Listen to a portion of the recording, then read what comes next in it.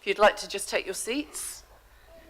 We are about to commence. I'm sorry we're running a few minutes late, but as is the way with all of these things, we will never ever run to time. So I'd like to welcome everybody here today to the Palacio and to our guests online, who I hope have now joined us. We'll come back to you later in the proceedings and to this opening session of our Amphibian and Reptile Conservation Platform meeting. It's a bit of a mouthful, but we like to abbreviate it as ARC.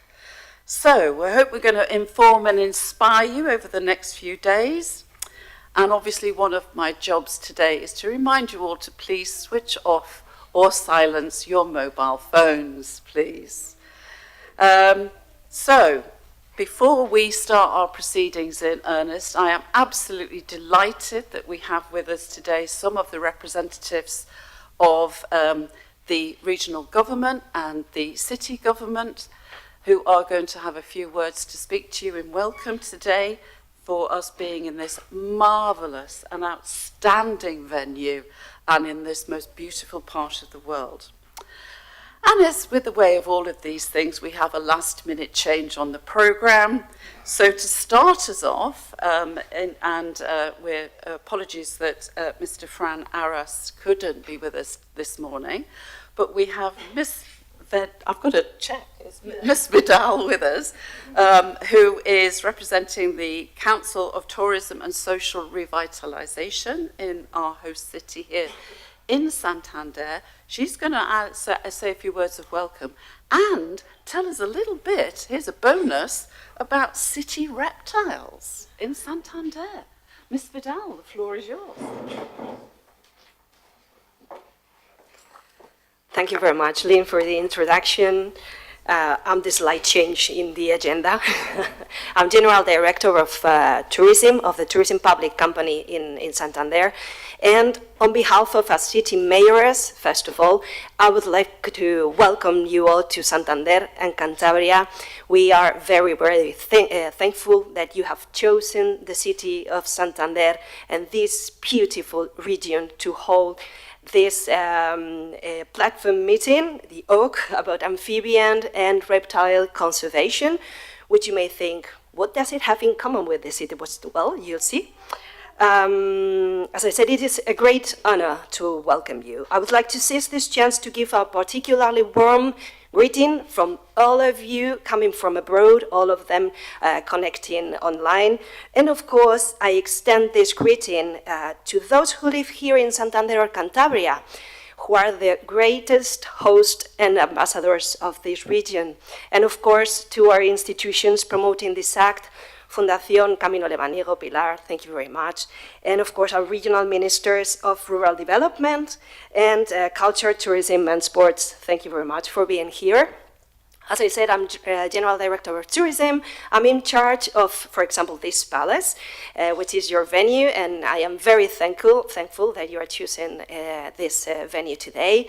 But of course, we are also in charge of tourism policy implementation, and specifically our tourism sustainability agenda. So then you'll see what we all have in common here.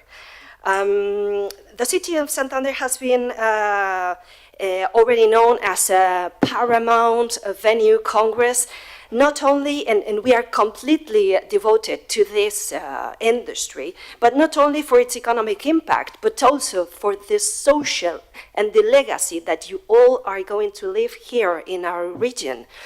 And of course, because we all seek to establish synergies among us, long-lasting relationships among all of you researchers, but most of all, we are contributing to environment conservation.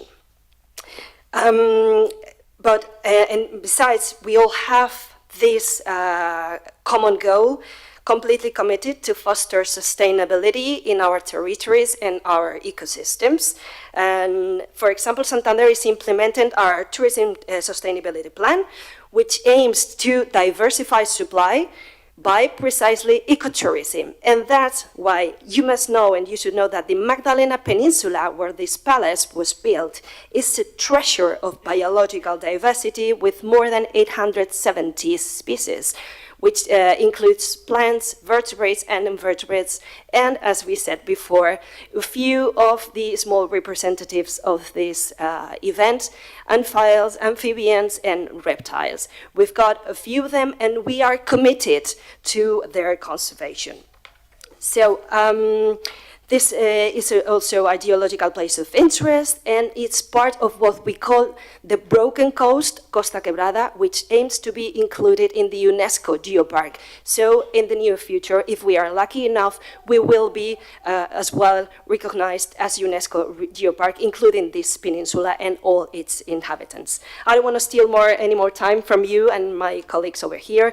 Congratulations on this excellent agenda you've created. I hope that you have the chance to work and create a space to develop new synergies, and of course that you have the chance to enjoy the social program, the human relations, and of course to visit Santander and Cantabria, which I'm sure that you'll do, and of course that you can visit us again in the near future. Thank you very much, and have a really fruitful meeting. Thank you.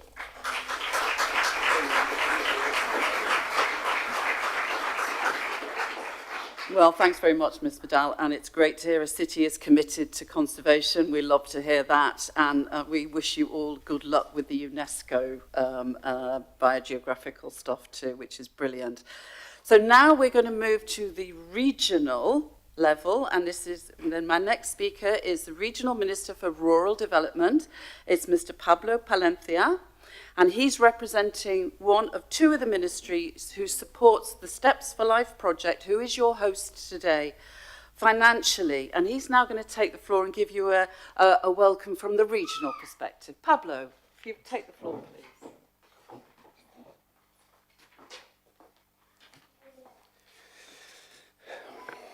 Well, thank you very much. Well, the first thing is, excuse me for my English. I haven't practiced for a long time since I used to live in Ireland a long time ago, so hopes it's going to work, but excuse me for that. And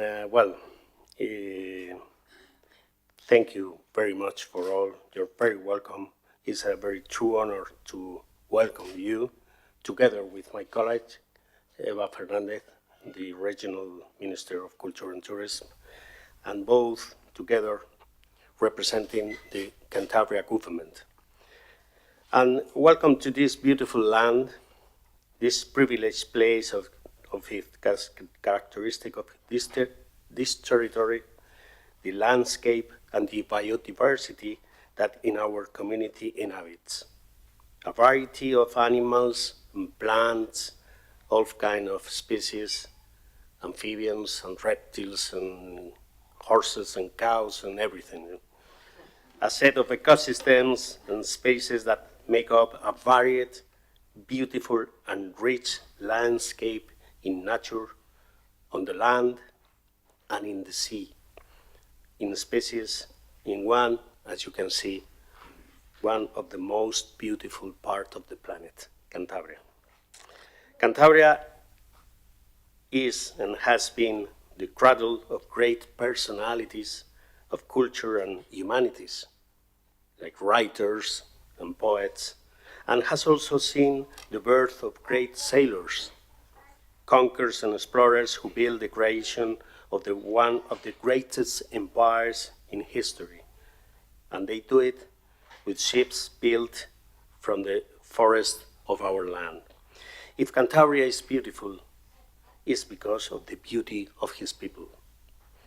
But Cantabria is also a place where a rural society has been maintained during time, an anonymous and livestock raising society, and since millennia, which has developed a society around the rural world, the livestock world, the type of livestock farming that we have here that has been maintained during centuries.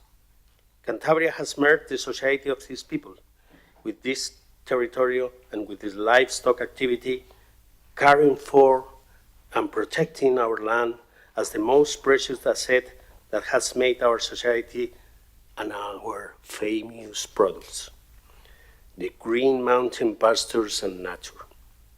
And this care has been possible due to the culture of maintaining the life of the countryside, the life that lives in the forest, the life that lives in its meadows, the life that lives in our sea, in inhabitants of the biodiversity that lives there, the life in Cantabria. Cantabria is biodiversity, and it is committed to maintain our legacy, protecting it and promoting it as a sign of the identity of our society. That's why you are today very welcome to this corner of that Europe that unites us, where biodiversity is a key element for our development, and we are an example of the fusion between the territory and the society that lives in there. I want to congratulate all of you for this initiative and organizing this event and choosing Cantabria for this celebration. Because since here you will find the landscapes and society most identified with protecting its habitat and biodiversity. Welcome everyone, and thank you all very much. Thank you.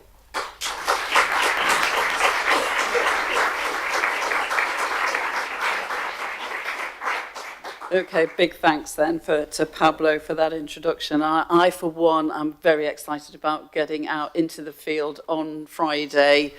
Fingers crossed it's not going to rain, and seeing some of the amazing countryside that I know you are representing for us today. Now, our final speaker of our three panelists today is Mrs. Eva Fernández, who is not only the Councillor for Culture, Tourism and Sport, but also the President of the Fundación Camino Lebaniego. Oh, and I'm not going to say it right, am I?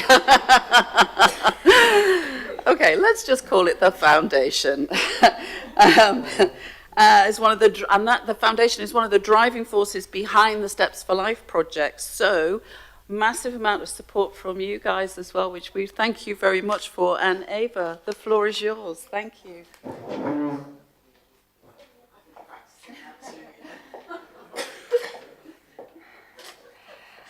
Thank you very much. Good morning to everyone. It is my pleasure to welcome you all to the live platform meeting, Amphibian and Reptile Conservation. I am delighted to be here today alongside with my esteemed colleagues, the Minister of Rural Development, the representative of the City Council, and of course, Ms. Lynn Barrett from the event organization. I'm going to be very brief because you are not here to listen to politicians, but to debate about such an interesting topic as the conservation of reptiles and amphibians. But first of all, I would like to express my gratitude to the European Commission for selecting the Fundación Camino Lebaniego to host this significant event. The Fundación Camino Lebaniego is a cultural foundation, and we must not forget that nature and environment play a very important role in our cultural landscapes. I would also like to take a moment to specifically acknowledge the outstanding work of the Fundación Camino Lebaniego, which is spearheading the Steps for Life project here in Cantabria. Special congratulations are due to Pilar Gómez BAHAMONDE, the director of the Fundación, and Marta Valle, the project coordinator. Both Pilar and Marta have worked tirelessly to ensure that we could all gather here today for this important event. Their dedication and efforts have been essential in bringing us together to address the critical challenges in amphibian and reptile conservation. I would also like to extend my heartfelt thanks to the City of Santander and its City Council for graciously hosting us in this magnificent Palacio de la Magdalena. This beautiful venue provides an inspiring setting for our discussions and reflects the welcoming spirit of Santander. Additionally, I want to express my sincere gratitude to the Minister of Rural Development, my colleague Pablo Palencia, for his unwavering support. This meeting brings together over 100 experts from across Europe, and it will also serve as a platform for sharing knowledge and experiences, promoting practical conservation actions, and enhancing networking among LIFE project beneficiaries and other stakeholders from across the European Union. In closing, I would like to thank all the participants, speakers, and organizers for their commitment to this important cause. Your expertise and dedication are crucial to advancing the conservation of amphibians and reptiles in Europe. I wish you all a productive and inspiring meeting. Thank you very much.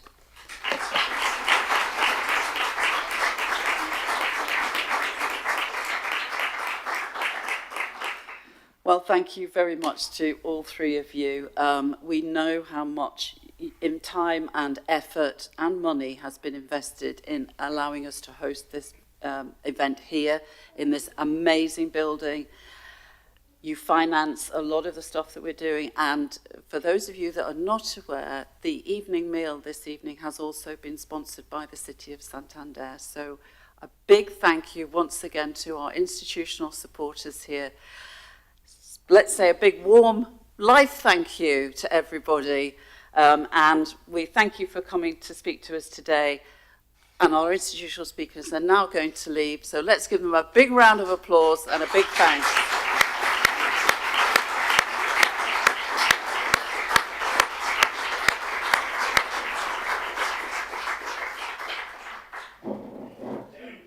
So apparently we have to take a photograph.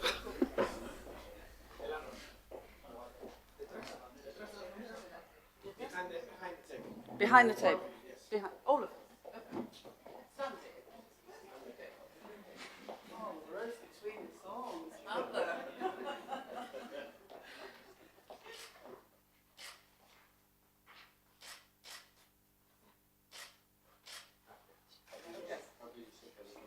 Oh no. Practicing. Lebaniego. I've got it right.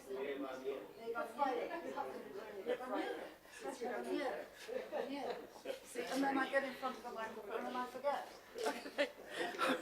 Okay, thank you so much. Jamie, if you could please put up the first slide while our guests are leaving, that would be great. For those of you that don't know, the mirrors at the back are in fact concealed one-way mirrors.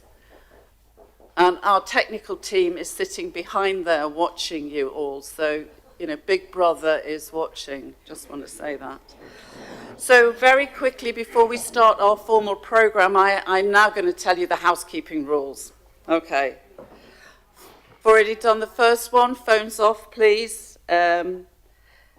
I think you've probably all found there is only one exit from here, and it's out the back. So if there is an emergency, we have to go out in an orderly fashion through the back. The washrooms, I think, are outside, but if you have any difficulties whatsoever, please do see any of the Steps for Life staff. They're all badged with their, I think they're green T-shirts with the Steps for Life logos on. They are there to help you if you get lost. It's easy in this building, believe me. I have already got lost once. Big welcome to our online audience too. Please feel free, online audience, to put any questions that you have for our speakers into the chat. We will be monitoring it. Okay, so it's a little bit of fun. Two things. The first is we do have a hashtag. Yes, we are on social media, and it's hashtag Herpetolife. So tweet away, or is it X away now these days? But whatever you do on social media, do it. That's the hashtag. Please feel free to use it. And keep an eye open for our flagship picture. There is a quiz at the end of today associated with him. Okay? So keep watching. The second quiz is around our timekeeping, which we're very bad at the moment because we are running behind time. But, so every speaker will get a 5-minute warning. And the 5-minute warning, Jamie, could you play the 5-minute warning, please?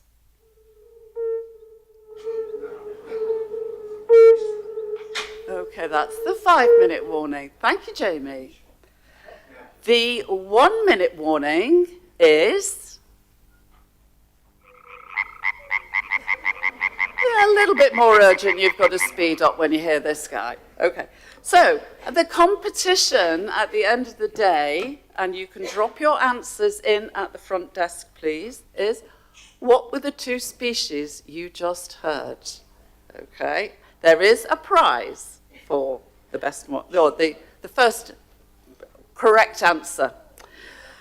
Poster sessions today. The poster session is devoted to one of our life projects, Divaqua, and they have the floor outside. Please go and visit their display. It is a display rather than a poster session, and it's pretty awesome. So tomorrow, the posters will be in the breakout rooms. You have been assigned a number. We will give you a red disc with a number on it, and you will go to the room and place your poster there. Again, please do ask the staff for help. For the knowledge market this afternoon, you're going to get a blue counter. You will be presenting in the number order of the blue counters. How do you know about anything? Well, this is your badge. You will notice there's a QR code on it. If you scan the QR code, it will take you to the website, the agenda, the order of play for the posters, the order of play for the knowledge market, the breakout rooms. Everything is on there, accessible by the QR code, so please do use them. Okay, so those of us that are joining on the field trip, we have been offered an opportunity to visit the Infantado Tower in ORTIZ, where you can view the permanent and temporary exhibitions and go up and enjoy the views from the top of the tower. But we do need to give the organisers an idea of numbers. So if you'd like the excursion up the tower, please can you let the front desk know today so they can give some numbers for the people at the field site. Okay, so our first session. First session is designed to set the policy framework for us. We've got a very attractive menu for you. We're going to take a journey over the last 30 years of the LIFE programme with some support from our friends in Horizon and Biodiversity programmes. Now, hopefully, we'll provide some context about how we can move forward together to provide a better protection for herpetofauna, especially in the light of climate change. Okay, and we're truly privileged, I think, to have some of Europe's herpetofauna royalty in the room with us today. We thank them all for being with us. We thank them for their time, their effort, their knowledge. Please do make the most of them being here. They would be delighted to talk to any of you, I am absolutely certain. So thank you for making the journey. Any questions for anybody at the end of the presentations, please, only at the end. We won't be taking them during them, or in the chat if you're online. Okay, are you ready, everybody? Let's go. All right, so it's my privilege to welcome our very first speaker, and I'm so delighted that he's here with us and not in Brussels presenting remotely. I'm going to welcome to the stage, please, Mr. Frank VASSEN. Now, we're very lucky to have him here. Frank's been the policy officer in the Nature Conservation Unit in DG Environment since 2011, where he works on Natura 2000, Birds and Habitats Directive, and the Biodiversity Strategy, and presumably the Restoration Law as well when that happens. But before joining that unit, Frank worked for 9 years with the LIFE unit, and before that, he was actually a monitor. Do you know? So he's, for us, he's Mr. Life. And so who better to untangle that policy framework around the amphibian and reptile conservation than Frank VASSEN. Frank, the floor is yours.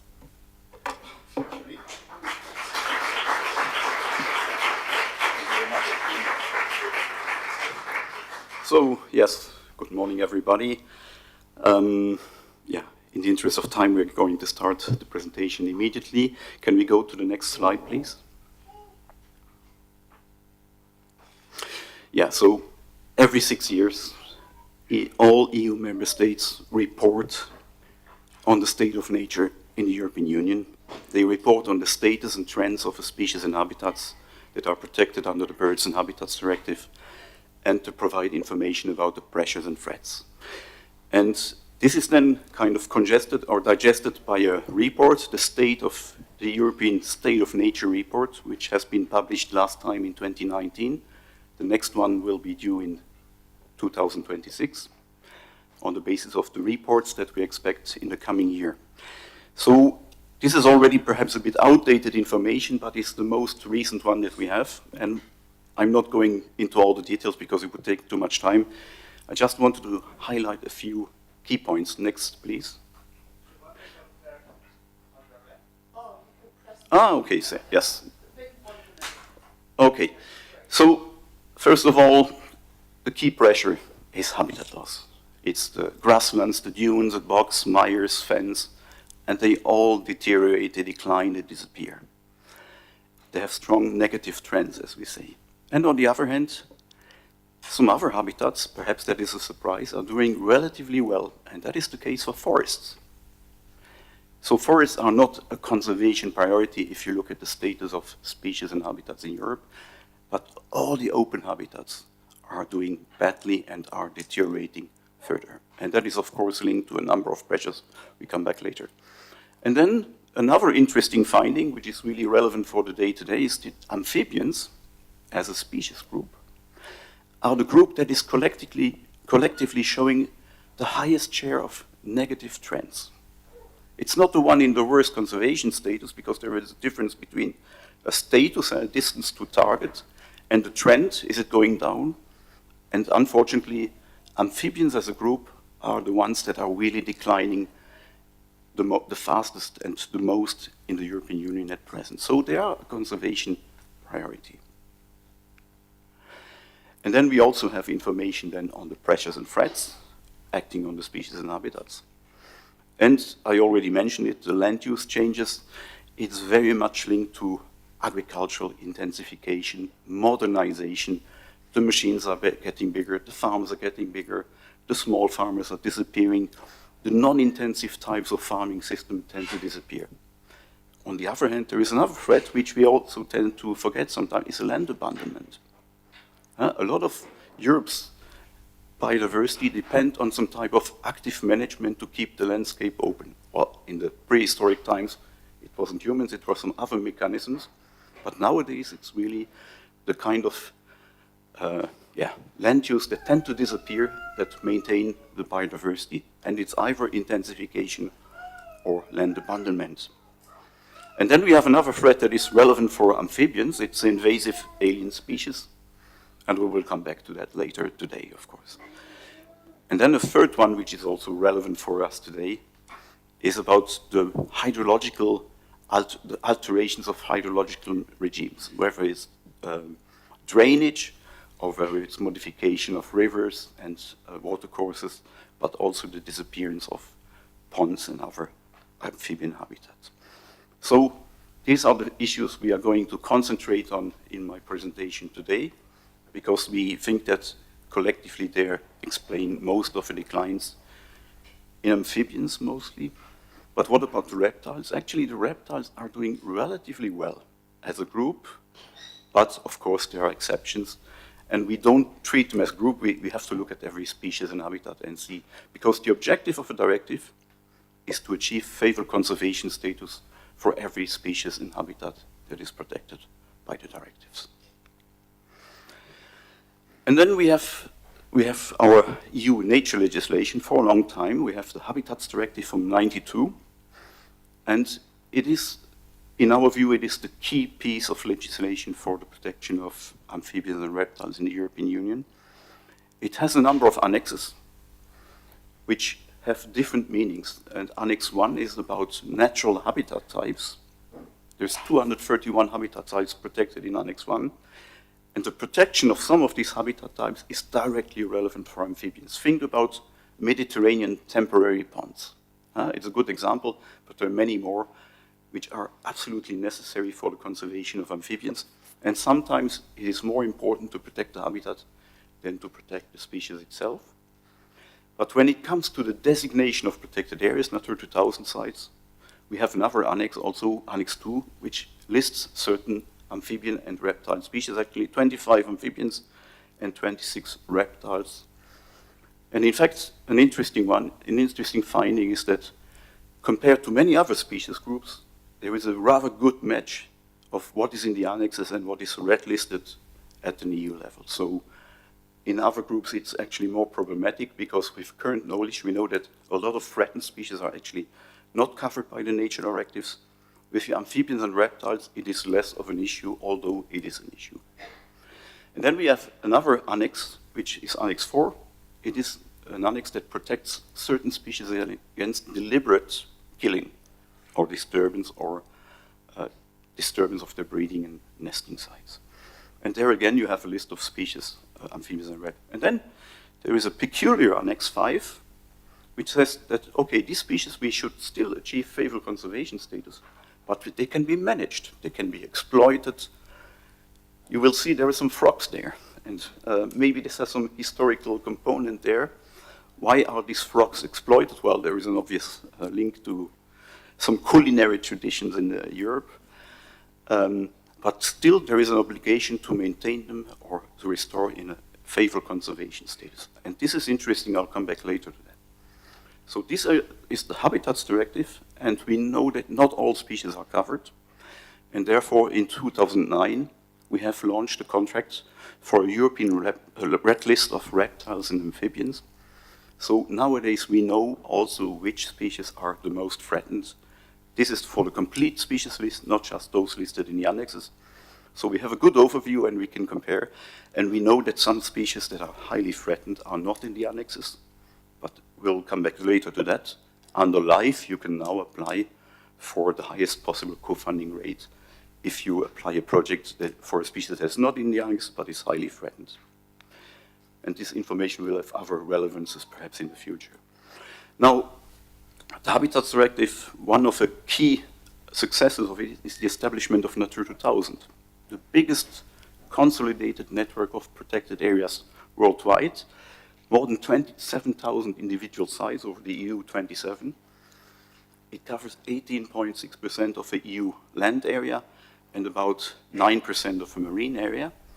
And the trend is still growing. We are still seeing additional sites being added, but nowadays it's mostly in the marine because we consider that the terrestrial network is largely completed. However, looking at an individual site, and here what you see there in red is one single site, but you see it is a lot of little fragments. And this is unfortunately a very frequent situation. A lot of Natura 2000 sites are highly fragmented. So we are not having 27,000 sites, we probably have several hundred thousand of individual sites, often disconnected, not well connected, too small, too many outside pressures. And 30 years ago, we thought, well, this is fine, this worked well. But nowadays we see that with increasing pressures, also from agricultural intensification, think about the pesticides, the insect crisis, these small sites do not work anymore. So the biodiversity crisis is also in the protected areas. And we see that even though formally these sites are sufficient, they cover the best occurrences of the species and habitats, they are not working necessarily. There's a lot of sites that are unfortunately dysfunctional and they would need to be consolidated and better connected. So we have a biodiversity crisis. We see that part is due to the fact that we have an issue with protected areas. And these were some findings that have triggered objectives in the EU Biodiversity Strategy for 2030, which was adopted by the Commission in May 2020, and which was also endorsed by the Council and the Parliament. which means that now we have a political mandate to work on these targets. And the finding was that it's not just enough anymore to maintain what is there, we also need to restore and we need to improve the protection. So out of this came two headline targets in the strategy, which are actually the key targets. The one is to establish a larger, coherent EU-wide network of protected areas. That would cover Natura 2000, but also nationally protected areas, and more than what we have so far. And the other is to deliver a new nature restoration plan with a series of measures. I don't know how well you know the targets. It's about achieving 30% of protected area at land and at sea in each of the biogeographical regions, 1/3 of which should be strictly protected, and all the sites should be effectively managed by 2030. We have issued some guidance, and there is still some discussion with the member states, but the main idea was that member states would issue pledges, kind of promises, telling us what they would designate as additional protected areas by 2030. We have a lot of challenges there, and I already mentioned one. We need to consolidate, but perhaps an issue for you is to tell us and to tell the member states where are the most important areas that still need to be added to the protected area network. Do we have species that are currently not well covered? Think about the concept of key biodiversity areas for amphibians and reptiles. So any information that you might have can be useful there. Now, the next one is, there is another target in the strategy which is about achieving non-deterioration for any species and habitat by 2030. And that is also covering the species in Annex 5 and Annex 4. So not just the Natura 2000 species. And for 30% of these at least have a positive trend. So that's the target here. It's one of the 15 restoration targets in the strategy. Another one was about the nature restoration law. We come back later on that if there is time. We also have issued some guidance because the target is very closely linked to the reporting information that we receive by the member states. So basically we want in 2030 to have a report where there is no more negative trends and positive trends for at least 30% of the species. And the member states have submitted pledges, but unfortunately only a minority so far. We have received pledges only from 6 out of 27 member states. And here I give you some examples. So this is Cyprus. They said, we want to improve the status of 3 species, Mauremis, Natrix, and Chelonia by 2030.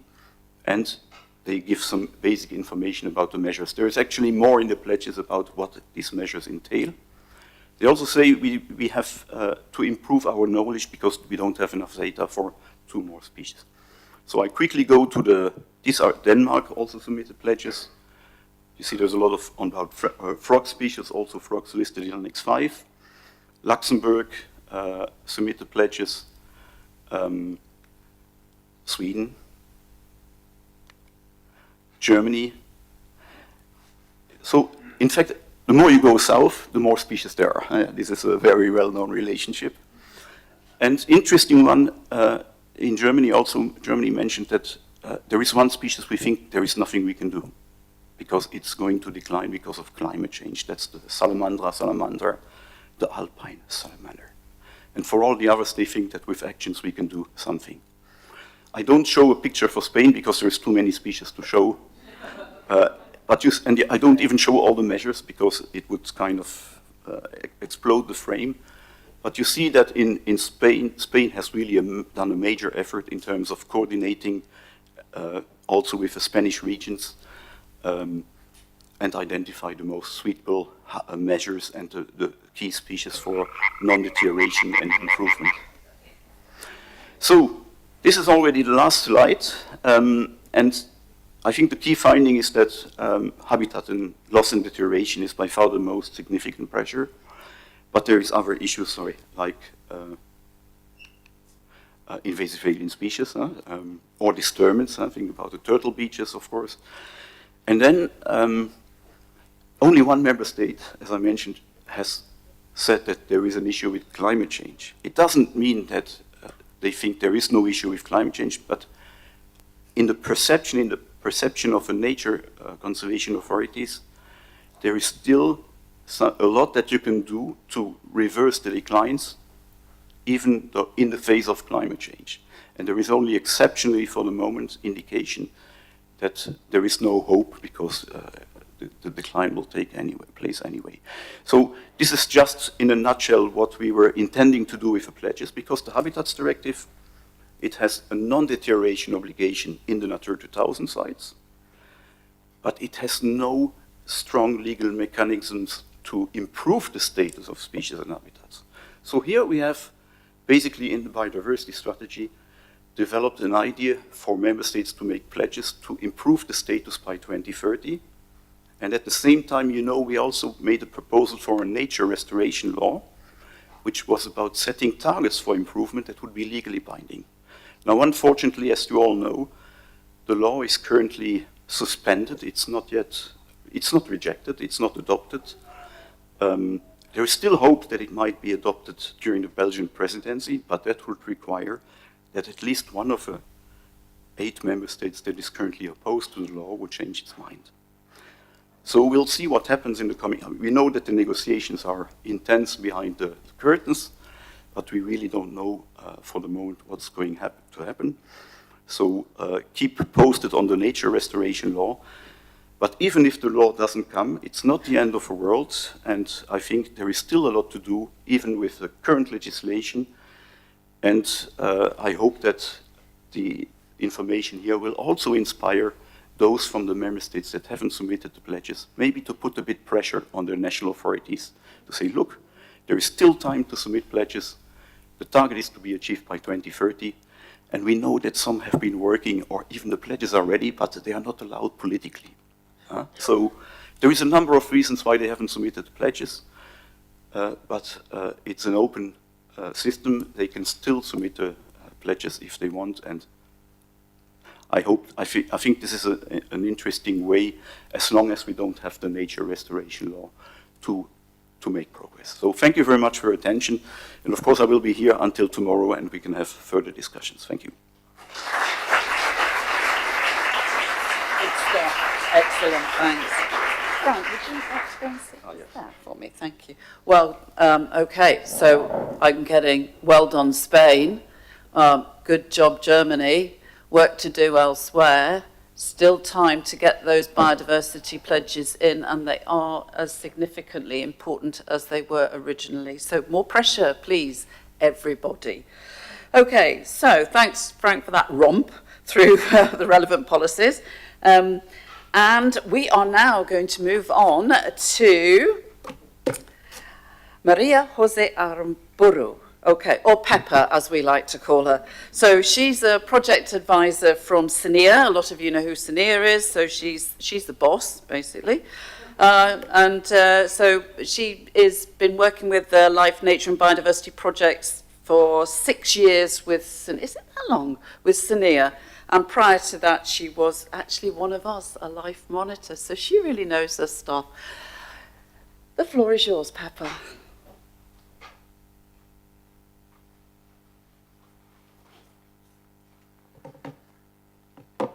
So how the button works? Just press. Okay. So good morning, everyone. Thank you for being here. I think it's important to have you here, otherwise this would not make sense. So I'm just telling you a little bit about CINEA. I think you all already know it, but just in case, because I think there is someone not from Life Project. So CINEA is the European Climate Infrastructure and Environment Executive Agency, and it plays a key role for the implementation of the EU Green Deal. It's not only managing the LIFE program, but also other EU programs like some Horizon projects, the Maritime Fisheries and Aquaculture Fund, the CAF Transport and Energy, and of course LIFE.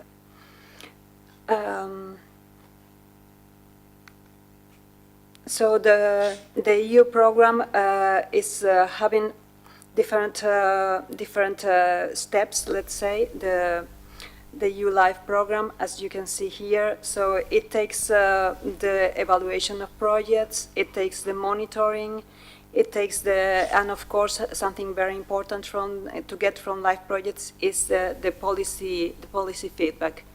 So the LIFE program is really key for implementing the European Green Deal. And currently, it has a budget for the period 2021 to 2027 of more than 5.43 billion euro. So as you know, or I think you know, the program for this period it is subdivided in 4 programs: nature and biodiversity, circular economy and quality of life, the climate mitigation and adaptation, and the clean energy transition. Really the biggest bulk of budget goes to nature and biodiversity.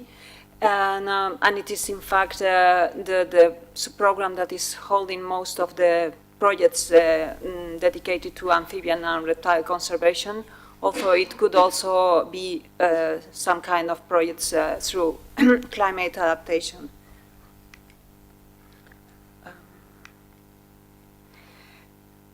Okay, I want to tell you just some data about the next call. It was published on 18 April, and there is several deadlines for the submission of proposals depending on the type of LIFE project, but most of them are or more or less by mid-September. So the standard action projects, nature and biodiversity, 19th of September, the standard action projects for climate, 17 September, and the strategic projects that are, as I suppose you know, more aimed at responsible authorities with a longer duration and a larger geographical scope. It's divided in 2 stages for the evaluation. So the concept note is closing by 5th of September, and the full proposal submission by 6th of March next year. And there are also other type of LIFE projects, technical assistance, ones for the support, the preparation of the strategic projects, and other for replication of successful projects that could be LIFE projects or any other type of project like Interreg or Horizon also. Just a brief on LIFE publications about amphibians and reptiles. Unfortunately, there are no much type of publications. We have one in 2000 and, sorry, that is the wrong date, 2009. It was fully devoted to reptiles and amphibians. And there have been other publications later on. The one on Life Improved Nature was in 2018, and slightly brief information on amphibians and reptiles. And Bringing Nature Back to Life, we can find there some more concrete information with a specific section on amphibians and reptiles at European level. I think that I have brought some publications here, so if you want to take it during the coffee, you can take some of them. Which is the purpose of this platform meeting? Sorry, next one. Because we want to bring to the front the unfavorable conservation status and to show the declining trend of many of the species that are in these fauna groups. We think it's important to remark this fact, and these groups are quite overlooked. Also the threats that are adding pressure on these groups, and to bring forward the experts and the practitioners from different sectors and from different areas of Europe, so we can get updated information on what is happening with these fauna groups. Sorry. So here I wanted to show a little bit, Frank already mentioned the state of nature in the EU report that was published in 2021. I would like to present some of the data about the amphibians and reptiles in this publication. So you have here those graphics showing the reptiles and amphibians, the conservation status, and you can see in brackets the number of species per group. And also you can see that that there is around 27% of amphibians for the period 2013 to 2018, and 40% of reptiles that were having a good conservation status. We must be cautious also with this 40% of reptiles, because there are quite a number of species that are really critically endangered. For example, some species in the Canary Islands that are endemic there, and so it's a global figure, but yeah. And also concerning the trend, we can see that there is a very low percentage of amphibians and reptiles improving. That is so. Almost 50% of species are deteriorating. So, what could we say about the threats? The report specifically mentions the climate change that Frank was mentioning also, like a rising pressure, especially because the increase in the drought and the lower precipitation in Mediterranean countries especially. Also, agricultural activities and the change of land uses and urbanization are major pressures, followed by pollution. And of course, invasive alien species is a real threat to native European species. So we all know that can compete for food or habitats, or decimate local populations by direct causes like direct predation or by the spread of diseases. So that's why we decided to cover more or less these topics with the working groups in this platform meeting, having these issues in mind. And also to add a group on the policy agenda as really an issue that many people, the biologists that are working in the field, are not considering as something relevant, but finally I think it is more relevant than ever.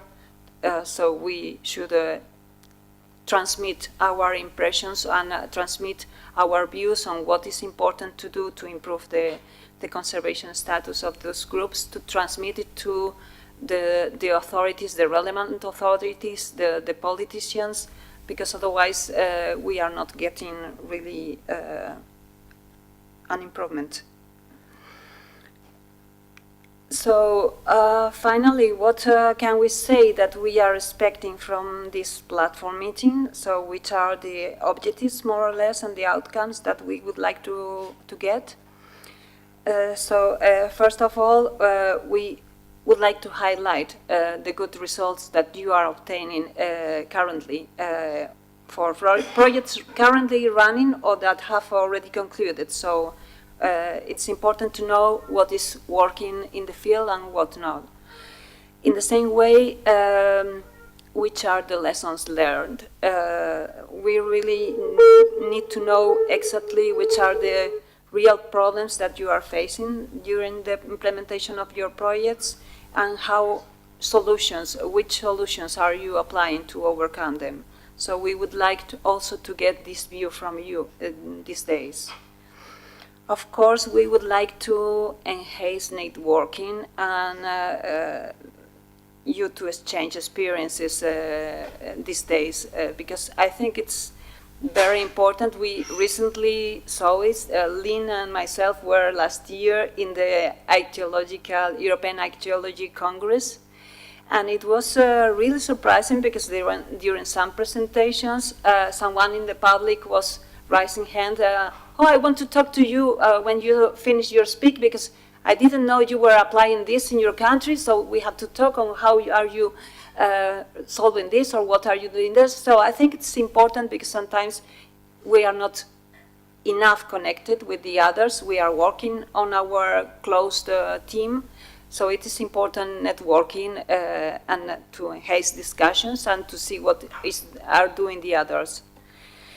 So as I said before, it is important on the basis of your experience, we can identify which are main pressures are affecting amphibians and reptiles, and if you are detecting anything not new, but maybe that is getting higher importance on the pressures that are affecting these groups. And also, we would like to know if the efforts that we are currently doing are enough to reverse the situation. So, or do you think, or what do you think we should do better? So all these ideas, I think it's important to get in the conclusions of this meeting. Of course, I wanted to highlight, like one, as I said before, one of the most important issues of this, we expect of this platform meeting is to provide feedback to policymakers. So we need to get the conclusions of the meeting, and it would be important to get a set of prioritized actions that you recommend should be taken, and to distribute this document to policymakers and other type of stakeholders that you think could be relevant to get the conclusions of this meeting. So it's one of the main objectives of this meeting. And finally, I would like really to see more applications to the live call about amphibians and reptiles. I think it's something important. I know many people is complaining. I have been talking to many people from my previous experience on the ground, and they think that the live program is becoming complex and difficult to apply. And I know that now we have moved to a new IT platform in internet, so people have to learn again how to submit an application and so on. But I would really like to ask you, please consider to submit proposals on amphibians and reptiles, because it's a good way to, of course, to get a budget for implementing actions, but also to, to demonstrate to your local authorities that the amphibians and reptiles are getting attention from the Commission. No, we don't. I think we don't need more. So I'm ending here, but I would like, first of all, before ending, I would like to really, really thank you to Fundación Camino, Lebaniego, the project Step for Life, Marta Valle, that has been really, really, and all the team behind her, really working hard for making this event reality, and also the Elmen team. So I want to thank Lynn Barrett, Lunan, Stefania Dell'Olio, Teresa Catellani, and Ainhoa Darkistade that has disappeared. So I really ask a big applause for them, because otherwise this event could not have been done. So please. Thank you.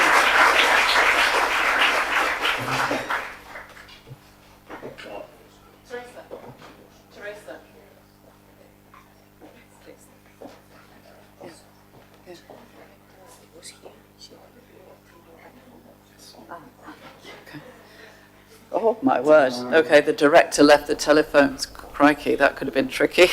Frank's been monitoring them under the desk there. Oh, thanks. Okay, great. Thanks for that. I have asked most of our speakers to leave us with a key message, but thanks, Maria. That was a really nice key message you left us with there. Okay, now we're going to hear from a project, and not just a project, but the project. This is Steps for Life, you're going to hear about now. For those of you that have not heard about the project yet, we are privileged to have Marta, who, again, my thanks to personally for being the calm, cool head behind the organisation of this event, and her colleague Antonio. They are going to present to you the Steps for Life project. The floor is yours.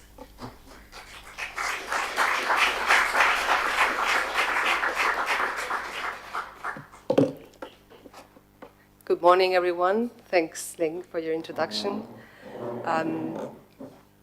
My colleague Antonio and I are here on behalf of the Steps for Life team to tell you a little bit about what we're doing with this project, focusing on the improvement of connectivity in a fragmented landscape for amphibians and reptiles. This project, which is being carried out in Spain and Portugal, is being developed by a group of entities coordinated by Fundación Camino, Lebaniego, and also formed by another 5 partners, which are Amica Association, AMPROS, the International Foundation for Ecosystem Restoration, Cero BirdLife, and our Portuguese partner, Câmara Municipal de Vila Nova de Gaia. The project takes place, like I said, in Spain and Portugal. In Spain, we're working here in Cantabria along the Camino Lebaniego. You can see there on the map on the left. The Camino Lebaniego starts in San Vicente de la Barquera on the coast, and it goes on a southwesterly direction towards Liébana, which is the area that we're going to be visiting on Friday. And then in Portugal, we work on the stretch of the St. James Way that crosses the municipality of Vila Nova de Gaia.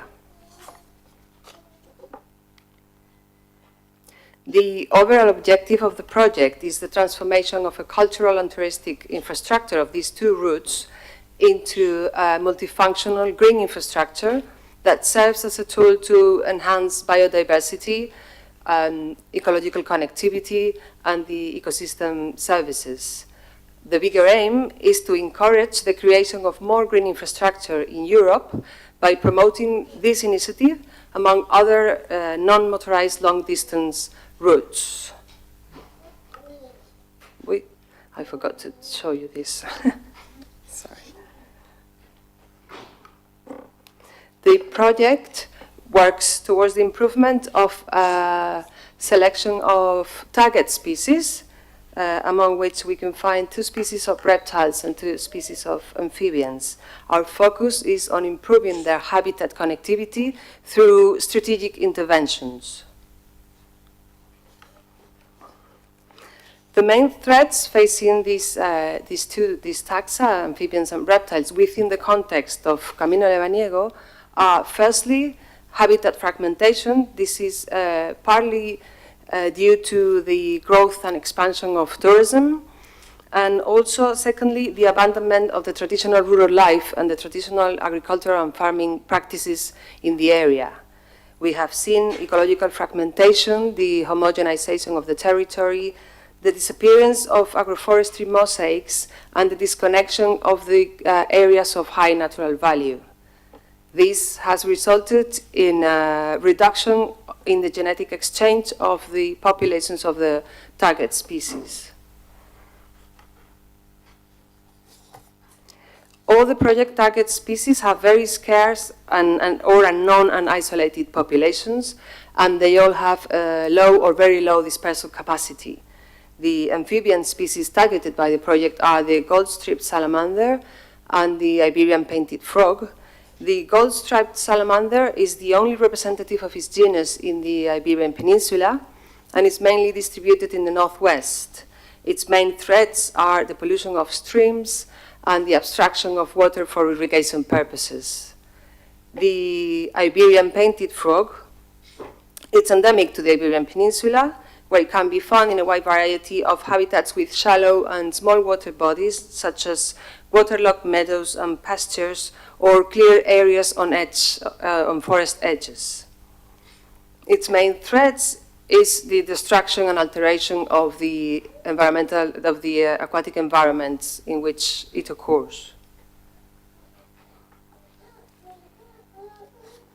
The reptile species targeted by the project are the Iberian rock lizard and the Iberian emerald lizard. The Iberian rock lizard is endemic to the northwest of the Iberian Peninsula and is typically found in, is associated with high and mid-mountain rocky areas with grassland, scrub and deciduous forest along the Cantabrian mountain range. But it can also be found on rocky outcrops or human constructions on river banks with, at sea level, sorry, with, on river banks with well-developed riparian vegetation. The main threats facing this species are poaching, the isolation of its populations, habitat destruction, mountain tourism, and the construction of infrastructure. The Iberian emerald lizard is also endemic to the Iberian Peninsula. Most of its populations are found in deciduous forest areas that are close to humid mountain habitats, rivers, and streams. This species is mainly threatened by habitat loss, habitat fragmentation, and also climate change. Along the Camino Lebaniego, which is where we are developing, we've developed most of our field work so far. The populations of these 4 species are scattered and disconnected. The project aims at the creation of microhabitats or stepping stones to connect a green corridor that facilitates the movement of species between the core areas and reduces fragmentation. And now I'm going to give the floor to my colleague Antonio, who's going to explain, is going to tell you about the field work that we are developing. Thank you. Hi, good morning to everyone, and thanks for being here. I'm going to tell you about the works that we are making, the conservation actions that we are making for improving the biodiversity. I'm going to start with a short explain of the work that we are making, not only for Herpeto, but that in the end, all of us know that these works are also benefit the reptiles and the amphibians. We're working for Lepidoptera. We're planting bush heads of host plants of the target species. We are promoting a management of the grasslands in the way that they adapt the cutting of the grass to the need of the pollinators. We are also working for the Xylophagus, managing all trees areas, all trees forest, and also creating piles of dead wood that are good for the Coleoptera, for the Xylophagus, but are good for a lot of insects, reptiles, birds, mammals, and all kind of fauna.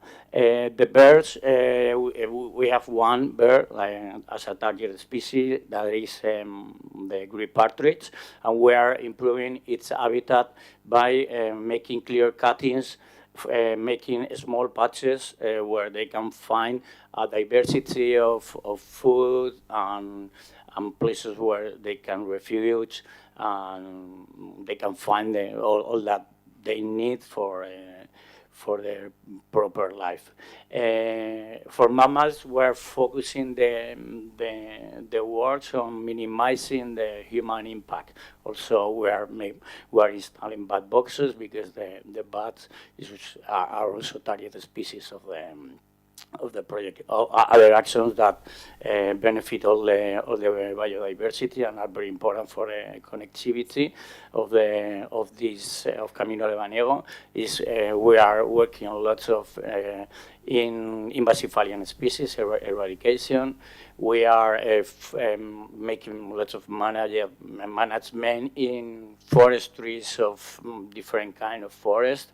And we are improving estuarine habitats in the north coast,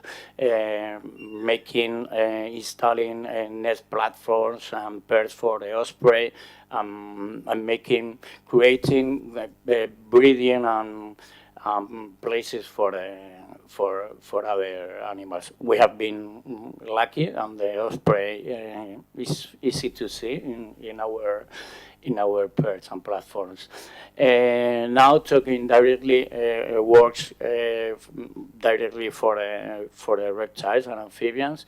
This is one that we are making traditionally in Lebana. There were lots of walls to separate the lands, and most of them fall or are in bad state with lots of vegetation, that there is no room in the walls for the optimus life for the reptiles. So we are restoring them to create a place where the reptiles can be in the best way for them. We have already restored more than 800 meters of wall. That is a good way of optimizing the ecological connectivity for them all along the Camino Lebaniego. We are also creating rockeries, mainly close to the river course, or wet places for making easy for them to get all the things that they need to their lives.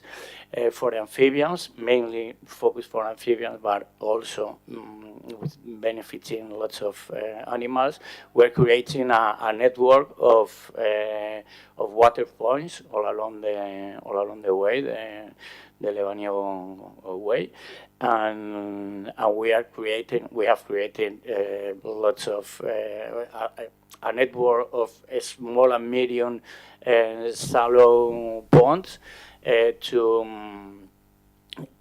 improve the habitat of the amphibians.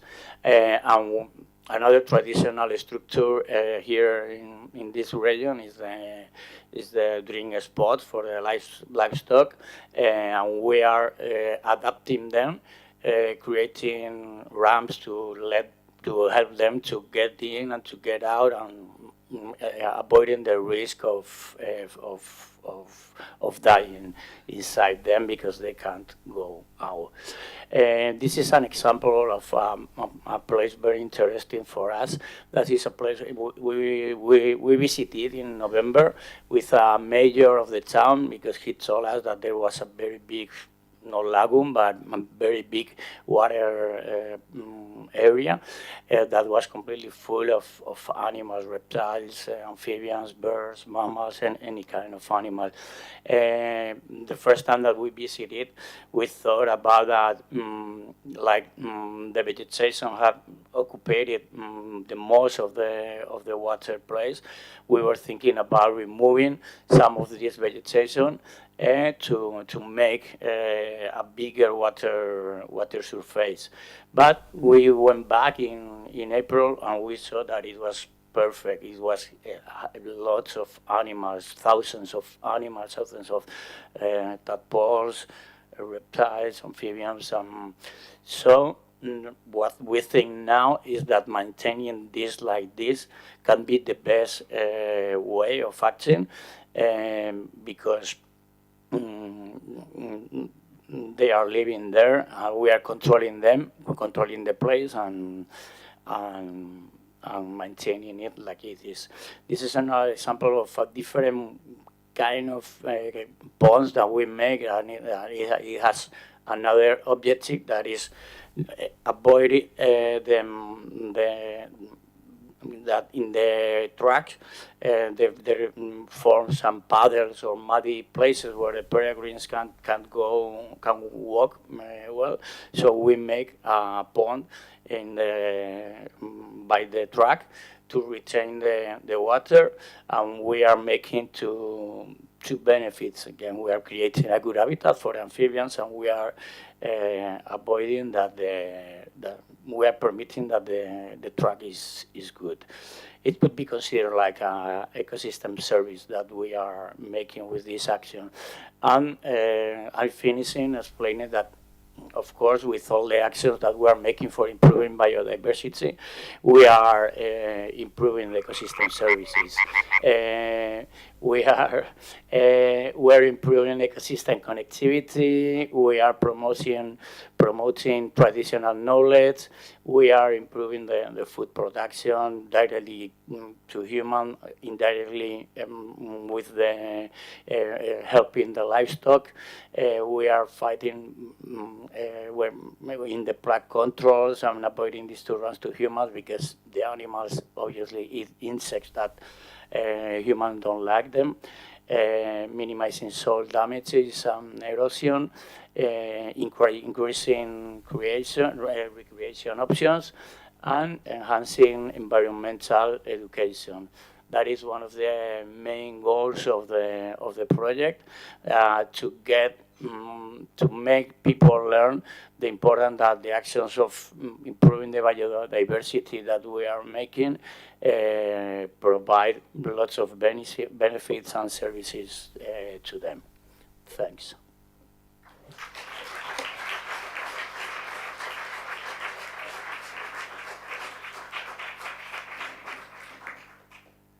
Thanks very much, Marta and Antonio. That's for those of you that are not going on the field trip. Well, maybe you should have booked an extra day. One group of people we have not yet thanked, and that is the communications team from Steps for Life. I think you saw from that previous presentation some really great graphics and some great visualizations. They've helped us a lot in preparing for this meeting as well. So we'll have a little bit of a round of applause for the Steps for Life comms team, please.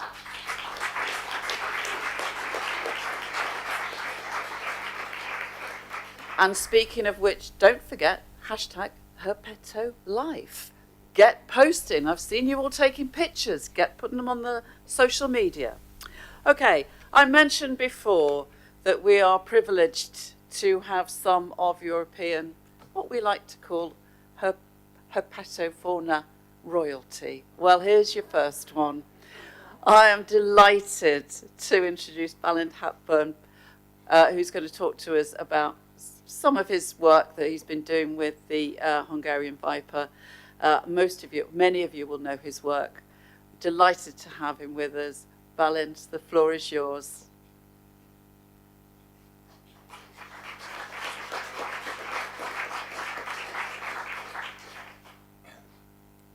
Thank you. So I try to live up to this task, being a royalty. So actually, I'm here in this talk representing mainly SCH, the European Herpetological Society, but I was also invited as a representative of the red listing process, so I also try to speak a bit about that. But before that, I would like to introduce to you the SCH, but I already realized that we have a good representation here among the audience, so actually we are well represented thanks to the organizers.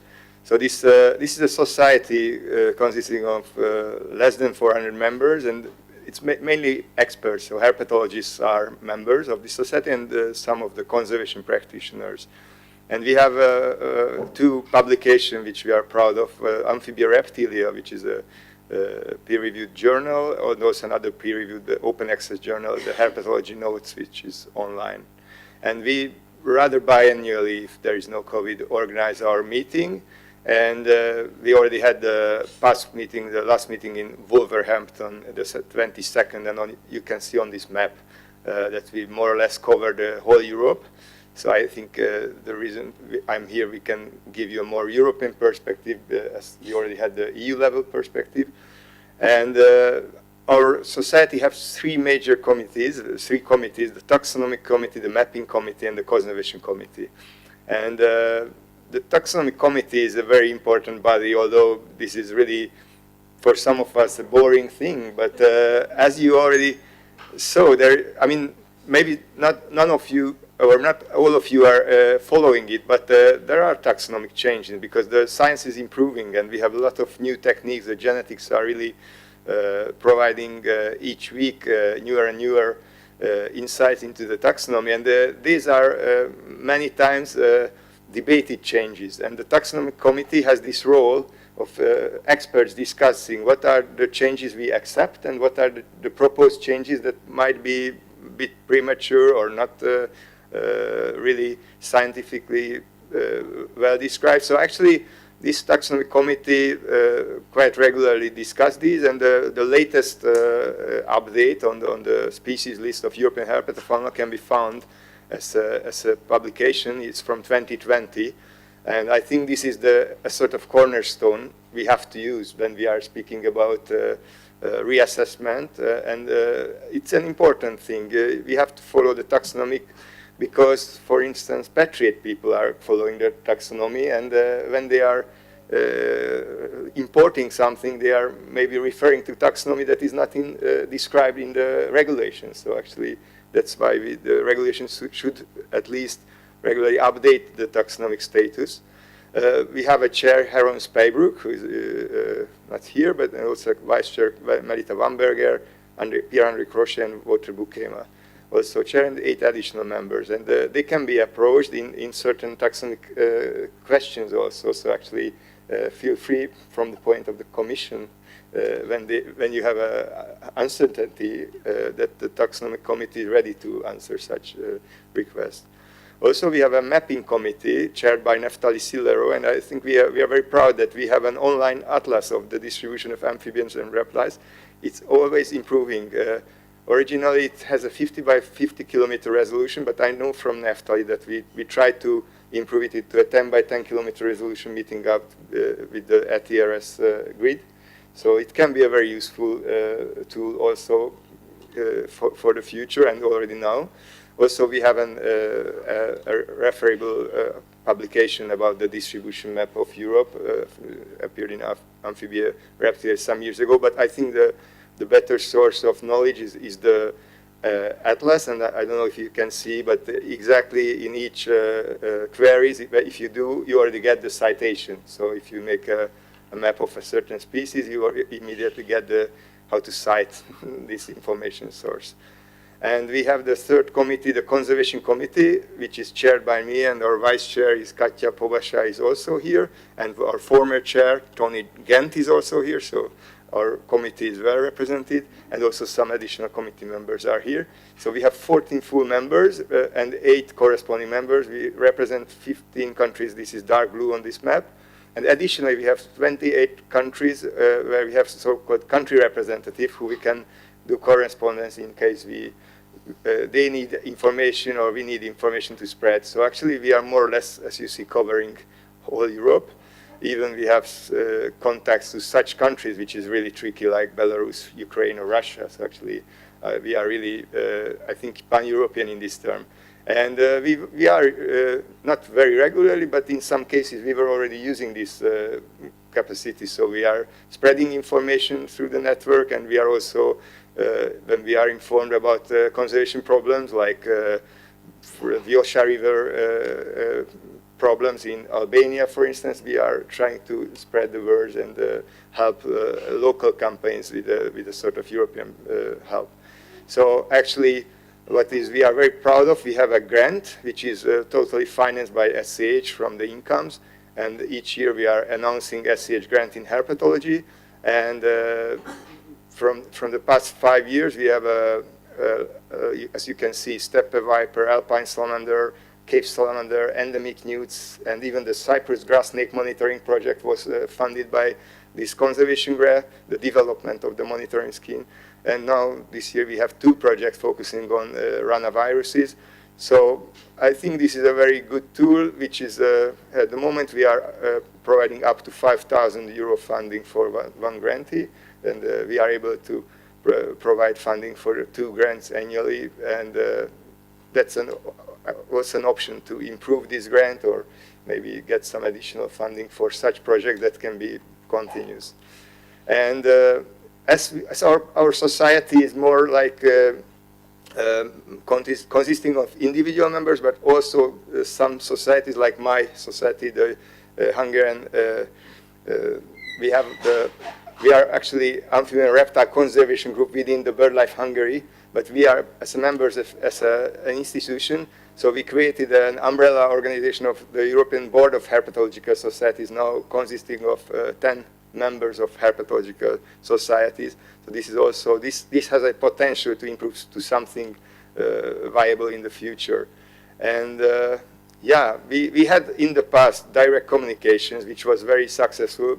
On my experience, I know how much it was actually, let's say, a kick in the ass in the Hungarian government when the SCH Conservation Committee wrote letters about asking to do something about the Hungarian meadow viper, and then they were, oh, we have these people complaining that Hungary is not following the Berne Convention commitments and so on, and then maybe this was also an additional help. But we were approached by Jean-Pierre Baron, working on long-term monitoring on the Mont Ventoux population of the meadow vipers, and he was complaining that the Tour de France is actually having an etape on Mont Ventoux, and this means a lot of tourists arriving, and we could persuade the organizers to cordon the habitat and not to allow tourists to camp there and to be there. We also made a summary of the conservation project in the European portal, which is a publication. And we also, with the French, we were asked by the French Society to help in persuading the ministry not to reduce the protection level of the vipers in France, and it was successful. And also, same way from the query from the Italian Herpetological Society, we wrote a letter to Italian authorities to stop harmful forestry techniques that is harming the golden salamander populations over there. And we are actually part of the European Habitat Forum, as we are members of IUCN, and with Frank, we have a long history of contact in this way, and we have a long history of, first of all, when we are speaking about these nature directives, we all know this refit thing, so it's very, very tricky to speak about how to change it, because immediately when we speak about changing it, there are some other people who want to completely get rid of, for instance, such species like the wolf as a protected species. So if we open the possibility to change, it might mean really a backlash for other species. So I would say that the pure thing that it exists is a good point, and we have to adapt to that. So let's focus on the nature directive, as those are the umbrella species, and we have to do something within this context. But I think generally the European Habitat Forum is really a good way to learn for us how things are working in EU level, and also it's a chance for us to give our voice, like the Bombinas are doing. So actually we are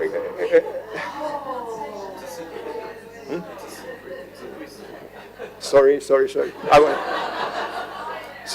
actually, we were giving our voice and we are still giving our voice. That I think the Article 70 reporting need to be sort of comparable. So actually, the member states should follow some advice from experts how to monitor species in certain fields, and that makes comparable results.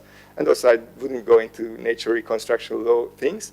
But at European level, we are also participating in the work of Berne Convention Amphibian and Reptile Expert Group, and many years ago we created those. We were part of creating those 5 action plans, which is debatable if it was useful. But I think for meadow viper and even for crested newt, these were really good reference points. So not always these action plans are not working. So they are not working directly, but indirectly they might help a lot. So, for instance, we were just approached by Danube Parks, which is a cooperation between national parks and NGOs around the River Danube, to make a project targeting Danube crested newt and make a regional action plan based on a similar approach. So, I think it will be a very useful. And as I mentioned, I was part of the RESLI's reassessment, which is a good news, and partly it's already published. And I think as I mentioned, there are a lot of taxonomic changes. So even if we have this European red list of amphibians and reptiles from 2009, it is 15 years past. So actually, it's a great time to update it as well. So as soon as the reassessment is over, I think this publication should be probably repeated, or maybe even we have comparable results to see the tendencies or what are the major changes. of course, we have a problem with red listing. We have global, regional, national red lists, but I think we have to accept that red list is a type of thing which is general public. By general public, this is the way to accept what is protected or not protected, or what needs to be protected. So I think red list is a good communication, and our task is to provide up-to-date database behind the red listing. So in the target, we were targeting equal evaluation criteria in this reassessment process, and it's a long process. So I think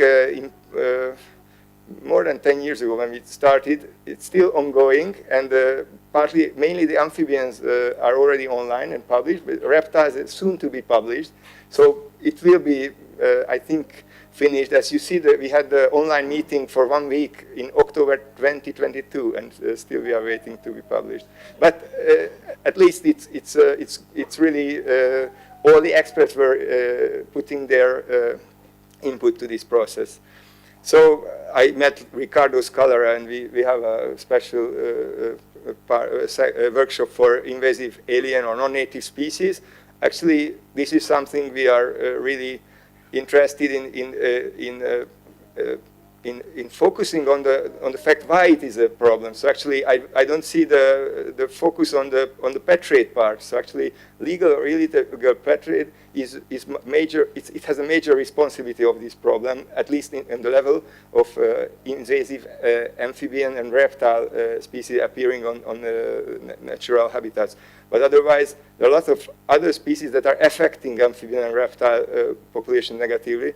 And from the European Habitat Forum, I know that many times those species are not on the list because of political reasons, that some member states are not really helping this process. So I can tell some stories about it, but I think we are running out of time. But anyway, we have to provide the scientific evidence and give some stronger voice. And in this way, maybe the political background can be reduced, and we can win over with our voice.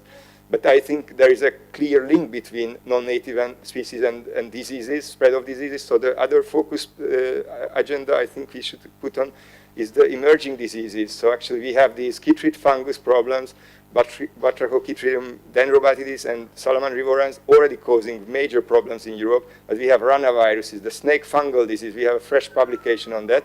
The good thing is that there are research groups working with that, so let's use the knowledge of these research groups. And I think really, of course, we as SEH are ready to promote in the cooperation.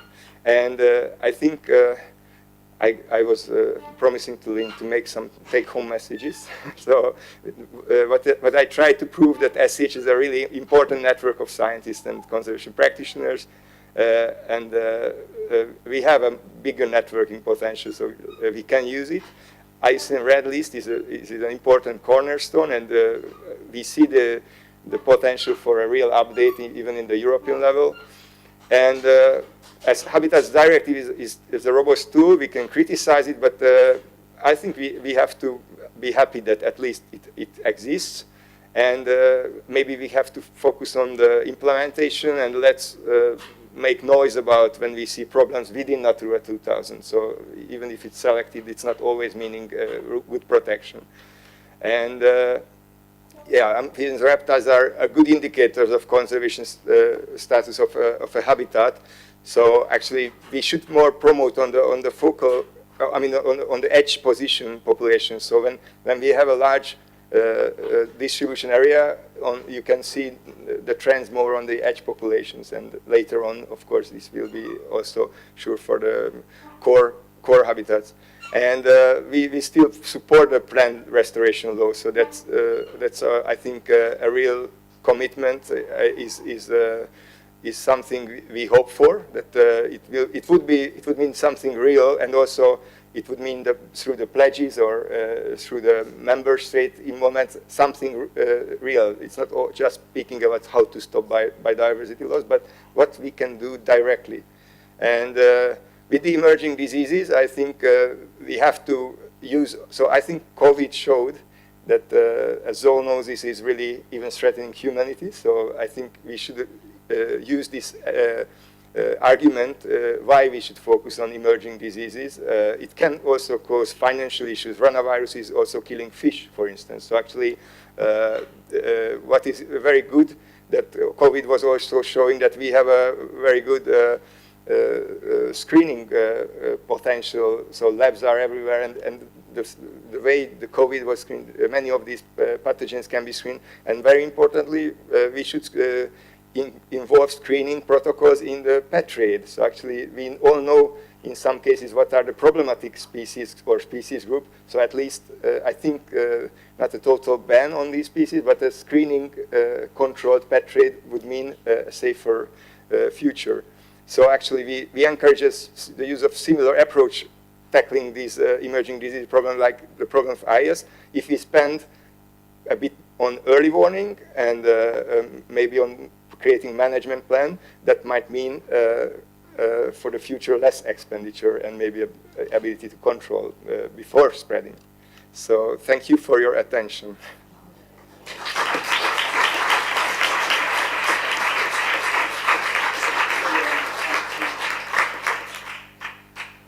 Well, it's worth waiting for royalty, isn't it? Somebody's changed my frog noises, by the way. So we'll be starting off the competition afresh after the coffee break when I've worked out what the technical difficulties are. Okay, so our final speaker for this morning's session. We are running a little bit late, but we'll eat a little bit into your coffee break if you wouldn't mind for that. I'm really pleased to welcome my colleague Teresa, who is part of the Elman team, and she is going to just give you an overview of what's been happening in the LIFE program for the last 30 years. Well, okay, give or take 30 years. Teresa, the floor is yours.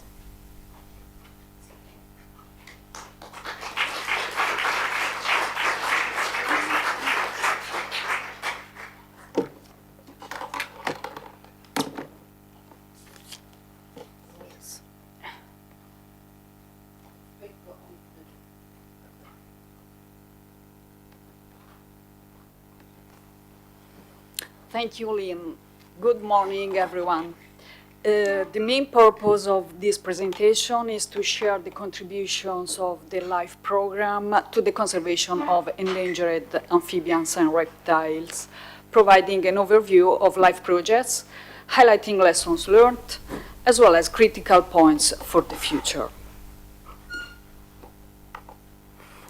LIFE projects have played and continue to play a unique and very important role in Europe for nature conservation, providing platforms for networking and awareness raising, as well as promoting and implementing practical conservation actions. Adopted in 1992 at the same time as the Habitat Directive, the European Union LIFE program has been supporting nature conservation projects across the European Union ever since. To date, LIFE has co-financed some 1,800 projects, mobilizing almost 3 billion to restore protected habitats and to protect species across the European Union.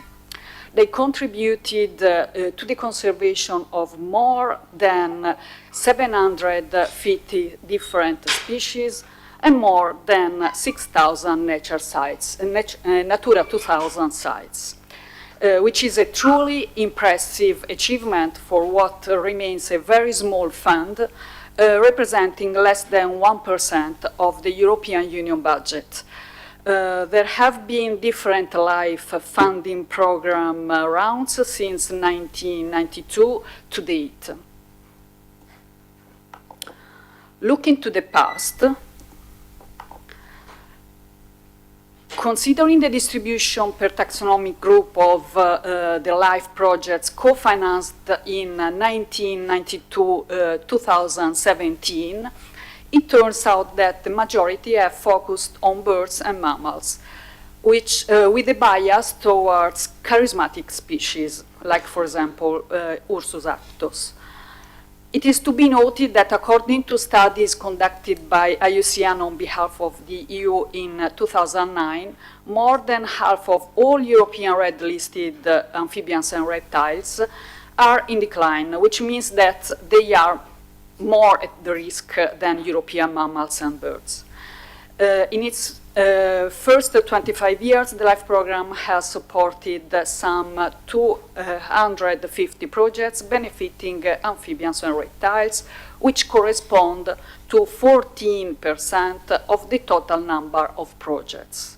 Now, both groups are about 12% of all species listed in the Habitats Directive. The percentage of financed projects seems to be in line with such proportion. However, much of the support has gone to a small number of frequently targeted species. Since its beginning, the LIFE funding program has been contributed to projects with actions directly targeting reptiles and amphibians or targeting their habitats in which they are found. This European Commission publication of 2009 presented a selection of such projects that received the LIFE funding since 1992 until 2007. These projects have variously focused on habitat restoration actions, captive breeding and reintroduction programs, as well as measures to safeguard the species in the wild, including awareness raising. Unfortunately, as said before, no other publication followed in the last 15 years, specifically targeting life and Herpetofauna. According to this publication, a total of 1,028 projects were co-funded in the referred period. 59 of these projects had directly targeted the conservation of Herpetofauna listed under the annexes of the Habitats Directive. Only 25 species were targeted by LIFE, whilst annexes 2 and 4 included 53 amphibians and reptile species.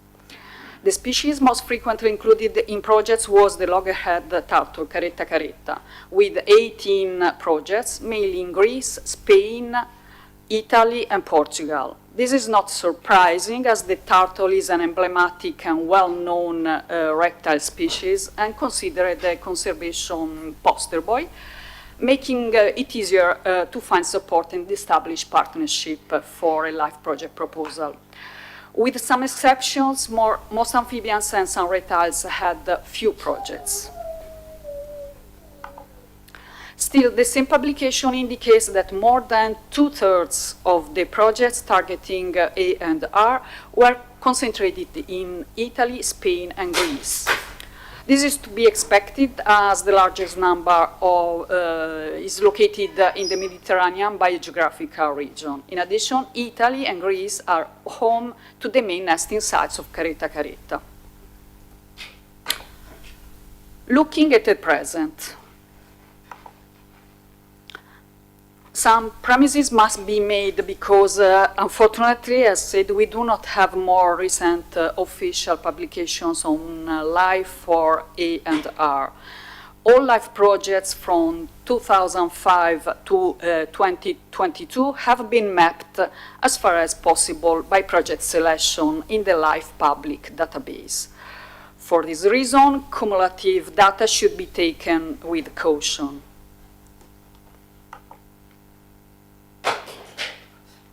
It's not gone? No, sorry. Based on such internal mapping exercise on the LIFE public database, the following first outcomes and provisional consideration can be shared as per number of species, projects, co-financement, policy, and countries. There are 64 projects dealing with amphibians and 56 on reptiles. Some projects overlap both or also other groups. So in total, 103 projects, out of which 60 with high relevance. They amount about 600 million, with an average project budget per year over 5.5 million each. They are mainly nature projects, addressing mainly Habitat Directive species and habitats, biodiversity strategy, water framework directive, and invasive alien species. equally focusing primarily habitat-directed species and restoration, along with associated habitats. They are mainly implemented in Italy, Belgium, Spain, and Germany, as shown in the next two slides, separately for amphibians and reptiles. In particular, for reptiles, the diagram of project counter legislation shows the preeminence of focus to habitat directive and biodiversity strategy. The project count per country indicates Italy and Spain as the main applicants. Similar situation for the amphibians, with the addition of Belgium and Germany as main applicant countries. In this slide, I reported some outcomes and considerations from the analysis I did on projects co-financed in the last 17 live calls, which are those available on the public database on the website of the European Commission. And these considerations and the analysis regarding species addressed and their relevance. These projects target in total 53 species, 32 amphibians and 21 reptiles. With regard to amphibians, 19 projects out of 64 address the crested newt, Triturus cristatus. And then we have 14 projects dealing with the European fire-bellied toad and also by European tree frog. With regard to reptiles, 15 projects out of 56 address the European pond turtle, Emys orbicularis, followed by 6 projects dealing with Hermann's tortoise, Testudermani, and then other projects dealing with less species. But this covers only about 30% of A&R species listed in the Habitats Directive. 13 species listed as threatened on the European red lists, in particular 3 as critically endangered and 3 with endangered status. When comparing the study on life projects for A&R co-funded in the period 1992-2007 with this preliminary overview of more recent projects referring to life calls 2005-2022, the focus does not seem to have changed too much, at least with regard to species, countries, and likely also topics. It must be said that specific impacts are often not easily tangible, also because results from the ex-post monitoring of interventions are often not available during a life project. As a matter of fact, sadly, the conservation status of most herpetofauna has not improved, especially the status of amphibians has arguably declined over the last decade. Equally sadly, the threats have not diminished and remain fundamentally the same, but with increased pressures and the change in emphasis over the last few years, with more focus on climate change, alien species, and land use changes. As mentioned by Frank before, threats to herpetofauna include the habitat change and destruction, invasive alien species, climate change, disease, direct killing, and collection. Life helps Europe's herpetofauna. How? Typical restoration actions for amphibians include encouraging an increase in habitat-specific vegetation by the propagation of water or grasslands plants, restoration of hydrological features and water quality, provision of ecological corridors between populations, erosion control, and the eradication of invasive alien species. Relevant life actions also regard awareness and communication. Life projects targeting reptile species have included similar blocks of actions, normally targeting either highly endangered reptile species with very small populations in restricted areas, or species with very specific requirements. Actions such as preparatory activities, habitat restoration, construction of captive breeding facilities, networking with other projects, and awareness-raising campaigns. Now we have a couple of examples of live project sections for amphibians and reptile conservation. The Hungarian project Live Uturian for the conservation of priority natural values in Turimbik, Natura 2000 site southern unit, which ended in 2018, is one of the cases where land purchase can be essential to ensure the protection of populations in certain locations. This action is sometimes the only option in order to secure the habitat of certain species with restricted distribution areas, as in the case of ORTIZ viper. The German project Life Amphibian Verbund, which aims to the improvement of habitats and population connectivity for endangered amphibians in the city region of Aachen, which is a still open project, also strengthening governance structures and stakeholder engagement to affect conservation and connectivity of areas within and also outside the Natura 2000 network. These collaborations can result in the development of management and conservation plans with local support, also providing sustainability. Looking at the future, in the next two slides, I have summarized the insights from past and present life projects and the needs for future life actions. I will not expose them for time constraints and so you don't get bored, but you will find them in the published version of this presentation.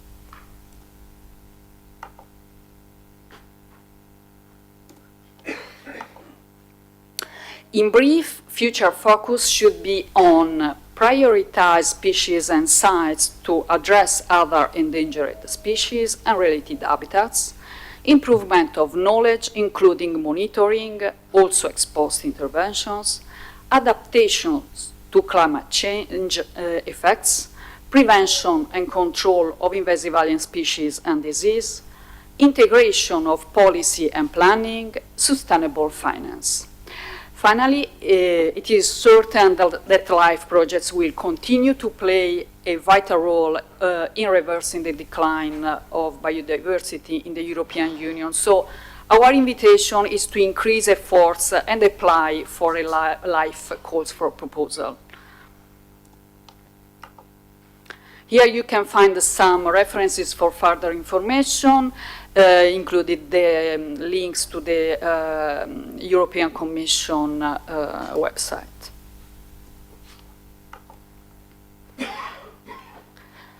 Now, I would like to introduce our platform meeting. As we know, amphibian and reptile conservation is very complex and covers a wide range of issues, all of which are intrinsically interconnected. In our platform meeting, we decided to address some key topics, focusing on 4 specific themes on which the LIFE program and other EU funding programs focus their efforts. In particular, on the following: climate change and protected areas, invasive alien species, addressing human pressure, policy framework, which is obviously transversal to the others, and its implementation will be the bulk of our final product. The ultimate goal of this platform meeting is indeed the production of a paper gathering all policy inputs emerged from the several instances useful for the European Commission in order to improve the relevant framework. A final note, as we decided to separate the marine turtles topic from the other reptiles, since it was difficult to include them in this platform, and it would be better to have a specific networking event totally dedicating to sea turtles. Last but fundamental, I would like to thank and to introduce my colleagues of the Element team with whom we supported the organization of this event, starting from Lynn, the meeting coordinator on the top. Clockwise, you meet Karen Lunan, also from the UK team. and Calabrese, a German monitor, unfortunately not able to join us these days. Stefano Dall'Olio and I work for the Italian monitoring team, and I know Ada Archistade, the monitor of the host project, so part of the Spanish team. We thank you all for attending this meeting and for the interesting discussions that I'm sure will be held during these days. Thank you very much.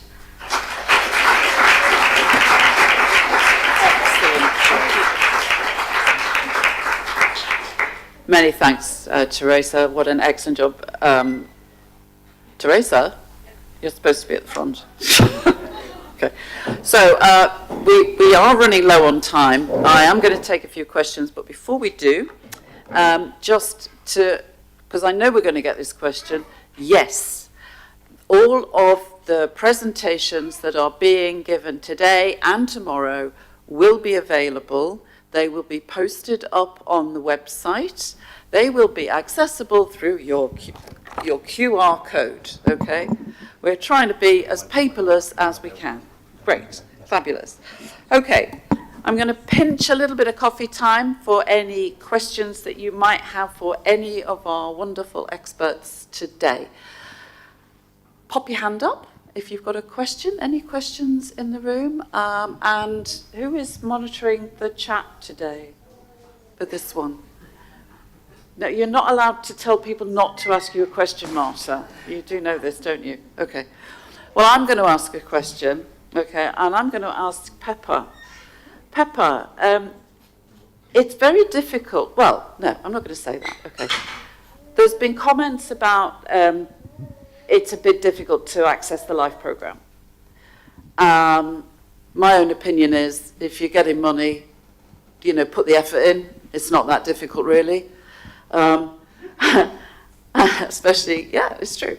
But the question is, if you're a small organization, okay, then have you got any hints for people who come from smaller organizations, how that they can maybe access or join in or get part of? And these are the technical experts that are maybe with smaller NGOs. I think you press the button. I don't know whether I've got to unpress my button. Perhaps. Yeah. Well, actually, it's a point that we have been discussing a lot also because last calls, it seems that big projects are getting big budgets and taking a big bulk of fund. And I know it's difficult for small organizations to get in. So there is no magical stick to get the funds. But I think it's important to organize a good partnership for the project. And I think that is the most important, independently of you are being a big or a small organization. So, and of course, the critical point is getting a good proposal aligned with what is being asked to present. According to you have the guidelines for applicants, but I would also recommend you a lot to check which are the criteria for evaluating your proposal, because that is key for you to know what is being put in the attention on your project. Because maybe sometimes you may get a marvelous idea on how to implement whatever action on the ground, and you know that it is working, but you have to be able to present your idea properly according to the call. Otherwise, you must have a marvelous project, but you will not get the funds. And if you are a small organization, I would recommend you to go with someone that has already asked and win a LIFE project, because probably they can advise you on some tips on even on administrative issues that are required now. So if you can get a partnership with someone that has already developed a LIFE project, that could be an advantage for you, of course. But there is not magical with Yeah, so no magic bullet. It is hard work, but it is worthwhile, definitely. Thanks very much for that. Okay, yes, we have some questions in the room. There's a microphone coming round. Could you just say who you are first, and then, yeah. Okay, we'll have, is it Jim at the back? Yeah. I can't see, yeah. Okay, Jim, go. Thanks, Lynn. Jim Foster from Amphibian and Reptile Conservation Trust in the UK. My query relates to the observation that often when we learn about life projects, it's so inspiring and impressive, the work that's done under the projects. But often the query comes, well, how are the benefits of those projects maintained in the long term? So what's the legacy, particularly given that amphibians and reptiles often need some repeated measures? And I wondered if anybody on the panel, I guess maybe particularly Frank or Teresa or Maria Jose, know of any analyses that people have done to look at how the legacy of the projects can be continued. Has anybody looked at good practice to see where projects have resulted in some policy change or, you know, some change to funding mechanisms or something? That's a great question, Yeah. Jim. Thanks. I think, Frank, would you like to go for that one? I can try to give an element of answer. Well, there have been exposed evaluations in the LIFE program that looked at the sustainability of investments. And indeed, I mean, we generally see that it works well, but there is also weaknesses. But I think you have to keep in mind that LIFE is a project approach. So it can only finance projects during a certain period. And we know this perfectly well, that the sustainability is a key requirement. And it's also built in the evaluation process. Huh? When you submit a proposal, you already have to show that there is a logic in the long term. And by the end of a project, you nowadays, I think this is a requirement to have an afterlife conservation plan, as it's called. It's already for 15 years, I think, that this exists. So I think this is all we can do under the LIFE program, because there is no requirement, and we don't even have the resources for a systematic follow-up of the projects. Now, the logic of the funding landscape in the EU is that it's not just LIFE. LIFE is basically the pilot projects, the project type investments, but there is other funds that are more suitable for the long term. And that's in particular the agricultural fund, because a lot of the management is agricultural type, agri-environmental measures, and even the agricultural is actually quite flexible. It also allows to, let's say, to finance pure conservation measures, but this is controlled by the member states and by the regions. So the recipe, it's like a cookbook. It's a recipe, the cup, huh? But then it's for the member states to make sure that the relevant measures are in. We are, of course, looking at those, but to be honest, as a commission, we only have a limited influence on this, and we can only, let's say, highlight the most blatant things that are missing, for example.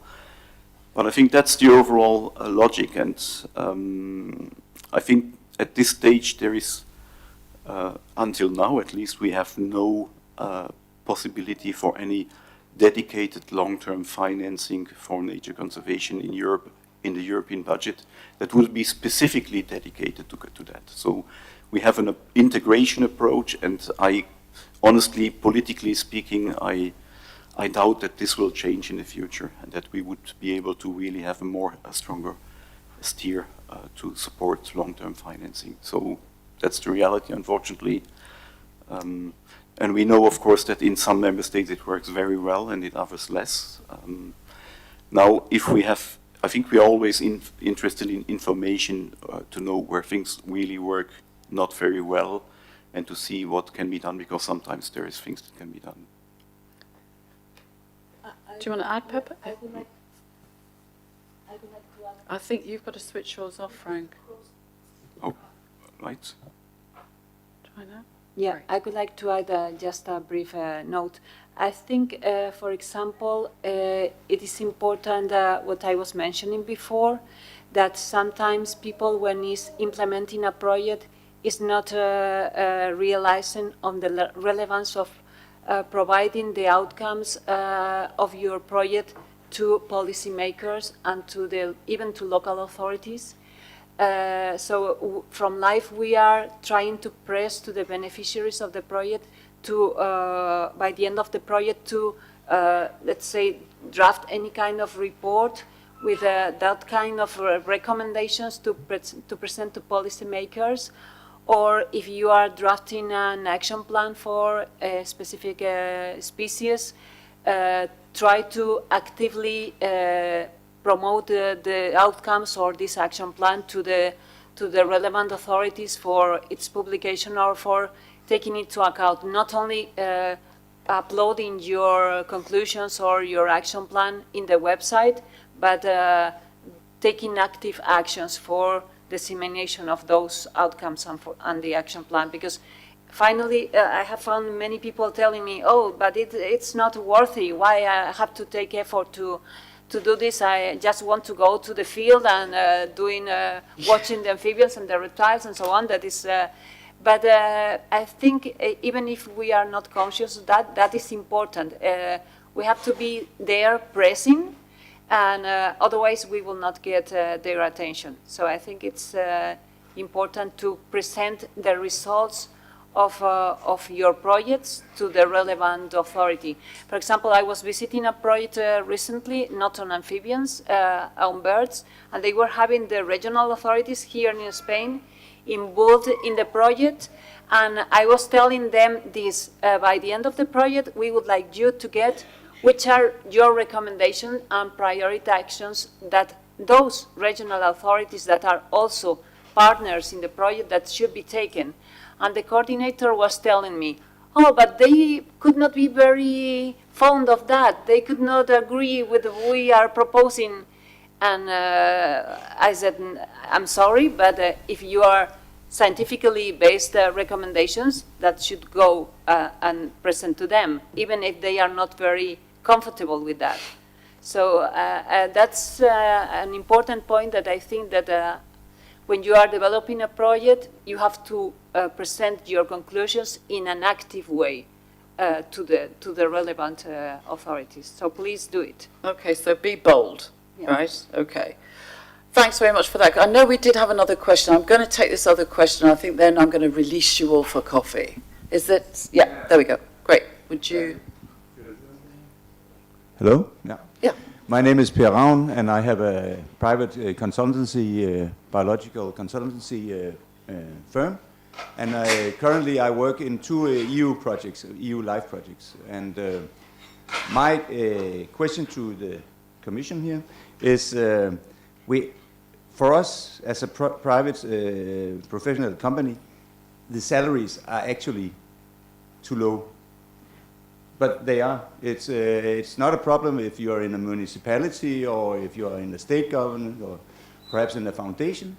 But for the private professional companies, it's a problem because I get double the amount when I work for other projects.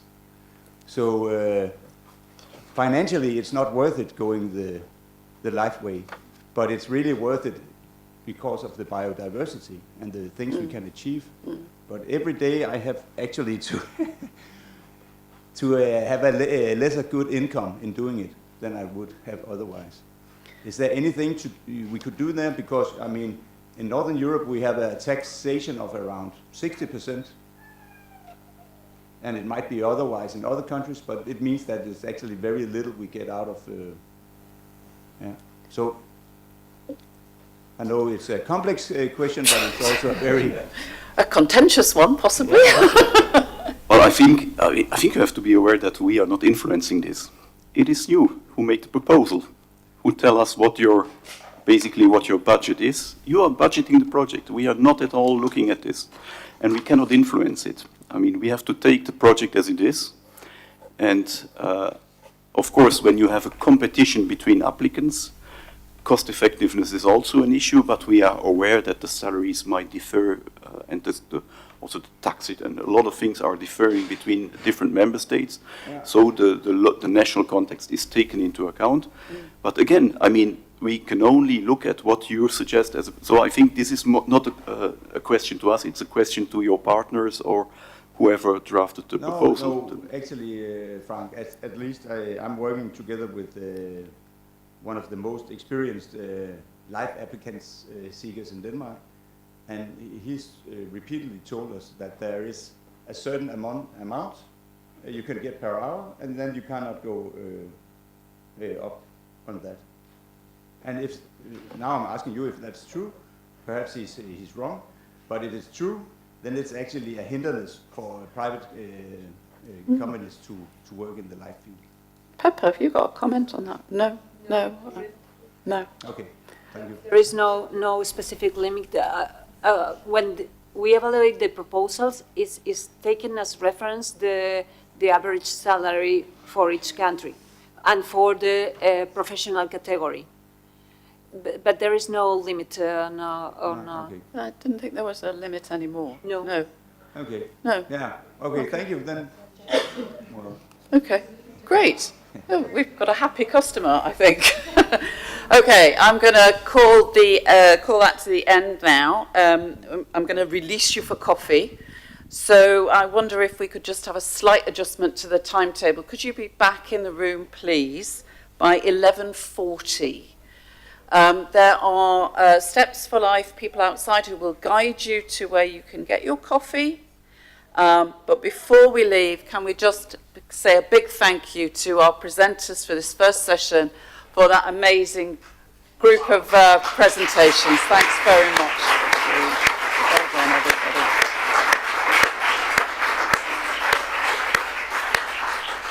Okay, so off you go. Be back for 11:40, please.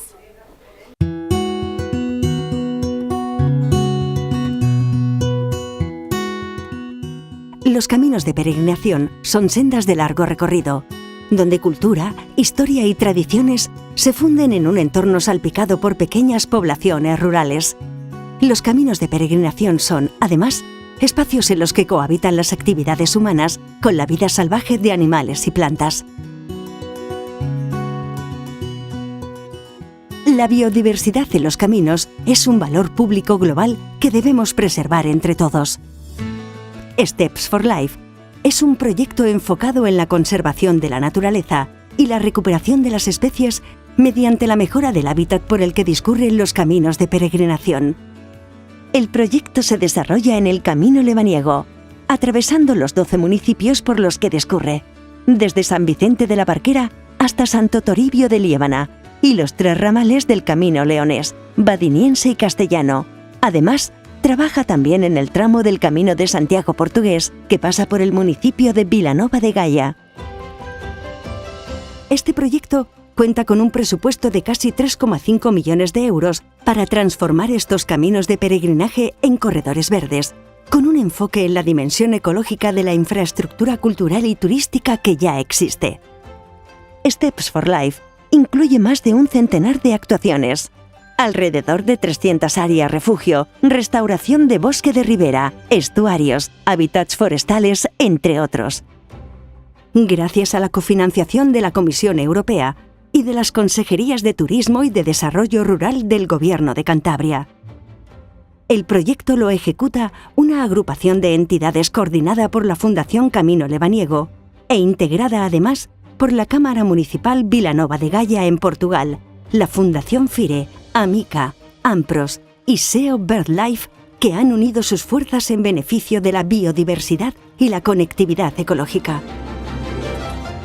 Steps for Life es turismo sostenible, cultura y naturaleza.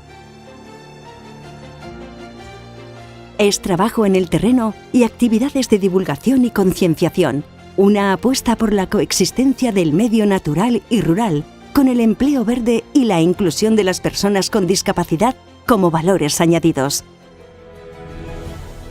El proyecto Steps for Life identifica 14 especies animales como objetivo prioritario. Si bien, a partir de su conservación, se conseguirá beneficiar a otras muchas especies asociadas. Insectos, mariposas, reptiles, murciélagos, aves e incluso uno de los grandes carnívoros de la península ibérica, el oso pardo. La divulgación de los valores ambientales y la sensibilización de la sociedad es también uno de los objetivos prioritarios de Steps for Life. Algunos de los beneficios esperados de este proyecto son la mejora del estado de conservación de los hábitats y especies a lo largo del camino, la puesta en valor de la conectividad ecológica, la mejora de los servicios ecosistémicos y el aumento de la sensibilización ambiental entre la población y usuarios del camino. Porque potenciar la infraestructura verde es fundamental para que las actividades antrópicas sean respetuosas con el medio ambiente y los seres que lo habitan. Steps for Life, un proyecto con dimensión europea que actúa a nivel local con alcance global. Una apuesta por el futuro del medio natural que revaloriza los caminos de peregrinaje, transformándolos en arterias esenciales para la vida.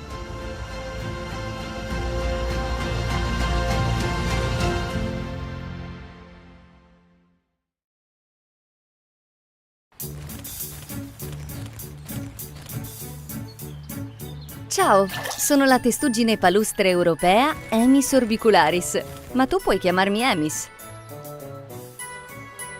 Vivo nei fiumi e negli stagni europei, ma da qualche anno sono minacciata dall'inquinamento, dal degrado degli ambienti in cui vivo e, se non bastasse, anche dall'arrivo delle mie cugine americane, che, vendute come animali da compagnia, spesso vengono abbandonate nei miei ambienti umidi. Il loro arrivo sta cambiando tutto il mio mondo. Non ho più cibo e posti dove prendere il sole. Inoltre possono trasmettermi varie malattie. Per questo la mia sopravvivenza è in pericolo. Per tutelare la mia specie in Italia e in Slovenia è nato il progetto Life Urca Pro Emis, che prevede il ripristino del mio habitat in 30 siti Natura 2000. Il ripopolamento in natura della mia specie attraverso 7 centri di riproduzione. La cattura delle testuggini esotiche e il loro affidamento a centri di accoglienza specializzati. Un piano nazionale di coordinamento delle azioni di salvaguardia della mia specie. Una campagna di comunicazione e sensibilizzazione rivolta al grande pubblico e agli stakeholder. Se acquisti una testuggine, ricorda sempre che rilasciarla in natura potrebbe causare la sua morte e che è vietato dalla legge perché può contribuire a ridurre la mia presenza. Cerca il centro di accoglienza autorizzato più vicino, se ne prenderà cura e io sarò al sicuro. Life Urca Pro Emis. Proteggiamo la testuggine palustre europea. Progetto cofinanziato dallo strumento finanziario LIFE dell'Unione Europea.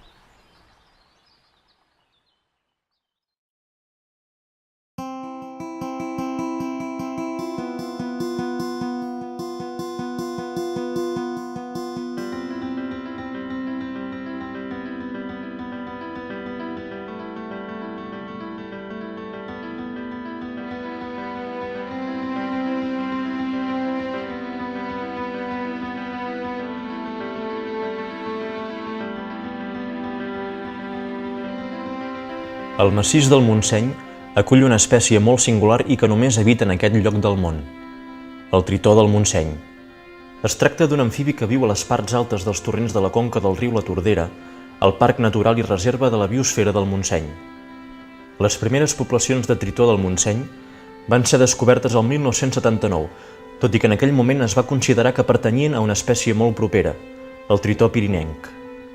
L'any 2005, gairebé 3 dècades més tard d'aquella troballa, es va determinar que es tractava d'una nova espècie per la ciència.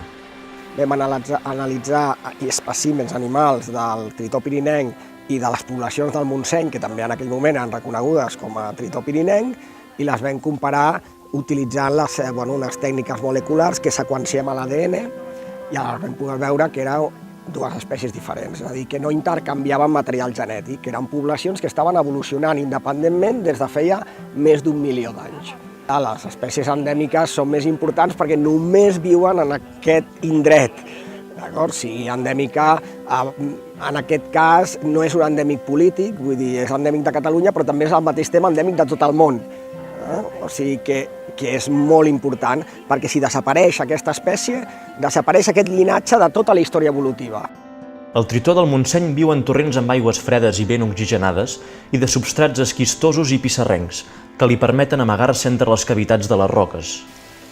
Bé, el tritó, en el context del Montseny, si agafem el Montseny com a gran massís dintre de la gran unitat de la serralada prelitoral, dins del sistema mediterrani, és un massís que està dominat per dues grans litologies. Llavors hi ha altres particularitats, però les grans litologies són els granits per una banda i les pissarres per l'altra. Aleshores, el tritó en aquest context es localitzaria en el sector on apareixen les pissarres d'edat paleozoica, és a dir, unes roques molt, molt antigues que aquí les distingim de dos tipus, el que en diem estrictament pissarres i les que són les pissarres pigallades.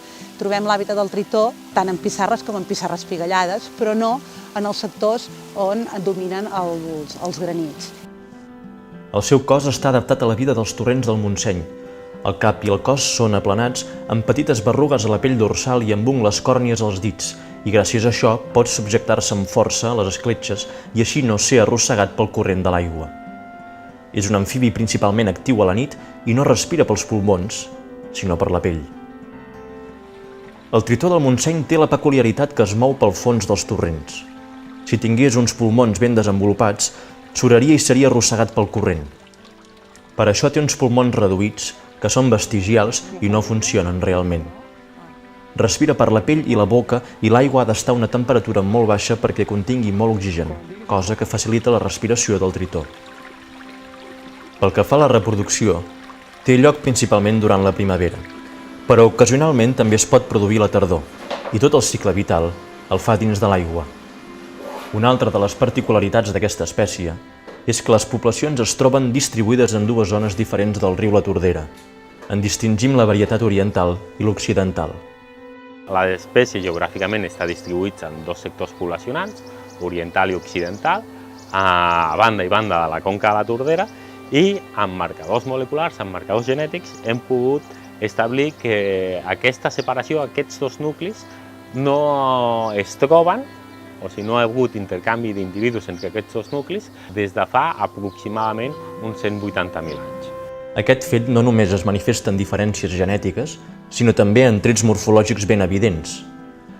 Els exemplars del nucli oriental tenen taques de color groc pàl·lid, mentre que els exemplars del nucli occidental no en tenen, però els mascles sí que presenten una taca blanca molt característica al musell. Actualment, l'alteració de l'hàbitat, la reducció del cabal ecològic dels torrents, l'increment de la temperatura a causa del canvi climàtic i l'arribada de malalties infeccioses són amenaces que posen en risc la supervivència del tritó del Montseny, una espècie en perill crític d'extinció. És evident que el desplegament de les accions del projecte europeu Life Tritó Montseny contribuiran a la conservació d'aquesta espècie tan emblemàtica d'aquest espai natural.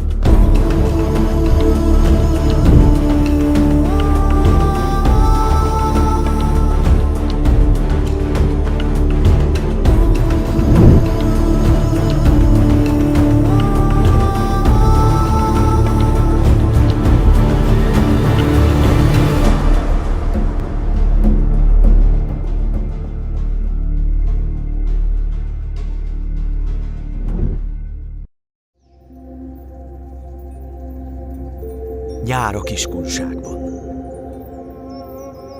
Nagy a sürgésforgás a Vipera központban. A szakemberek az itt született és nevelkedett kígyók szabadon engedésére készülnek. A rákosi vipera, ez a fokozottan védett őshonos faj, a 90-es évek végére a kihalás szélére sodródott. Mára azonban a több mint 2 évtizede tartó munkának köszönhetően a Kiskunsági és a Fertőhanság Nemzeti Park fokozottan védett gyepterületein biztonságban élhetnek.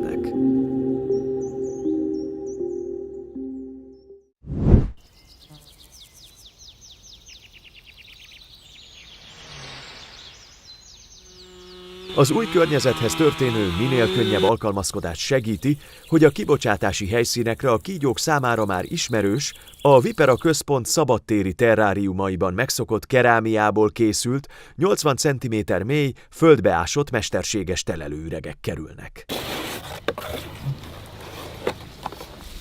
Ezeket hosszú évek kísérletezése és tapasztalata alapján fejlesztették, és kizárólag a Vipera központ megrendelésére őrkényben készítik. A telelő üreget speciális gipszöntő formában, vörös agyagból készül 2 napon át. Az öntés után a telelő üregek 1 napig száradnak. Ezután leválasztják a formáról, majd kemencében 1000 Celsius fok feletti hőmérsékleten kiégetik. Pihentetés után az elkészült üregek a Vipera központba kerülnek, ahol előkészítik őket a kitelepítésre. A kígyók többsége az ivaréretkor elérése után 3-4 éves koruk körül kerül ki a szabad természetbe, ahol ideális élőhelyi körülmények, megfelelő búvóhelyek és elegendő táplálék várja őket. A speciális formájú és kialakítású, fagyálló kerámia üregekben a kígyók kényelmesen tudnak mozogni és pihenni, de mindenek előtt biztonságos búvóhelyet biztosítanak számukra. Az elengedés fokozatos művelet. A területre érkező kígyókat a szakemberek az előre telepített telelőüregekbe helyezik, majd ezeket lezárják azért, hogy a kígyók a szállítás okozta stresszt nyugodt, védett, számukra ismert körülmények között pihenhessék ki. Másnap a területre visszatérve az üregeket kinyitják. Ezután a kígyók már megnyugodva kezdhetik meg új élőhelyük felfedezését. Minden óvintézkedés ellenére azonban a szabadba kikerülő és a területtel éppen csak ismerkedő kígyókra számos veszély leselkedik. Ezért az üregek fölé gyepszint magasságú védőhálók is kerülnek, melyek az üreg bejáratának környékét védik a ragadozóktól, és ezáltal biztosítják, hogy az élőhelyet még nem ismerő, eleinte bizonytalan állatok biztonságban fedezhessék fel környezetüket. A Rákosi Vipera védelmi program indulása óta eltelt közel 20 év folyamán összesen 907 rákosi vipera került 11 természetes élőhelyre. Ennek köszönhető, hogy a hanság és a kiskunság védett gyepein még mindig ott él ez a félénk, kistermetű, őshonos kígyó.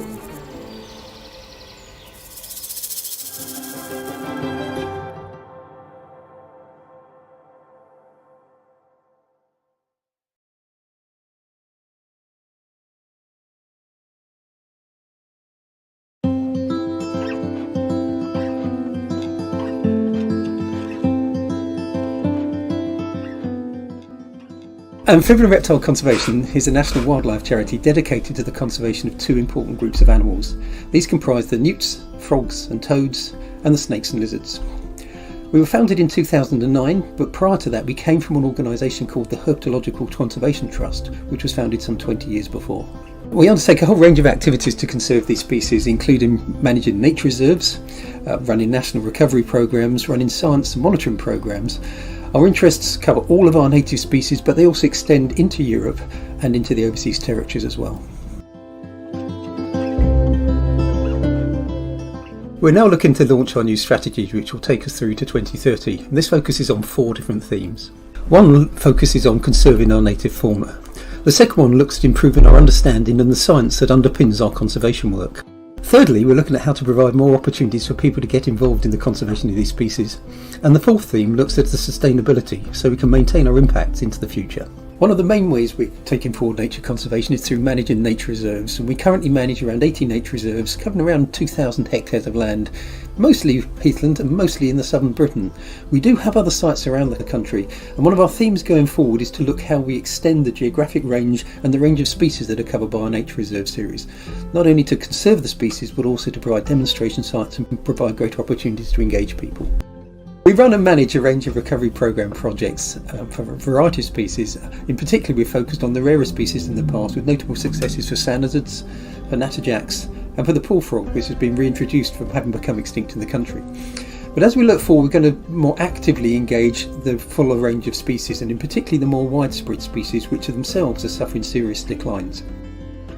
Another key area is to influence the way other people look at biodiversity conservation, not only members of the public, but mainly the politicians. And this is where we have a very strong theme around advocacy, where we try to influence the way policy and legislation is developed and implemented across the country. As we see political pressures change, we do need to change the way we interact with this policy and advocacy to make sure we maintain impact as we go forwards. For effective conservation, we need a good evidence base to work for. And that means we need to understand how the species are faring, how they're changing, but also to build the evidence and understanding behind how we conserve them. And for these reasons, we're going to extend our monitoring and our science programs going forwards. Over the years, we've established a very valuable and strong supporter base, both of members and of volunteers who've helped us take forward our mission of conserving wildlife. However, looking forwards, we're keen to not only support these people further, but also build on those numbers and have a much wider reach so we can get more people engaged in the fascinating world of amphibian and reptile conservation. As a charity, we're committed to looking after amphibians and reptiles into the future and for as long as is needed. And so we should be investing in our organisation, working in partnership to make sure that we can remain resilient, effective and relevant as we move forwards.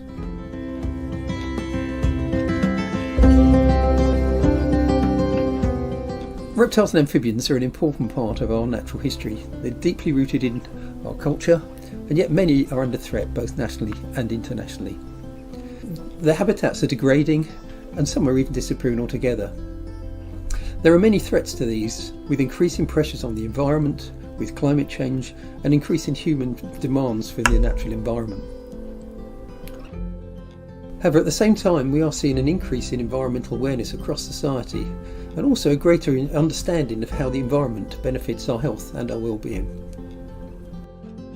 The need for a voice for amphibians and reptile conservation has never been stronger. These animals are particularly sensitive, in part because of the low mobility makes them particularly sensitive to changes in their environment. They are particularly at risk from habitat loss and through development and agriculture, climate change and through disease. These species are very often reliant on habitats such as ponds and heathlands that can degrade without active management, but equally that can become damaged if there's too much management occurring at the same time. So that amphibians and reptiles can be conserved into the future, we need to make sure the habitats are safe, that there are bigger areas, that they're better connected, and that there's more green space for people to visit and appreciate nature. We need to make sure policies and legislation supports these animals and more people understand the needs so they can get engaged and do the right things. We've described our vision and our approach to 2030 in more detail in the strategy document we've now published and is available on our website for download.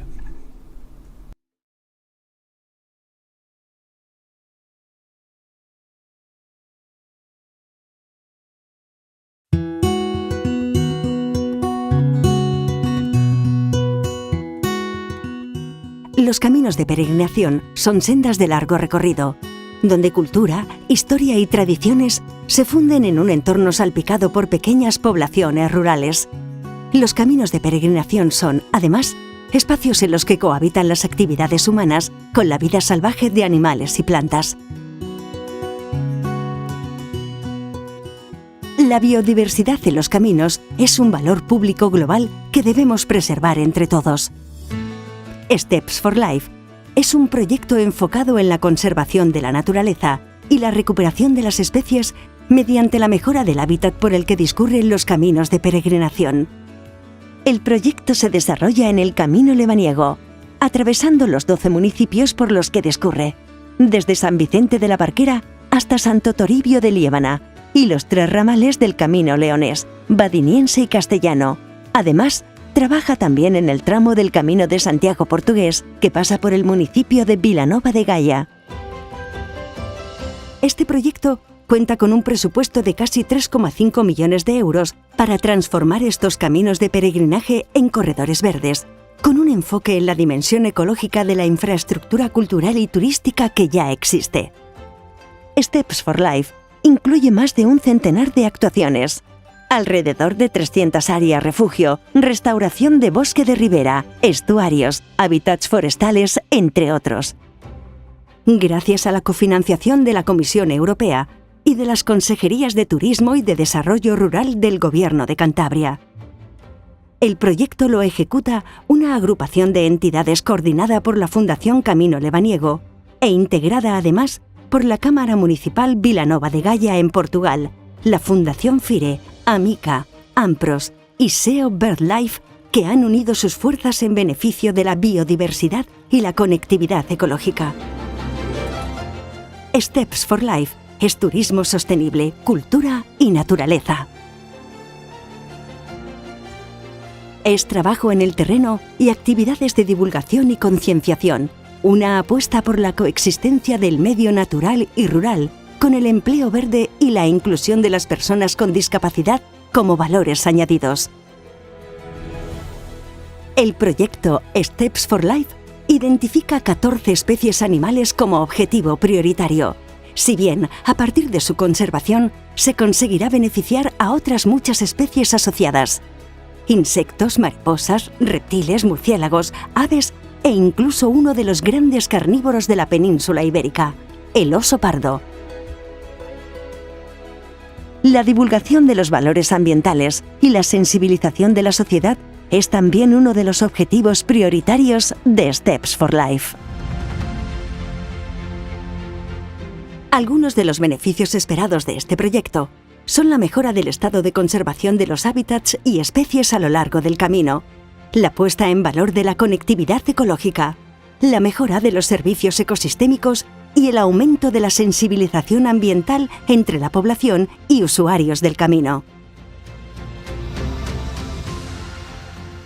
Porque potenciar la infraestructura verde es fundamental para que las actividades antrópicas sean respetuosas con el medio ambiente y los seres que lo habitan. Steps for Life, un proyecto con dimensión europea que actúa a nivel local con alcance global. Una apuesta por el futuro del medio natural que revaloriza los caminos de peregrinaje, transformándolos en arterias esenciales para la vida.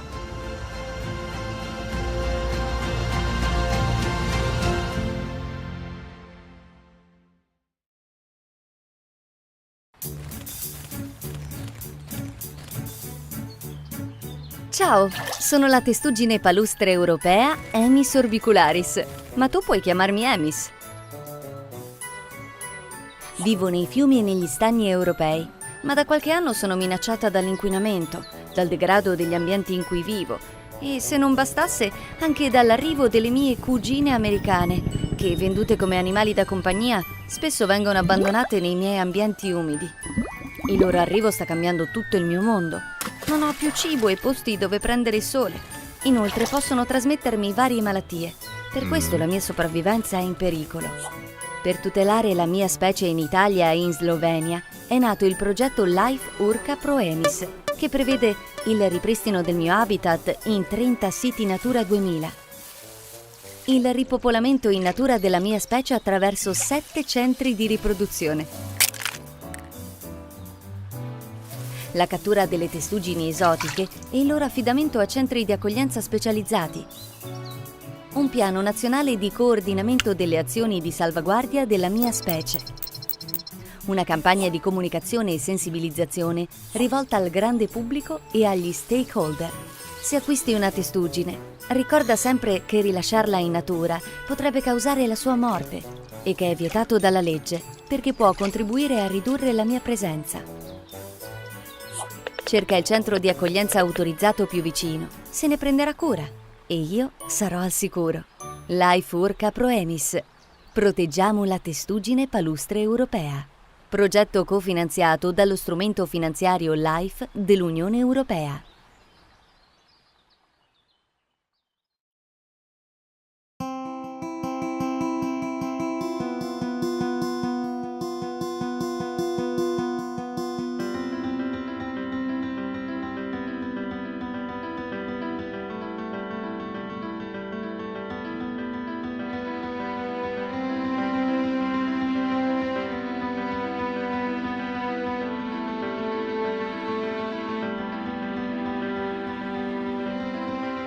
El massís del Montseny acull una espècie molt singular i que només habita en aquest lloc del món, el tritó del Montseny.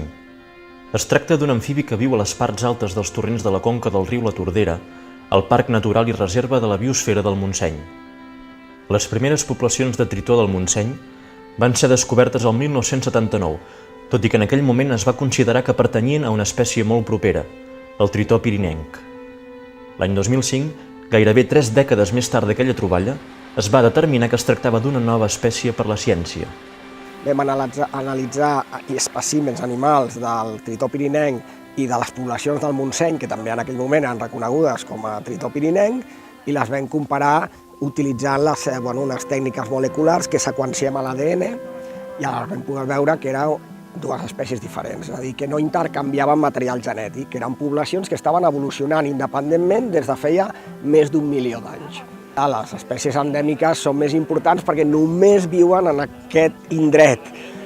Si endèmica, en aquest cas, no és un endèmic polític, vull dir, és endèmic de Catalunya, però també és al mateix temps endèmic de tot el món. O sigui que és molt important, perquè si desapareix aquesta espècie, desapareix aquest llinatge de tota la història evolutiva. El tritó del Montseny viu en torrents amb aigües fredes i ben oxigenades i de substrats esquistosos i pissarrencs, que li permeten amagar-se entre les cavitats de les roques. Bé, el tritó, en el context del Montseny, si agafem el Montseny com a gran massís dintre de la gran unitat de la serralada prelitoral, dins del sistema mediterrani, és un massís que està dominat per dues grans litologies. Llavors hi ha altres particularitats, però les grans litologies són els granits per una banda i les pissarres per l'altra. Aleshores, el tritó en aquest context es localitzaria en el sector on apareixen les pissarres d'edat paleozoica, és a dir, unes roques molt, molt antigues que aquí les distingim de dos tipus, el que en diem estrictament pissarres i les que són les pissarres pigallades. Trobem l'hàbitat del tritó tant en pissarres com en pissarres pigallades, però no en els sectors on dominen els granits. El seu cos està adaptat a la vida dels torrents del Montseny. El cap i el cos són aplanats, amb petites berrugues a la pell dorsal i amb ungles còrnies als dits, i gràcies a això pot subjectar-se amb força a les escletxes i així no ser arrossegat pel corrent de l'aigua. És un amfibi principalment actiu a la nit i no respira pels pulmons, sinó per la pell. El tritó del Montseny té la peculiaritat que es mou pel fons dels torrents. Si tingués uns pulmons ben desenvolupats, suraria i seria arrossegat pel corrent. Per això té uns pulmons reduïts, que són vestigials i no funcionen realment. Respira per la pell i la boca i l'aigua ha d'estar a una temperatura molt baixa perquè contingui molt oxigen, cosa que facilita la respiració del tritó. To get back in the room, please, as soon as possible.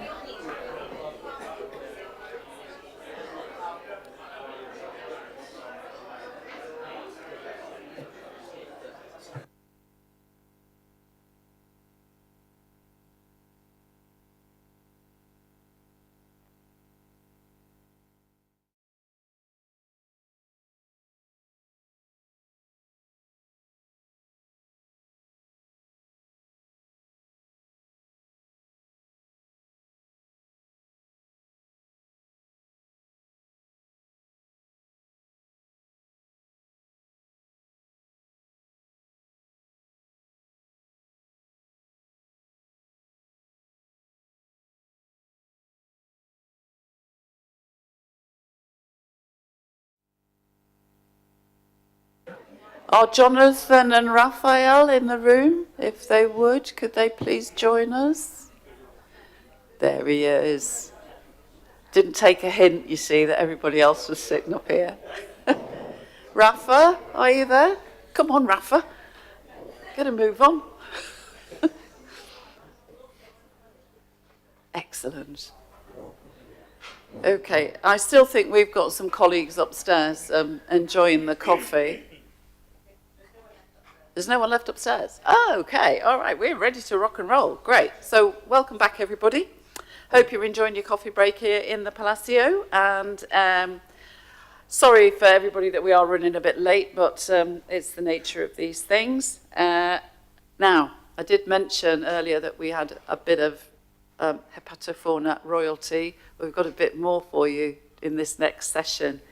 So, none of the speakers in this session are actually representing life projects at all. So this is a really refreshing and different look at what other groups and other people are doing in amphibian and reptile conservation. So without further ado, I'm going to head to Ronald Zollinger, who is today representing for us RAVON, RACE, and the Berne Convention Group. Yes, we have all the acronyms in this platform meeting, I'm telling you. And he's going to be telling us about promoting important herpa areas in Europe and a different approach. Ronald, the floor is yours. Thank you very much, Lynn, for the introduction, as well as for the invitation, of course, and the great organization you've done so far. So I'm talking about promoting the important herpetofauna areas in Europe. What are they and what could they be? And I assisted by Wouter Beukema, who did most of the analysis, and some work has been done also by Rob Ward, Karen Haysom, and Tony Gent. So this is content. Why is it important to define IHAs? And then I'll go through 3 steps: which information is available, and a roadmap, and then how can we speed up species to protected areas, and the next steps, what can you do yourself, and of course general conclusions. So let's start with defining IHAs.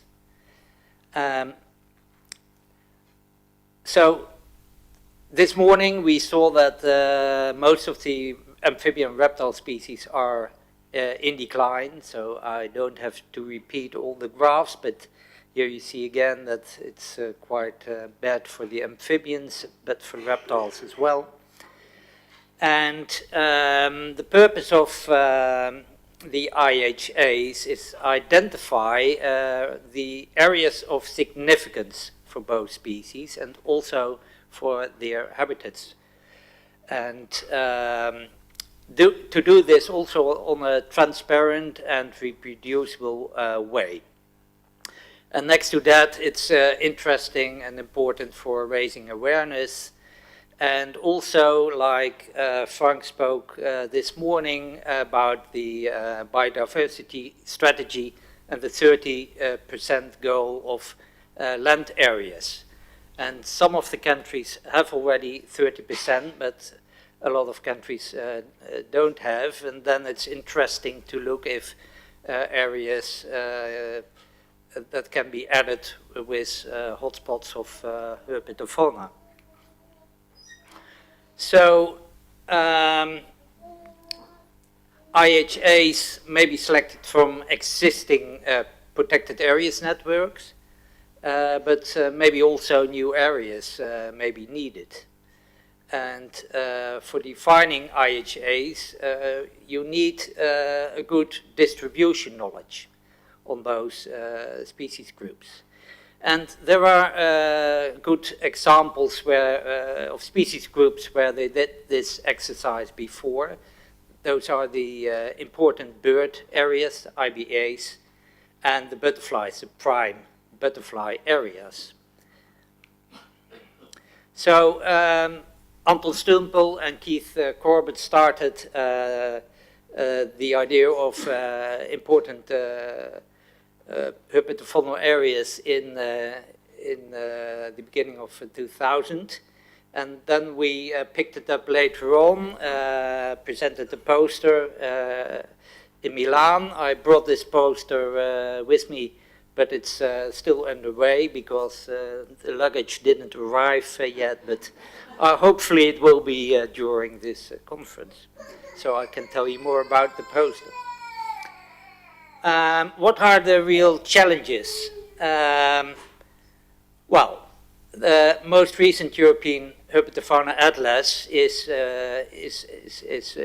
quite global because 50 by 50 kilometer grids, that's the detail we have at the moment. And the higher resolution distribution is fragmented in national databases or citizen science databases. I'll tell you more about it later on. And changes of taxonomy is also a challenge. I will tell you about it later. Balin told already something about this. I can show you something more, and how to proceed with identification of IHA. So let's go to step 1, the information availability. Frank showed the left map already. Where do we have the Nature 2000 areas at the moment? And on the right side, you see, for instance, at the UK, the Nature 2000 sites are emerald sites at the moment, if I believe it correctly, Tony. But there are other countries, for instance, Ukraine and Moldavia, etc., Azerbaijan. There are more countries who have the emerald site. So we've looked at both, and we were happy to get the permission of the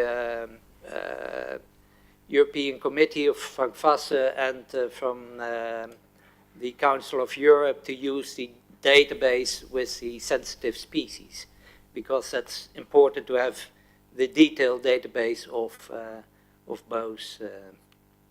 So we could use them. And then we focused on 3 main questions. Which species are currently listed, and to what extent are these attributed to sites? And for example, we saw that not all countries attribute Annex II species to sites. And countries can choose to withhold information, for instance, those sensitive species, or for instance, for conservation concern. So which data is really available? And what are the main challenges to overcome? So we took an approach. Let's first obtain and clean the Natura 2000 and Emerald metadata. We took the 2023 version, and then we went through the process of taxonomy, and in the end we could compare those 2 maps, and I will show what will be the results. So cleaning up, I give you here some figures. We had about 477 are in the databases. So that's not so many species we have, but because of taxonomic changes, there are a lot of species in the database, but you're speaking about the same species or one of the subspecies after they are split up. So that was really a challenge next to the typos. They are also in the databases. So we looked at both of them and cleaned those databases to show you the maps I will show you within a minute. One slide more about taxonomy. It's not that it's all the way that we can look in the near future that we keep the same problem with taxonomy between the years 2002 and 2007. Most of the changes have taken place. So this is an example you cannot read, but some of the ways we've done it. So if we look at the results, then we have approximately there are 229 reptile and species in the end in the list, and if you compare with recent European amphibian and reptile lists, about 80% of species are listed.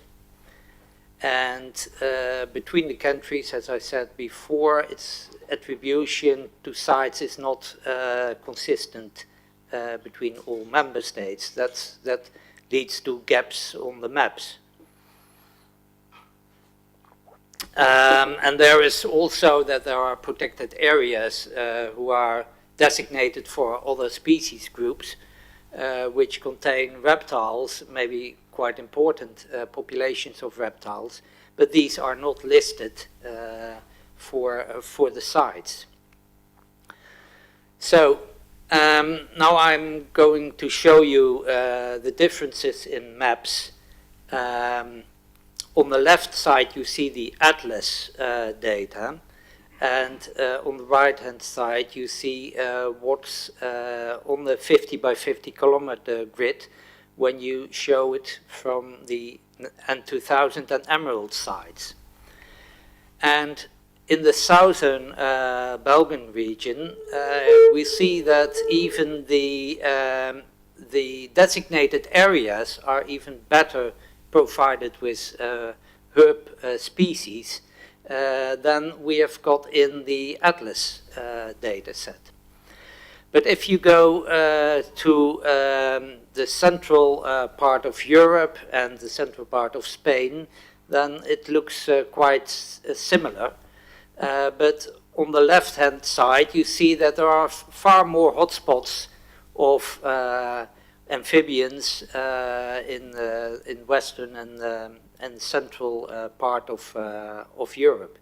So that might be interesting places to look at if we can find more sites or take other measures for OECMs or whatever possibilities there are to get to give more attention for those hotspots. If you're going to the reptiles, we see in the southern Balkan area the same. It's quite, it's even very good. And maybe the exercise of Greece, I will tell you later on, for selecting KBEs might have influenced also this, I'm not sure. But in the end, Greece has done good work to select and designate those areas. And if you go to, for instance, Peninsula here in Spain and Portugal, then we see that only a few hotspot areas are designated areas, but there are far more areas of great interest. So that's what we found out comparing these maps at the moment. And tomorrow we have also in working group 1, I would like to have discussion with you about criteria and selecting sites. That would be a very interesting thing. So if we come to the conclusions, when filtered and cleaned, Nature 2000 and Emerald site occurrences form a basis, a good basis for IHA identification. But the Annex 2 species are not consistently attributed to sites, so there remain gaps on the maps.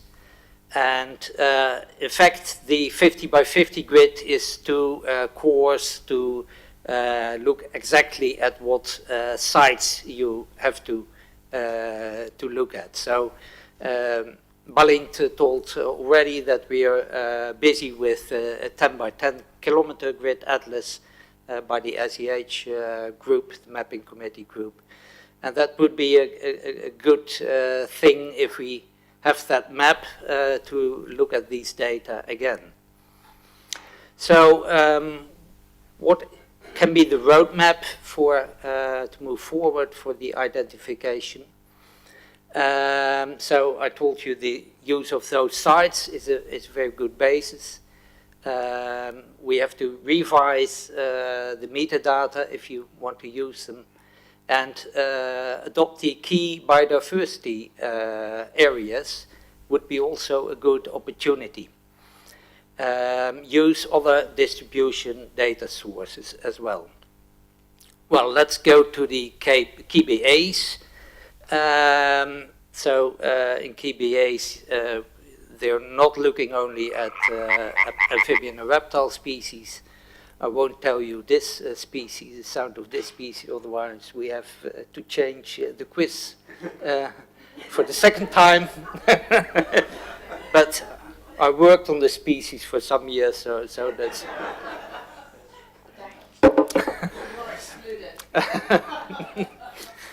The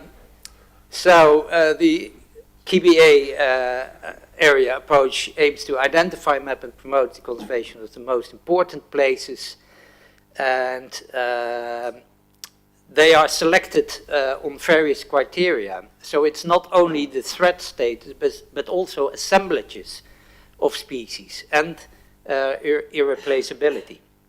So there are two important criteria, more than just looking at the individual species.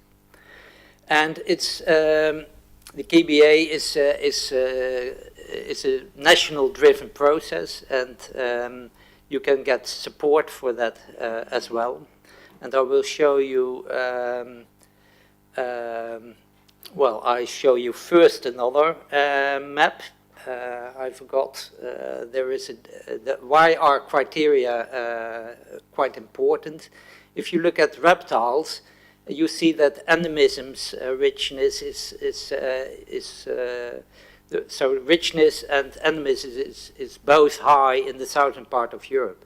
But if you look at the amphibians, and the endemism is also high in southern Europe, but the richness is highest in the central part of Europe.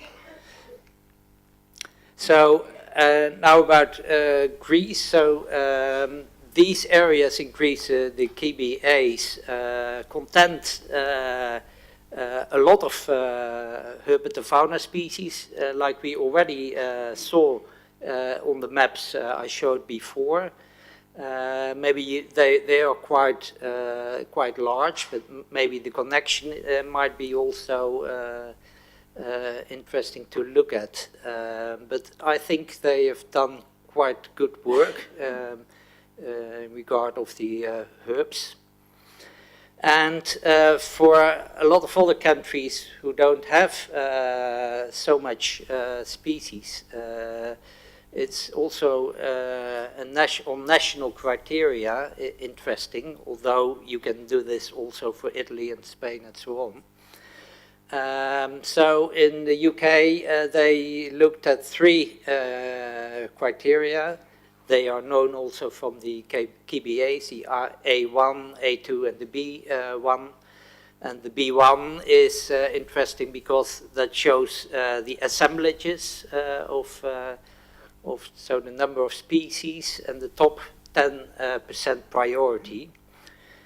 And this is a list of species in Britain and what are the red list species. On the left hand, you see the assemblages and the count of the number of species. And on the right-hand side, you see what they have as the end result. So the primary important herb areas, they selected most of the part of the south of England, where you've met at least 2 criteria. And so they got this map after this exercise. So that could be an interesting way of selecting also IH8 in countries where there are less species. But this can be applied as well for every country in Europe.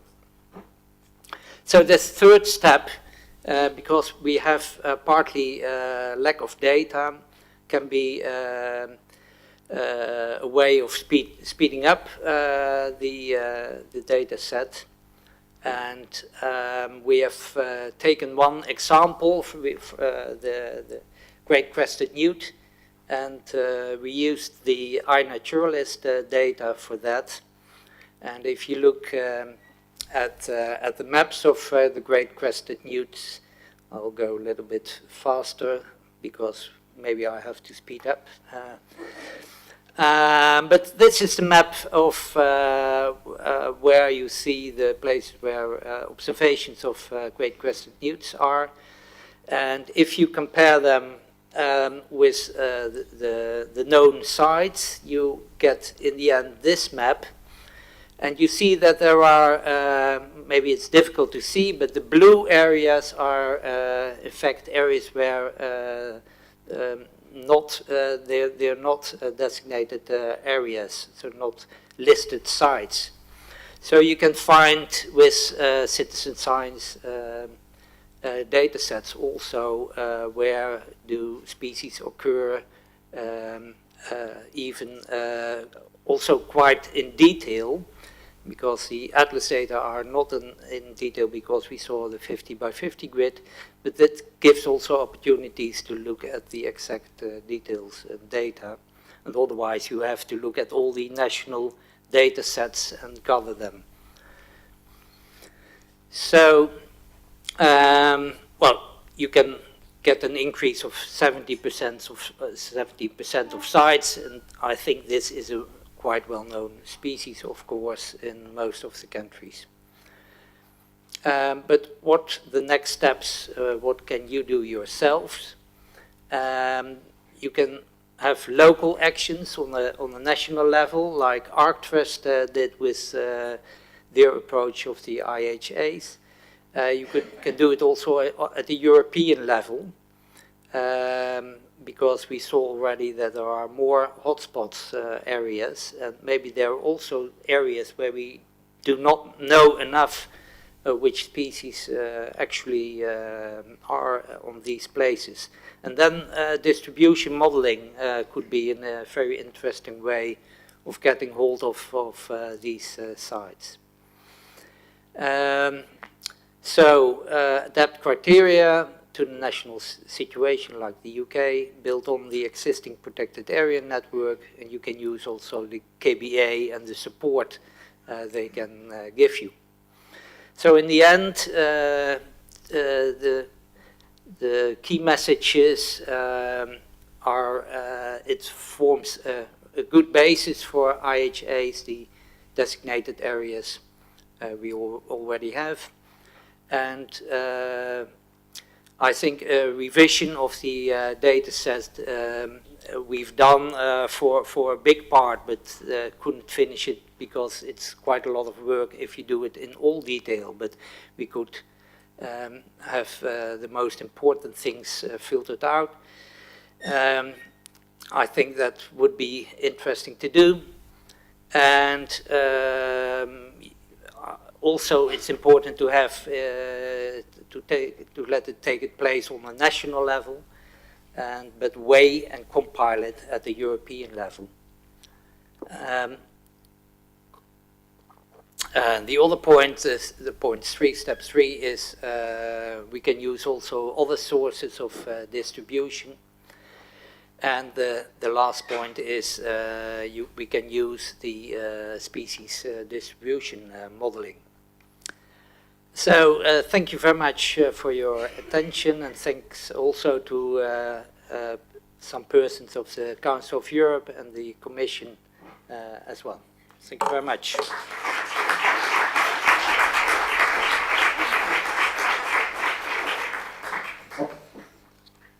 Excellent. And there were some names there I think some of you will recognise. Okay.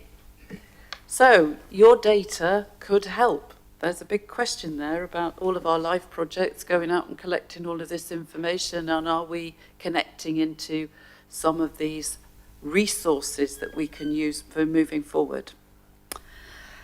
Well, Tony's name's already been mentioned several times, and particularly in some of his data was shown in that last presentation, so I hope there's no repetition coming up, Tony, but we'll see. So I'm very pleased to welcome from the ARC Trust in the UK, Tony Gent, who is the chairman of the ARC Trust. And as far as I know, I don't think Amphibians and Reptiles have actually recognised Brexit, unlike some of us. Well, I had to say the word, didn't I, really? So Tony, the floor is yours. Thank you.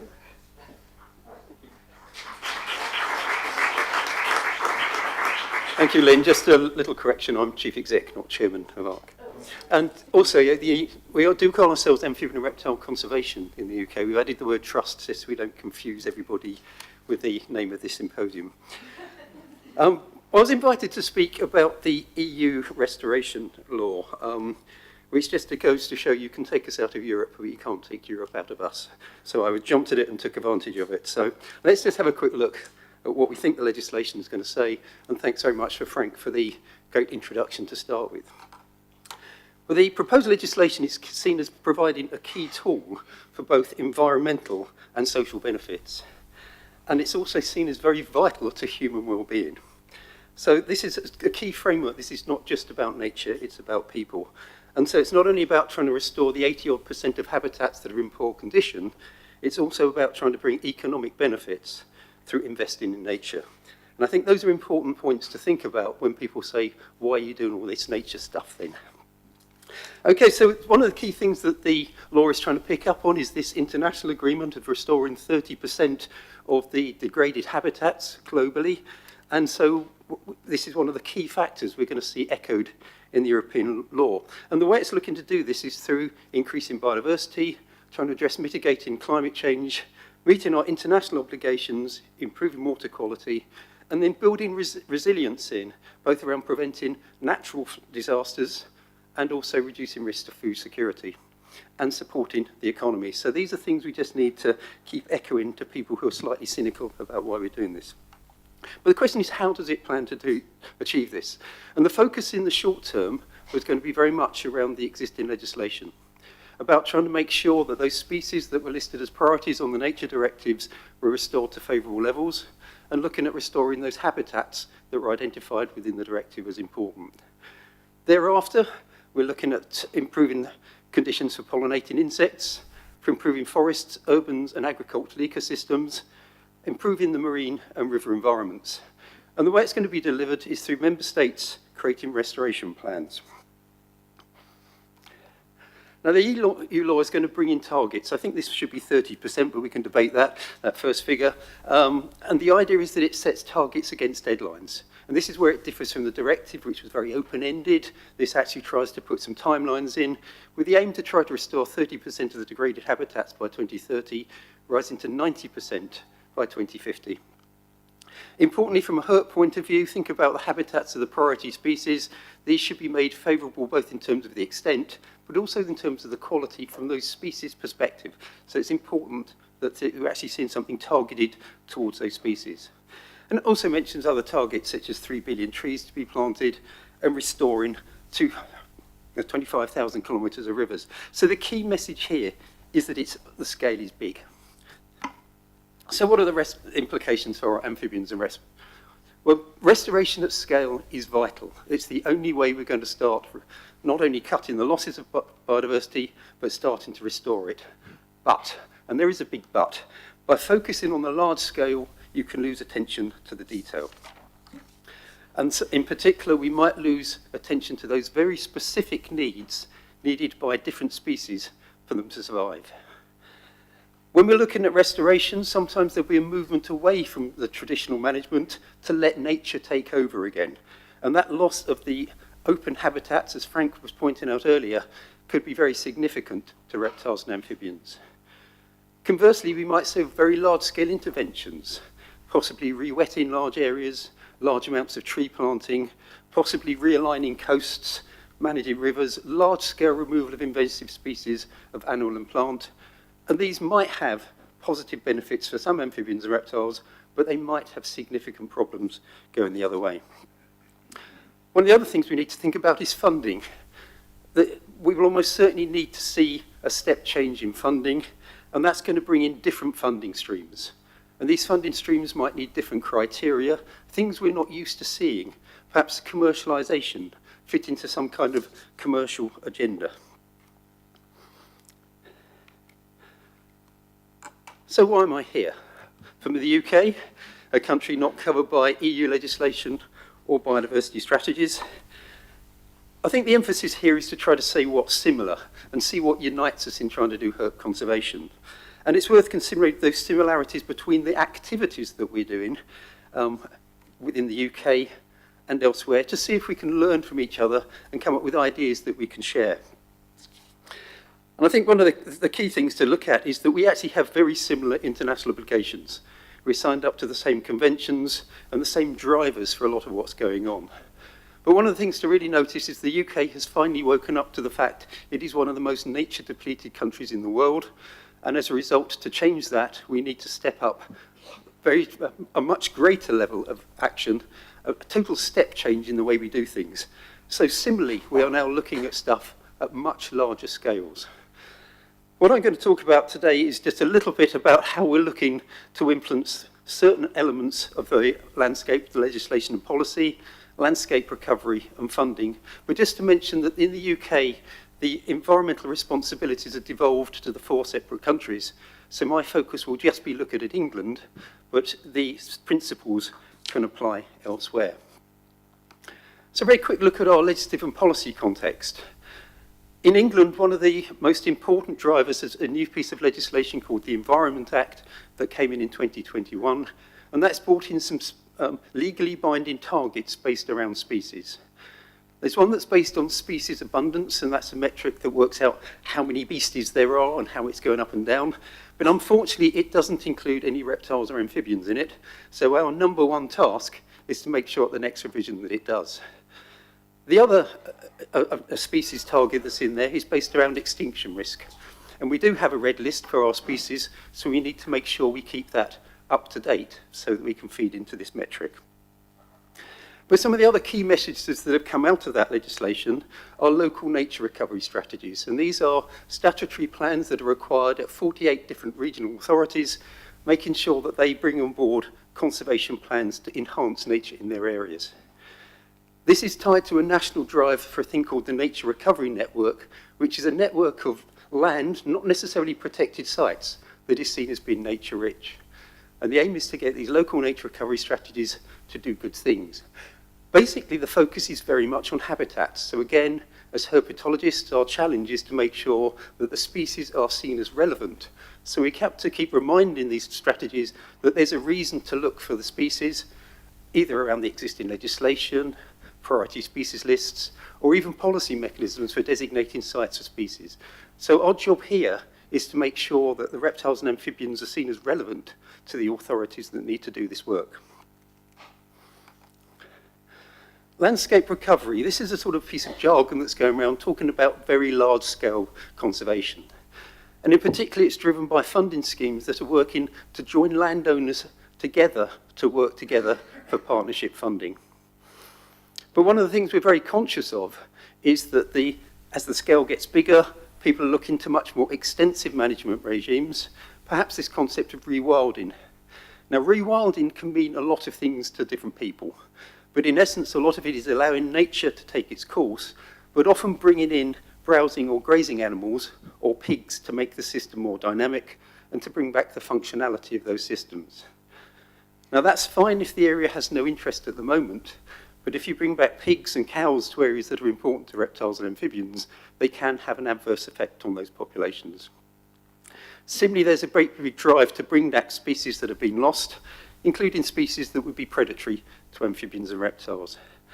So our challenge here is to try and get landowners to understand that reptiles and amphibians are an important part of their landscape and to set targets based around the concept of favourable conservation status, so people are working towards goals for these species, and so that if we see that the trajectory is going the wrong way, we can intervene to stop it and to reverse that.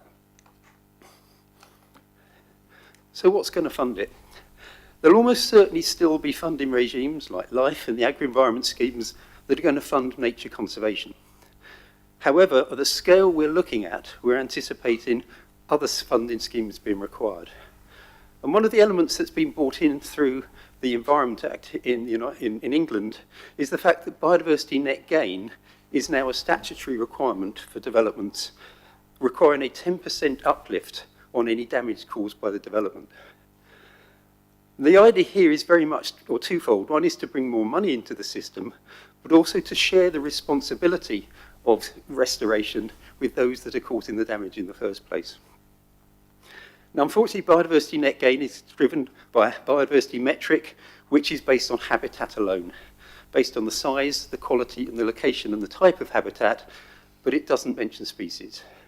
So the challenge that's been taken up is to see how we can encourage people doing biodiversity net gain to look at the habitat options that best benefit the reptiles and amphibians. And there's some work with a small group in North Wales that is looking to work out how to do that. The second element of funding comes under the way in which a lot of the species protection legislation is being interpreted.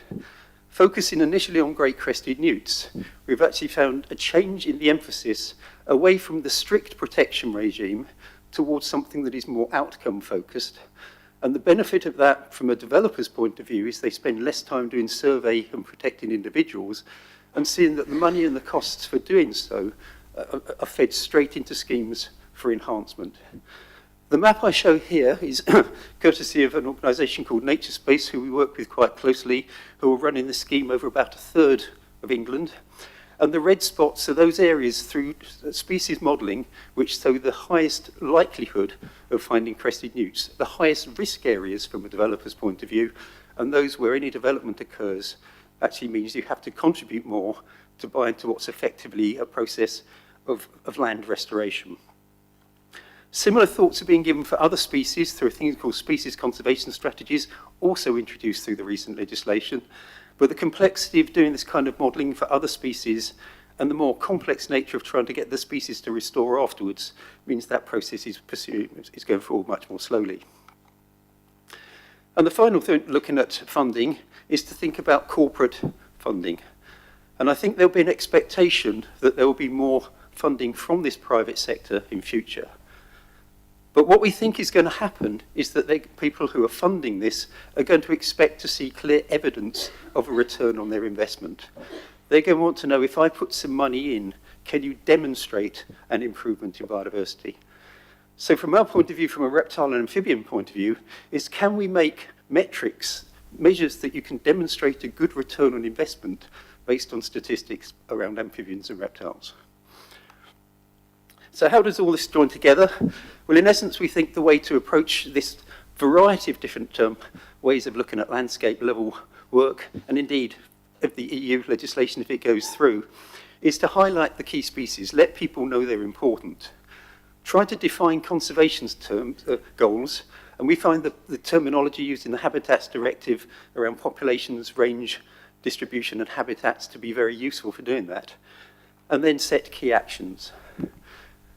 And as key messages for those looking at landscape level projects is don't lose sight of the species. Don't just restore the habitats because they're the things to do. But for us to try to define success criteria that help support amphibian and reptile conservation outcomes and to ensure that monitoring is in place to allow it to happen. I think the message to the people in this room, though, is that the policy and funding mechanisms will be focusing on this bigger picture stuff, and it's very much up to us to shout for the reptiles and amphibians. Thank you.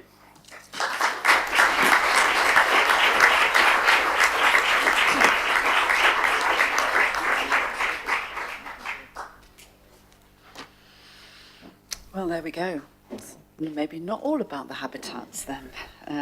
As in remember the species. Thanks, Tony. That's a very insightful look at where we can go, especially on the funding side, which I'm sure is taxing all of us at the moment. Okay, so now we're going to have a slight change of emphasis, and we're going over to Jonathan Wilkin, who's the Executive Director of the Amphibian Arc. Now, he only just started in this role last year, but, big but, prior to this, he worked for more than 20 years, including as the director of Auckland Zoo, which must have been an amazing job, and in strategy and policy roles in the regional government of New Zealand. Okay, so he's also with a long association with IUCN's Species Survival Commission. And Jonathan, the floor is yours.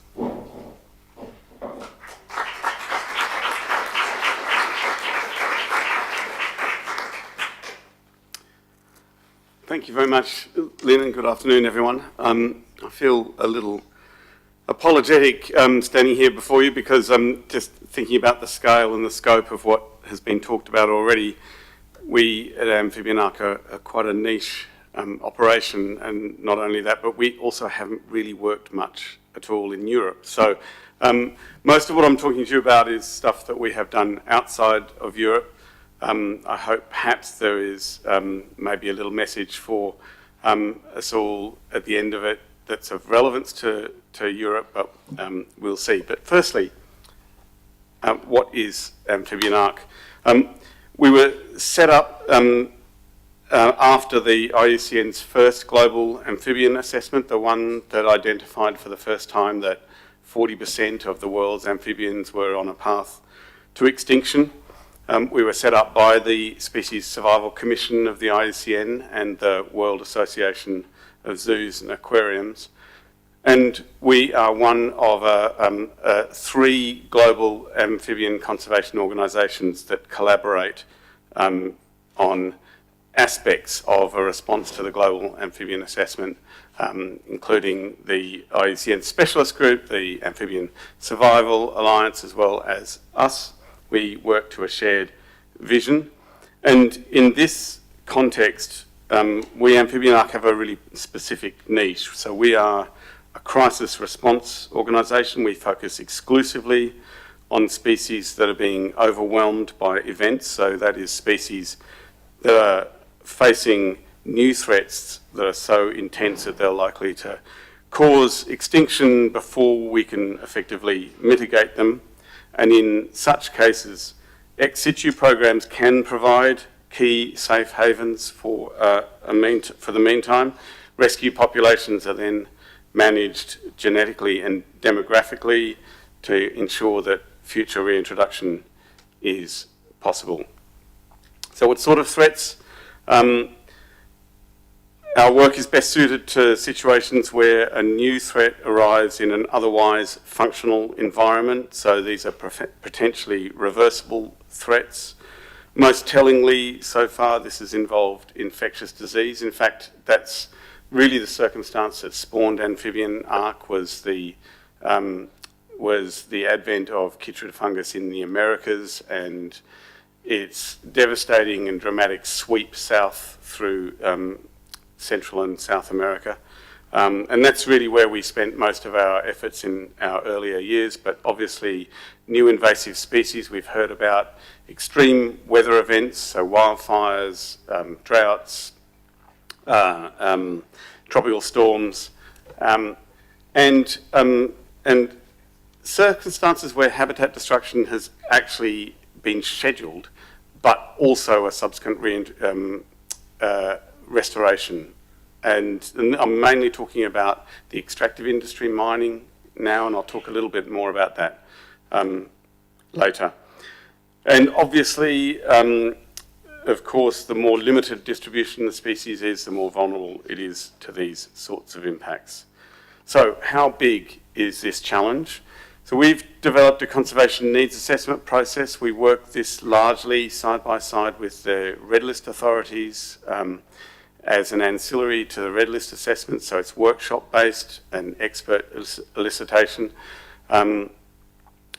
And for each species that is assessed, we are able to diagnose the need for various broad categories of conservation action, and importantly for us, it identifies the species that are most likely in need of rescue.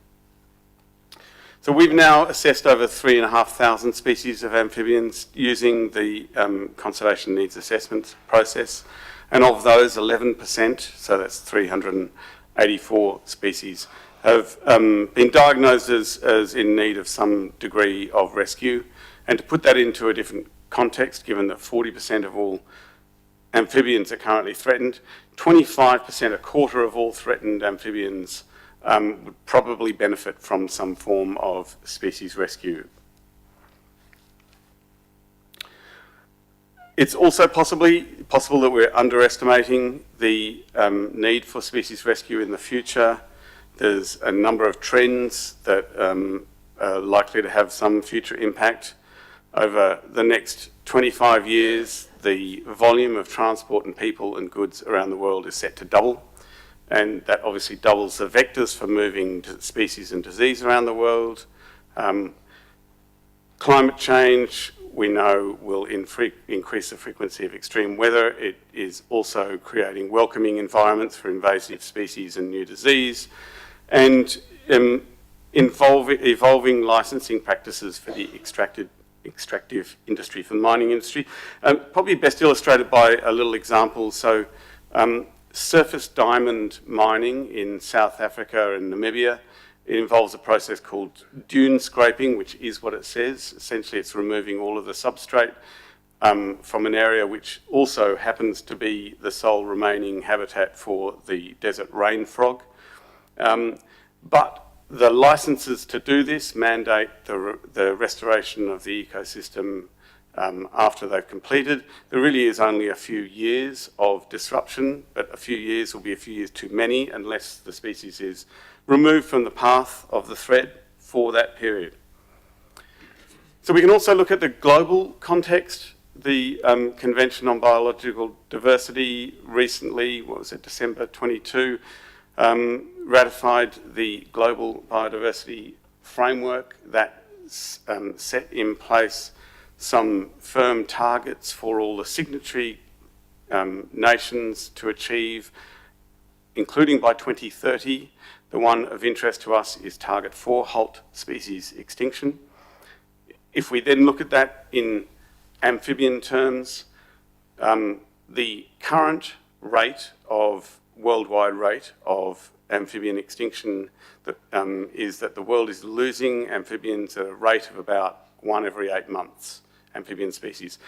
A number of these will be preventable through species rescue operations, and therefore species rescue is going to be an increasingly important tool to meet Target 4. So what do we do? I'll keeping an eye on my time. I'll be relatively brief here. We have 3 strands of operations. You've heard me talk a little bit about the first of those, prioritising species in need of rescue. Once we identify both the species in need and country hotspots, as it were, we start working in those countries, building capacity in those range states through training, through professional development, support for professional development, institutional readiness development.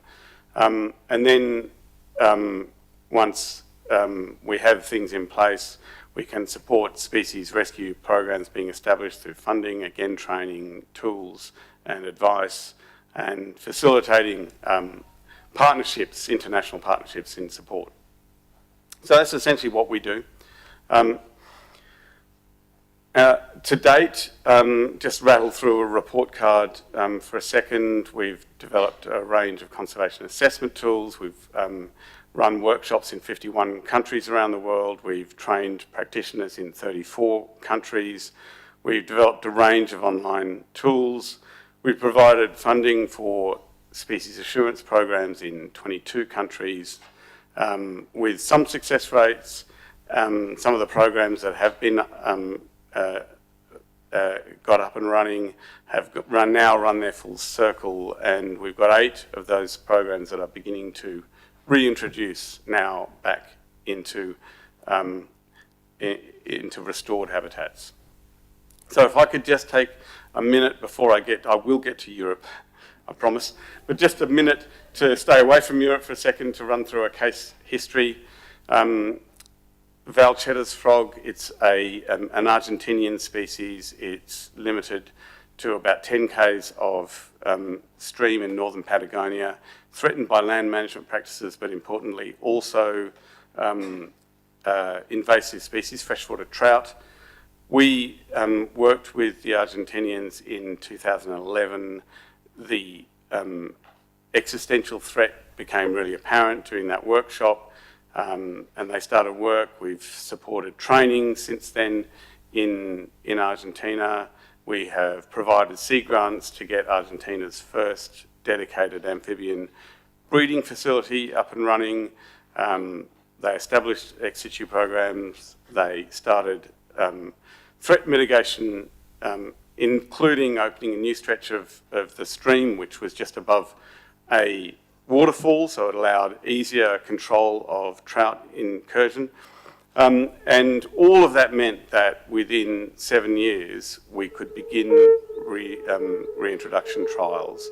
Those trials are still ongoing because the habitat restoration work is still ongoing, but we do know that reintroduced animals have bred now to second generation. So we are seeing some success. So what's all this got to do with Europe? Good question. I guess when we look at Europe, I mean, we see, given comparing, in comparison to some of the other countries, we see a really well-organised, well-governed and well-resourced region, and we've just been hearing about some of the amazing work that you guys are doing here. So we haven't today really felt much in need. You've got a really good and strong network of zoos and aquariums with a very good conservation culture embedded deeply within them. However, just one urging to keep attention on a particular issue, because it reminds us so much of how we as an organisation were born, and that's BSAL in Europe. Now, you guys know all about this much more than me, so I don't need to go over all the details, except that there are similarities. First detected in the West, moving east and south. The thing that it is worthwhile kind of keeping a focus on, and I know there has been EU focus on BSAL and salamanders. So this, just as a reminder, is the salamander version, like a cousin of BD, which has so devastated frog populations, caused up to about 90 species extinctions to date around the world. So quite similar with BSAL. Again, I know that you guys know all of this, but Europe is rich in salamander diversity. It's about, 40 species depending on your taxonomy.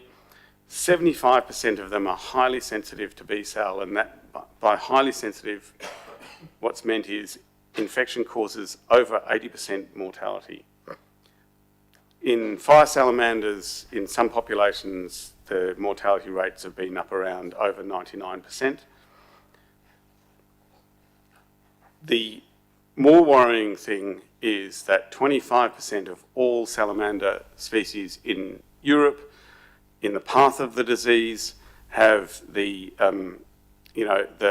dual misfortune of being both acutely sensitive and pretty limited in distribution, and these have been designated by the EU as at high risk of extinction within 10 years, a further 15% at medium risk of extinction within 10 years. So overall, 40% of Europe's salamanders are at some risk of extinction within the next 10 years. So you guys have done quite a bit of work. The EU Action Plan is an excellent piece of work. It identifies the species in need of ex situ rescue and recommends that, and recommends a series of other species for which preparations should begin to be made for setting up ex situ rescue programs. The issue is that only one of those species is currently in an organised zoo program. And that species was in an organised zoo program before the action plan was in place. So what are the impediments? I mean, it's not been that long. It's only, 4 years since the action plan was published. So there is a planning time lag issue. Zoos are big, complicated organisations. Getting them to change direction can be a little bit like, moving a cruise liner. A lot of the species that are recommended for ex situ programs are not in zoos anywhere, so there may be some regulatory kind of hurdles, extra regulatory hurdles to overcome. Certainly operational complexities. What's involved sometimes with these programs, and certainly in this case, would be an uncertain time frame. You're setting up a program, you don't know when it's going to end. Quarantine requirements are pretty tricky and costly to manage, and so cost obviously is an issue. But I guess my urging is, and again, it's the nature of this group, so none of this will be news to you, is that the way to incentivise this sort of action is through partnerships. This is what we've seen everywhere else in the world. And it's what you guys are doing so well.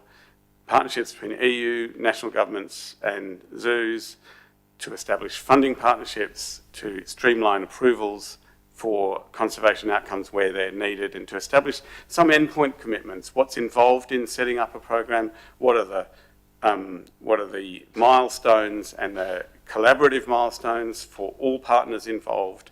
And what are the commitments to see it through to the end? So I guess that's really the message that I was wanting to bring to this group. Thank you very much for listening.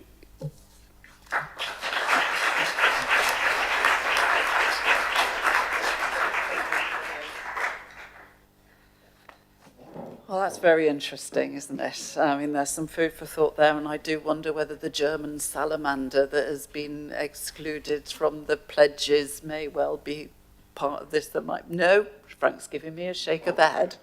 It's not a possible candidate. But thank you, Jonathan, anyway, for that international look. It's always more important to look at the international. I also noted you had the 10-kilometre scale there, that was one of your species that you rescued. It just goes to emphasise that that scale is important. We'll maybe pick that up later. Okay. Our next speaker is unfortunately unable to be with us. She contacted us yesterday and told us she had pharyngitis. But she's very willing to present to us from, there we go, from her sickbed. So Sylvia, welcome to us. Sylvia is representing World Wildlife Spain today, and she's going to be telling us about the World Wildlife exercises in Spain. We're really pleased to have you with us, Sylvia. I hope the technology works. The floor is yours. Thank you very much. I'm really sorry I cannot be there.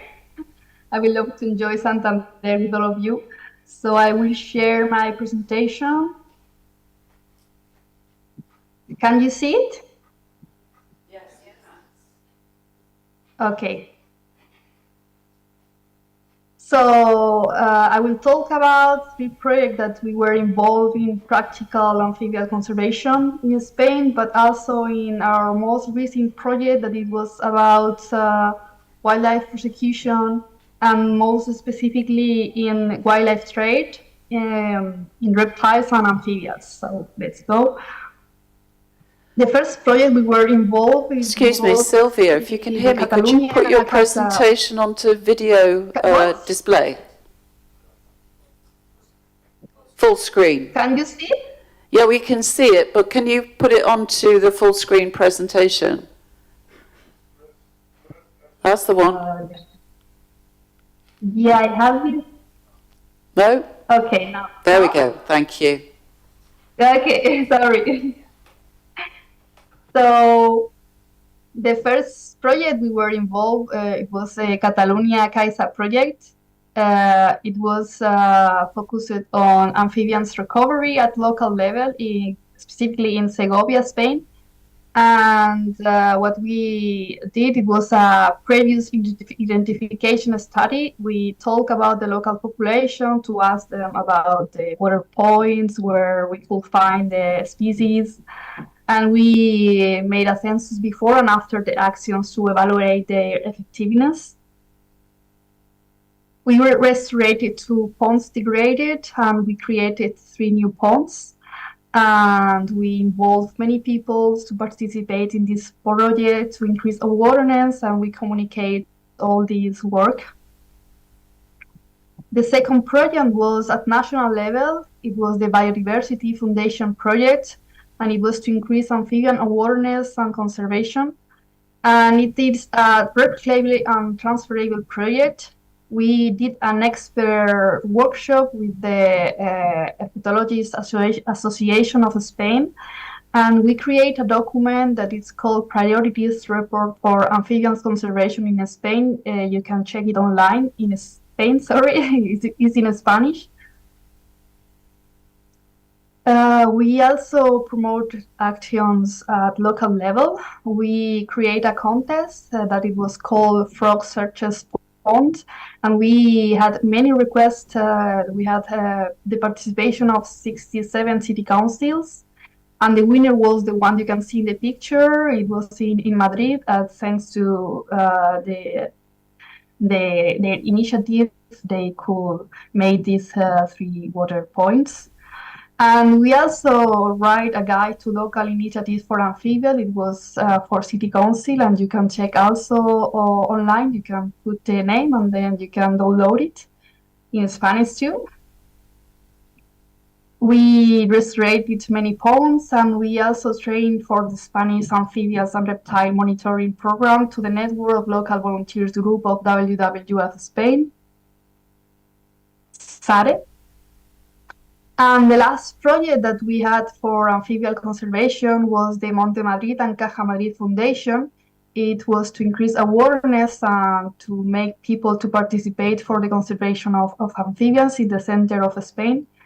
We create a campaign that was called Salvarranas, Safe Frogs, Jump to Save Amphibians. And we developed a pocket guide to facilitate the recognition of amphibians in the field, and to let them know the threats that they have and the solution that we have to do to conserve them. And we present all this information in Madrid in an educational center with more than 100 students. And the purpose of this was to raise awareness in society. And we made also a census, as you can see the pictures at night.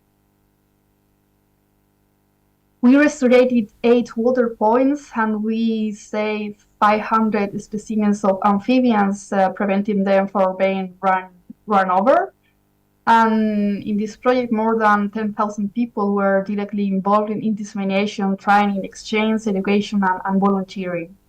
Now we are going to have another project, and we want to do more of these kind of things. And regarding the wildlife trafficking in Spain, now I'm going to talk about a more recent project. It was called SWIPE, Successful Wildlife Crime Prosecution in Europe. It was a live project with 11 European countries involved.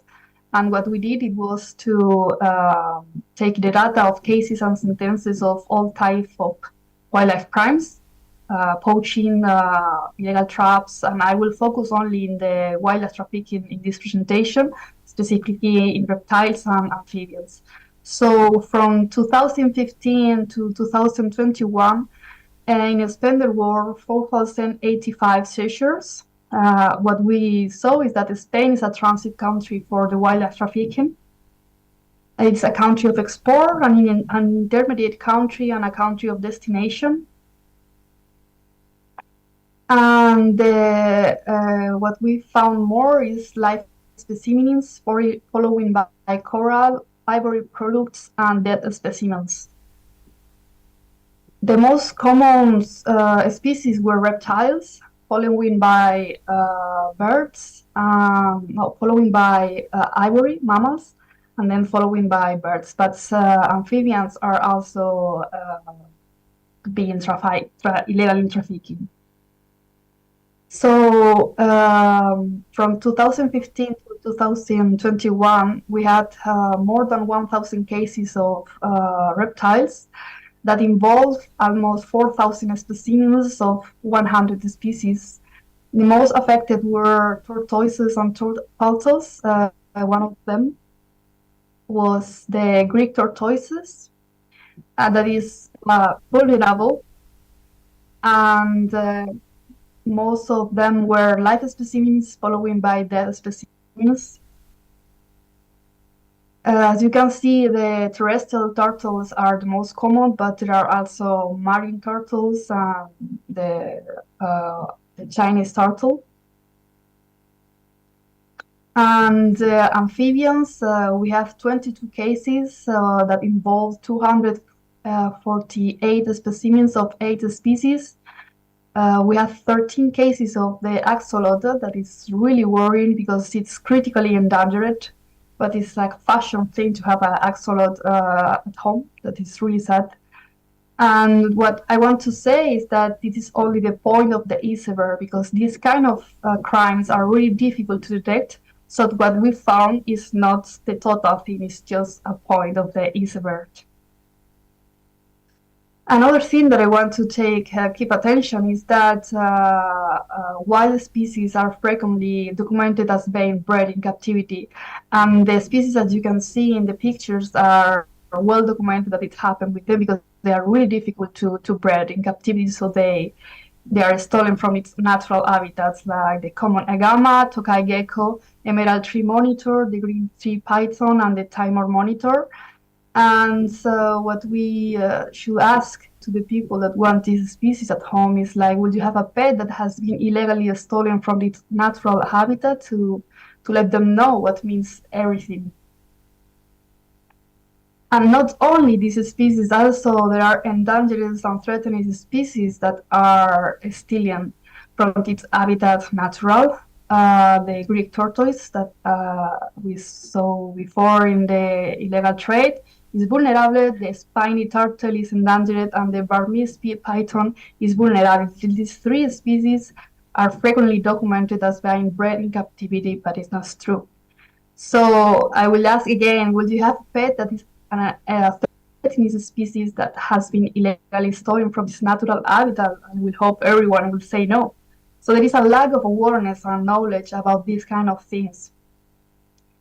And as all of you, I guess, you know, is the relation between the exotic amphibian pets and the emerging zoonosis. As you know, amphibians is the most endangered group of vertebrates on the planet. And the chytridiomycosis is a disease that has devastated amphibian population globally. And one of the reasons is the global trade in amphibians. One of the causes is because of the pet trade. So that's why WWF Spain has recommended excluding all amphibian species from the positive list. This is a list that includes all the species that you can have as a pet. And another thing that I think is important to take into account is that when you have an exotic pet, when it reaches your house, many of them die along the way. There is a scientific study that say that chameleons are the ones that died most common within the first years of acquisition. So, for example, the Jackson chameleon is really difficult to breed in captivity, and they breed in their country of origin in Kenya. They are not well adapted to the climate of Spain, so imagine another country that are farther from Africa, and most die shortly after. So the mortality in captivity of animals caught in the wild or farmed in their countries of origin is much higher. So the key message I want to say is that even that amphibians are the most threatened vertebrate group of the planet, there is a lack of knowledge, and there is still many things that we don't know, because also they have a complex life cycle in water and on land. There is a lack of attention at all levels, European Union, Spain, local. They are not taking into account also reptiles. They are not taking into account in the environmental impact assessments. And there are no specific measures for amphibian and reptiles in the common agricultural policy. That's why we are writing a report of good agricultural practice for the Herpetofauna that we think it's really important to implement.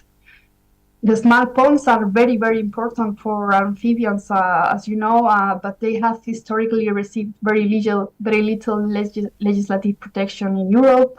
There is little national awareness or concern about their value. The Habitat Directive has not led to rare protection initiative, although it refers to the important connecting functions of ponds. And the Water Framework Directive, which aims to protect all water bodies, will not be generally applied to wetlands of less than 50 hectares.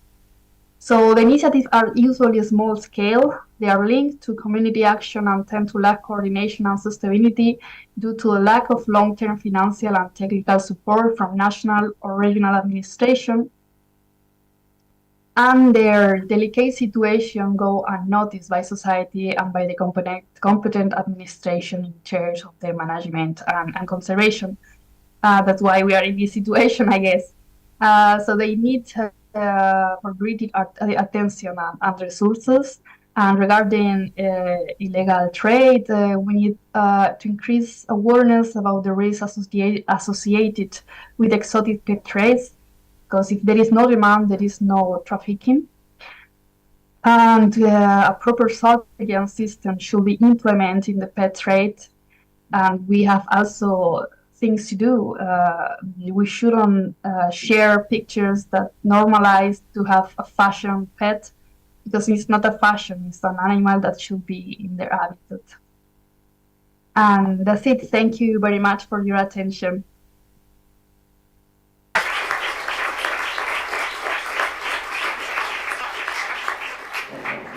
Well, thank you, Sylvia, for joining us from your deathbed. You're looking quite good, so we're not too worried about you. Thank you very much as well for highlighting the issues around trafficking and the sale of pets and the scale of the problem that is something that needs to be addressed.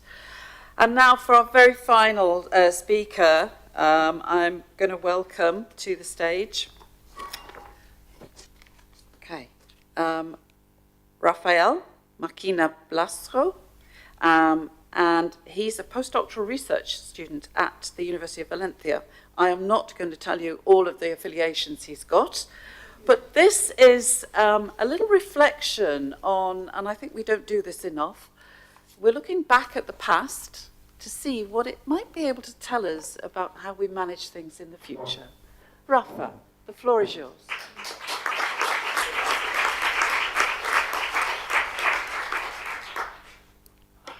Good morning.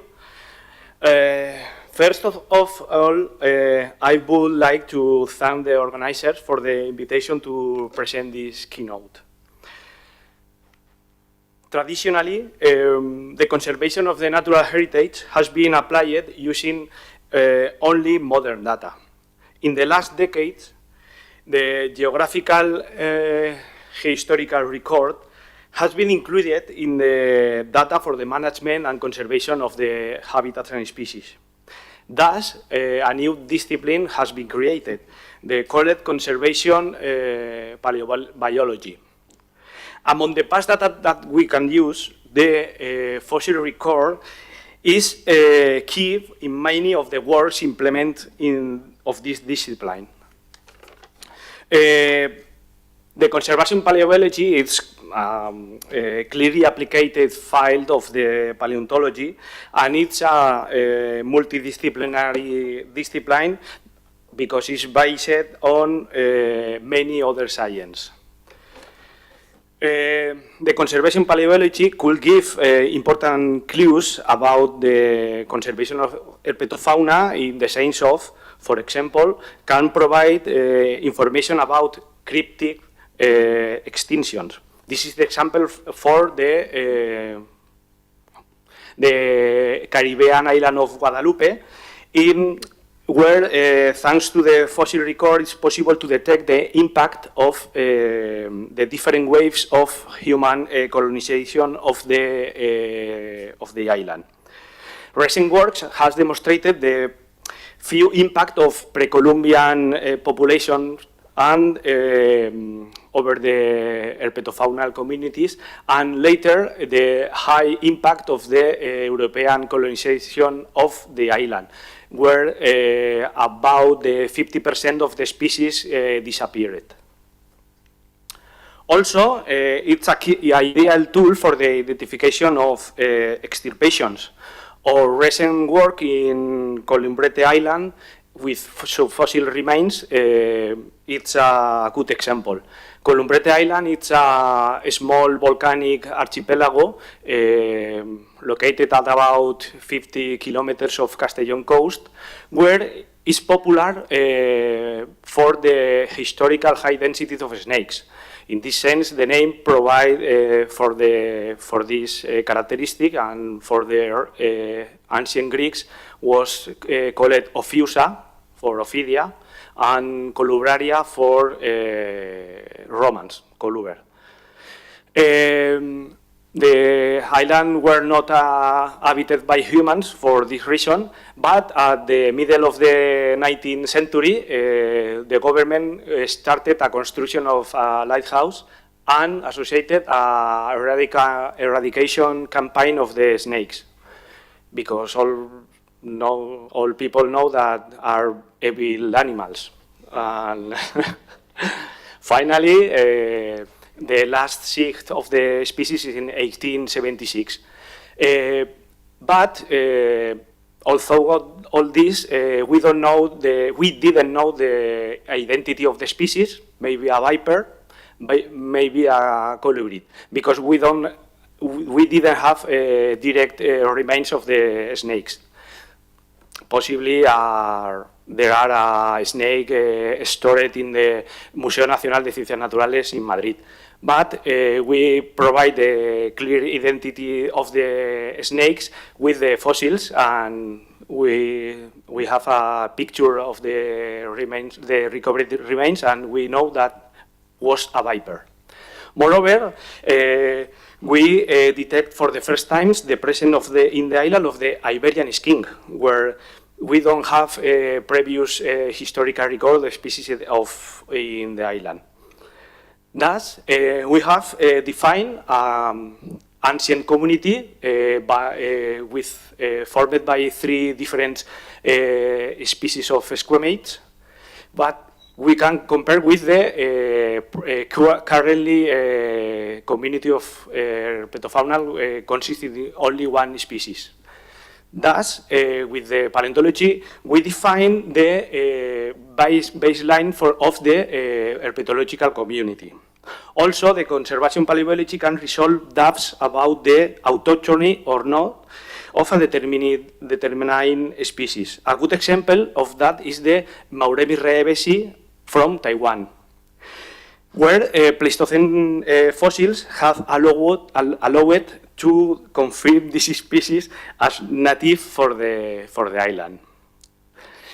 It also possible to detect niche change in past population. This is the case of the Galotia from El Hierro Island in Canary Archipelago, which paleoecological studies have demonstrated that the species reach a smaller size than specimens from before the 15th century. Moreover, it is possible with the fossil record define the ecology of highly endangered species like Galotia simonyi. Thanks to the fossil record, we know that the species inhabit in thermic and xeric ecosystems on the island. One of the most important advantages of using the fossil record for conservation is its use for the definition of distribution species models.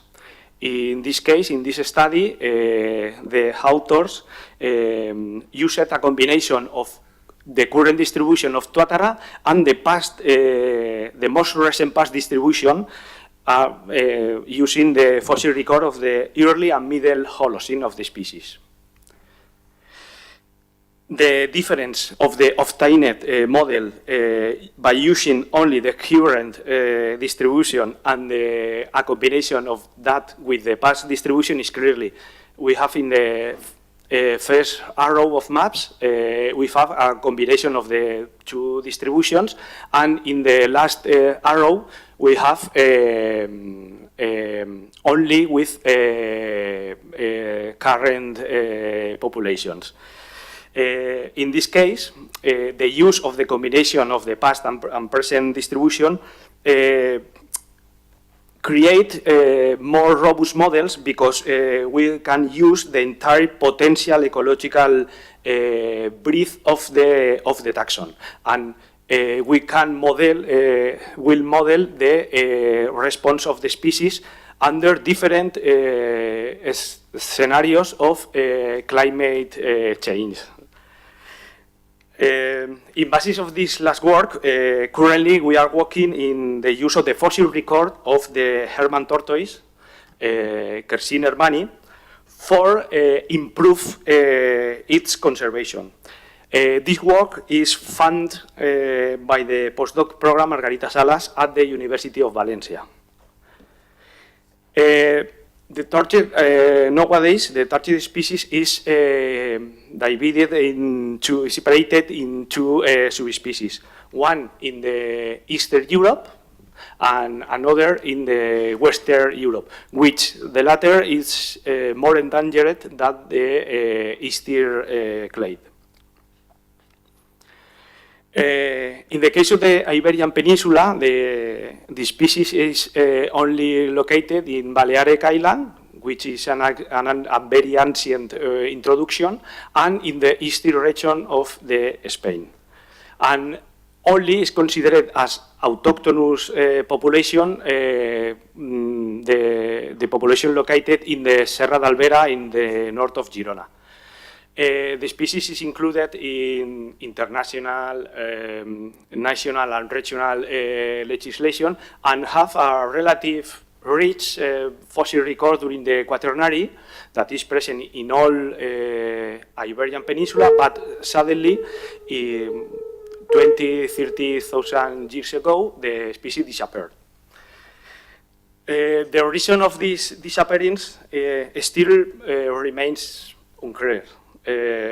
Some authors propose that this disappearance is related with the climate change recorded in the last phases of the late Pleistocene. In this case, that doesn't work. Okay.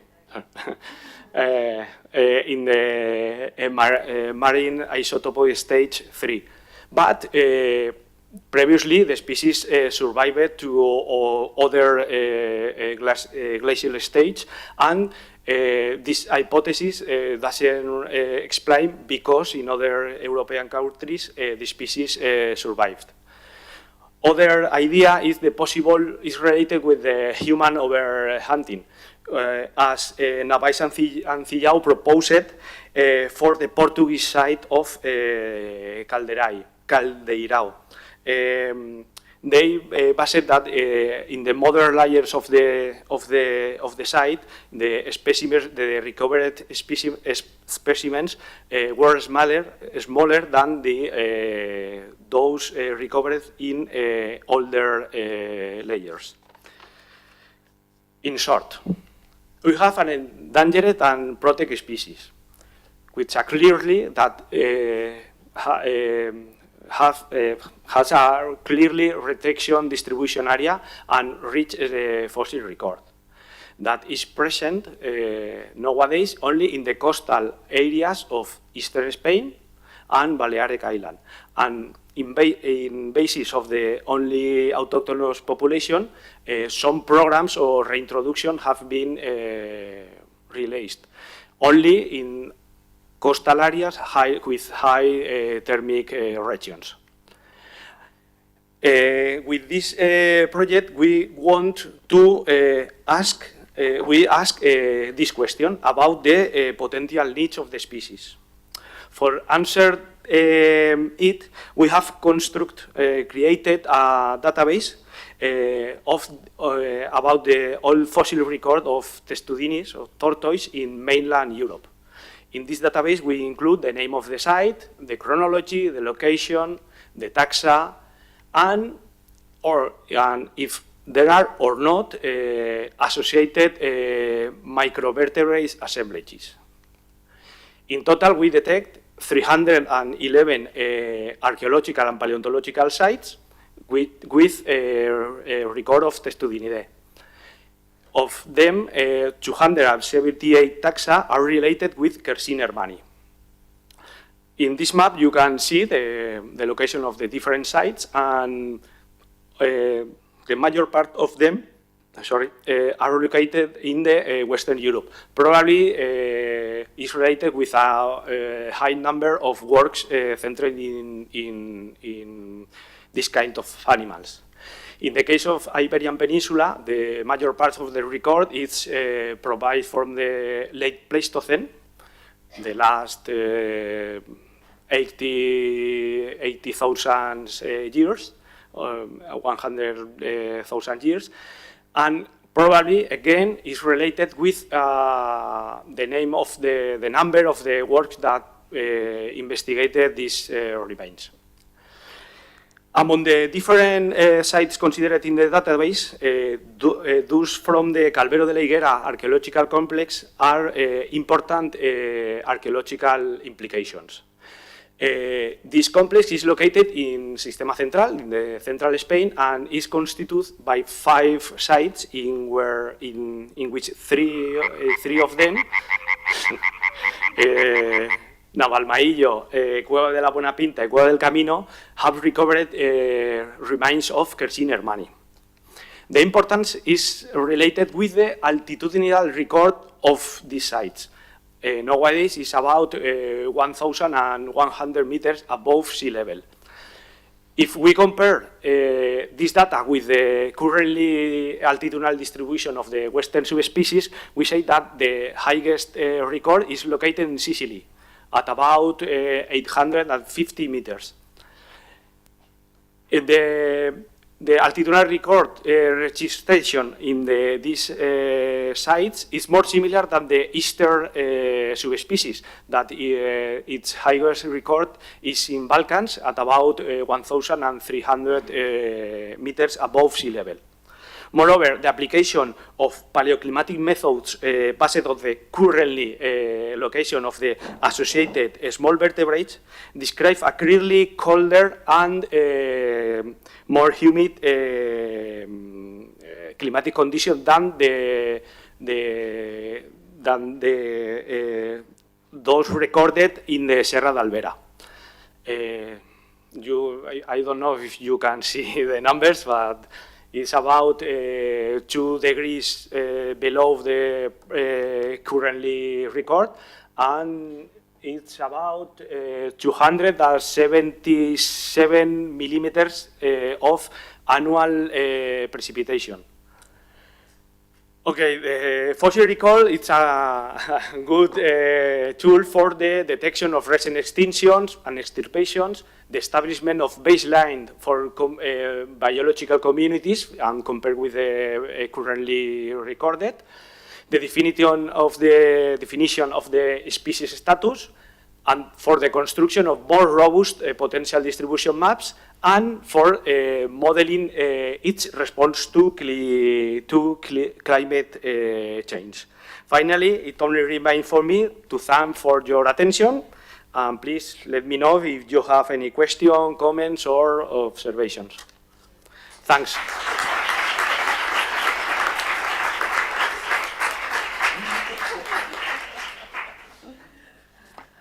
Okay, so it seems that the past can tell us a few things about what's happening now, and there are lessons to be learned there, which is fabulous. Okay, I am going to allow a couple of questions because I realise we are running late, but I will give you a revised lunchtime shortly. So have we got any questions in the room, please? Oh, you're all probably starving, aren't you? I can tell, yeah. Well, okay, I'm going to ask a question, okay. Tony. Okay, Tony, what kind of metrics do you foresee being used for species in the biodiversity net gain model? That's a tough question, huh? Or is it? Right. In the biodiversity net gain model, yeah, it might be difficult to actually get a metric as such because it's tied so closely to habitat. Exactly. But what we can do is to relate to the habitats that are good for species. Right. And if you have a straight choice between grassland or a pond, and they score the same, you might say, well, go for one rather than the other. So it's a choice of the sorts of habitats. I mean, there are rules set as to which habitats you can trade for others, but the idea is to favour habitats that would improve a lot for certain reptile and amphibian species rather than change the metric. Rather than change the metric. Okay, so just like make it more favourable for particular. That's the approach that's been looked at the moment. And there's no like discussion about including or getting more points if you've got, you know, some species in them. Or? I mean, there's discussion, but not in amongst the authorities that are actually doing it. So. Okay, all right. I mean, that I guess would be the ideal way forward, really. If you like, you would get more gain, biodiversity gain. Yeah. In terms of species.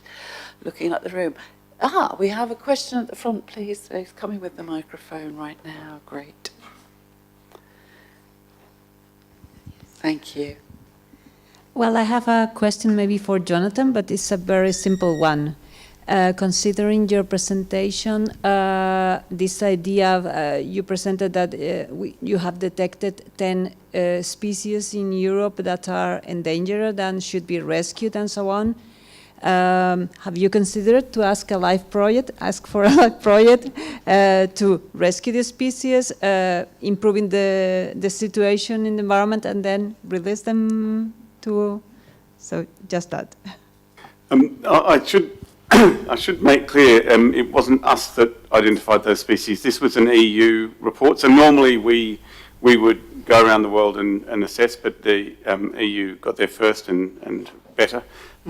So these were all identified by an expert group put together by the EU. But thank you for the invitation to consider a life application for a life grant. If you still need further information, you could, of course. Yes, it would be something that we would need to partner up with some of the European zoos to do, but absolutely that would be, if you're telling me, if the message is that you're open to that, then great. And one minor for Tony question. You were mentioning about getting private funds from those from private companies. Is it easy in UK to get private funds for amphibian reptile conservation? Because I have the impression that, at least in other countries, at least for example in Spain, if you are going to a big company on social responsibility, about they can look at you like if you were talking about. Yes. So I don't know if in UK is really. We haven't found it easy. No, I think the challenge is to work out how to do it. I mean, there certainly are large amounts of money being provided by banks and insurance companies to buy into biodiversity gain. So we're seeing that there are big projects being spent through the Wildlife Trust. I think, don't quote me on the number, but I'm sure it's about 100 million that they put into a network of projects through the Wildlife Trusts. So that's the kind of money we'd be looking at. The challenge is, how do you make something appealing? And I think this is, as I said, it's a challenge for us, but I think where it might be more appealing is if you get a consortium of different species and that we look to try and get a reptile and amphibian metric alongside a series of others. So you can say, this is improving things for species, buy into that, and then we make sure that the benefits of reptiles and amphibians on the back of it. But you never know, there might be someone that specialises in giving silly money for herps, in which case we'll try and find a way of selling it to them.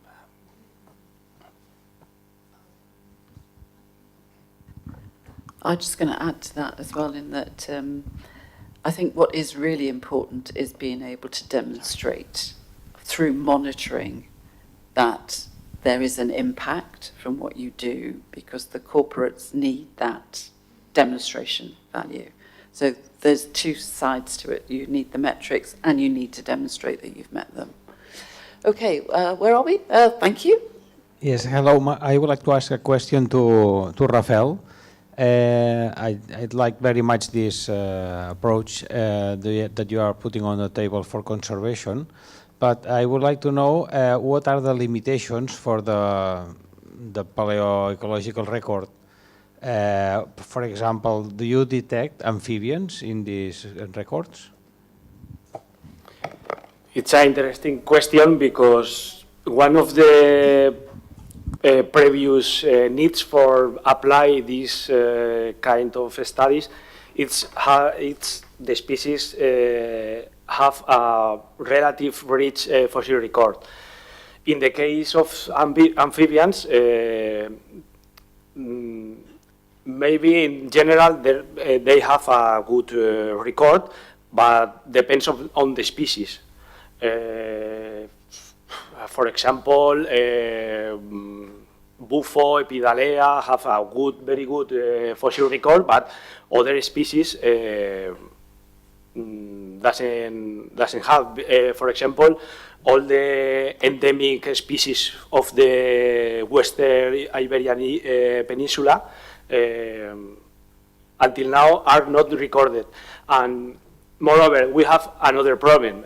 Maybe we know that they are different species, but at osteological level, we can,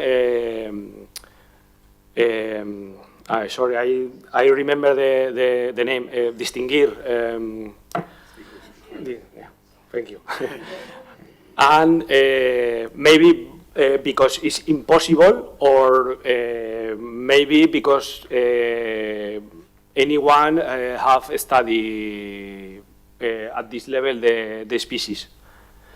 For example, we have 2 species of common toads, the Bufo spinosus and common toad in the rest of Europe, and the differentiation of with bones is not studied.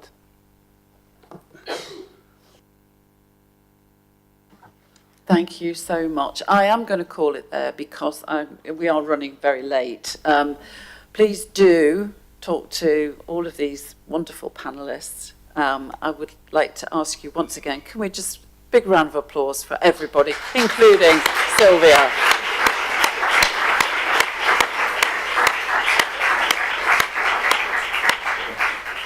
Okay, right, before you go to lunch, this is an important announcement. Okay, Karen, would you stand up, please?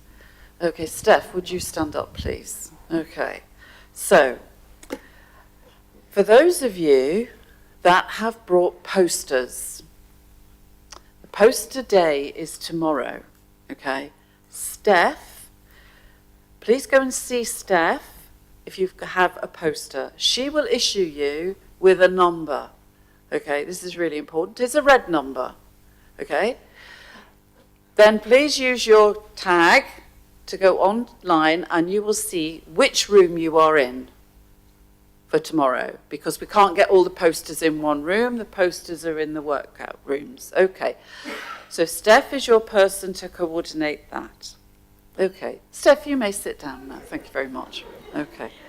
Right. Now, more importantly, for those of you that are participating in our speed presentation, session 3, immediately after lunch, you will need to get yourself a blue tag from Karen, okay?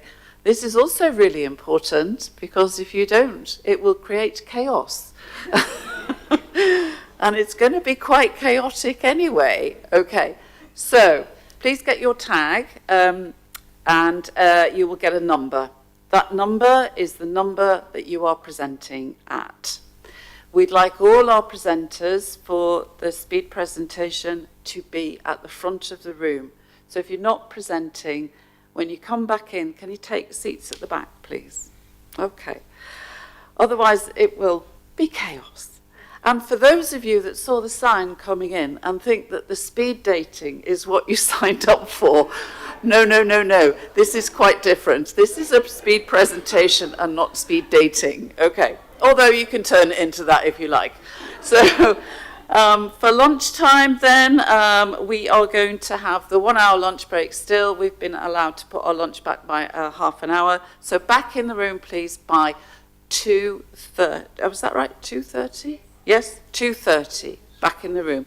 For the Yes, and if you could come to Karen and collect your disc straight away, that would mean she can go to lunch. Okay? Right, and here's one already. Great. Fabulous. Thank you.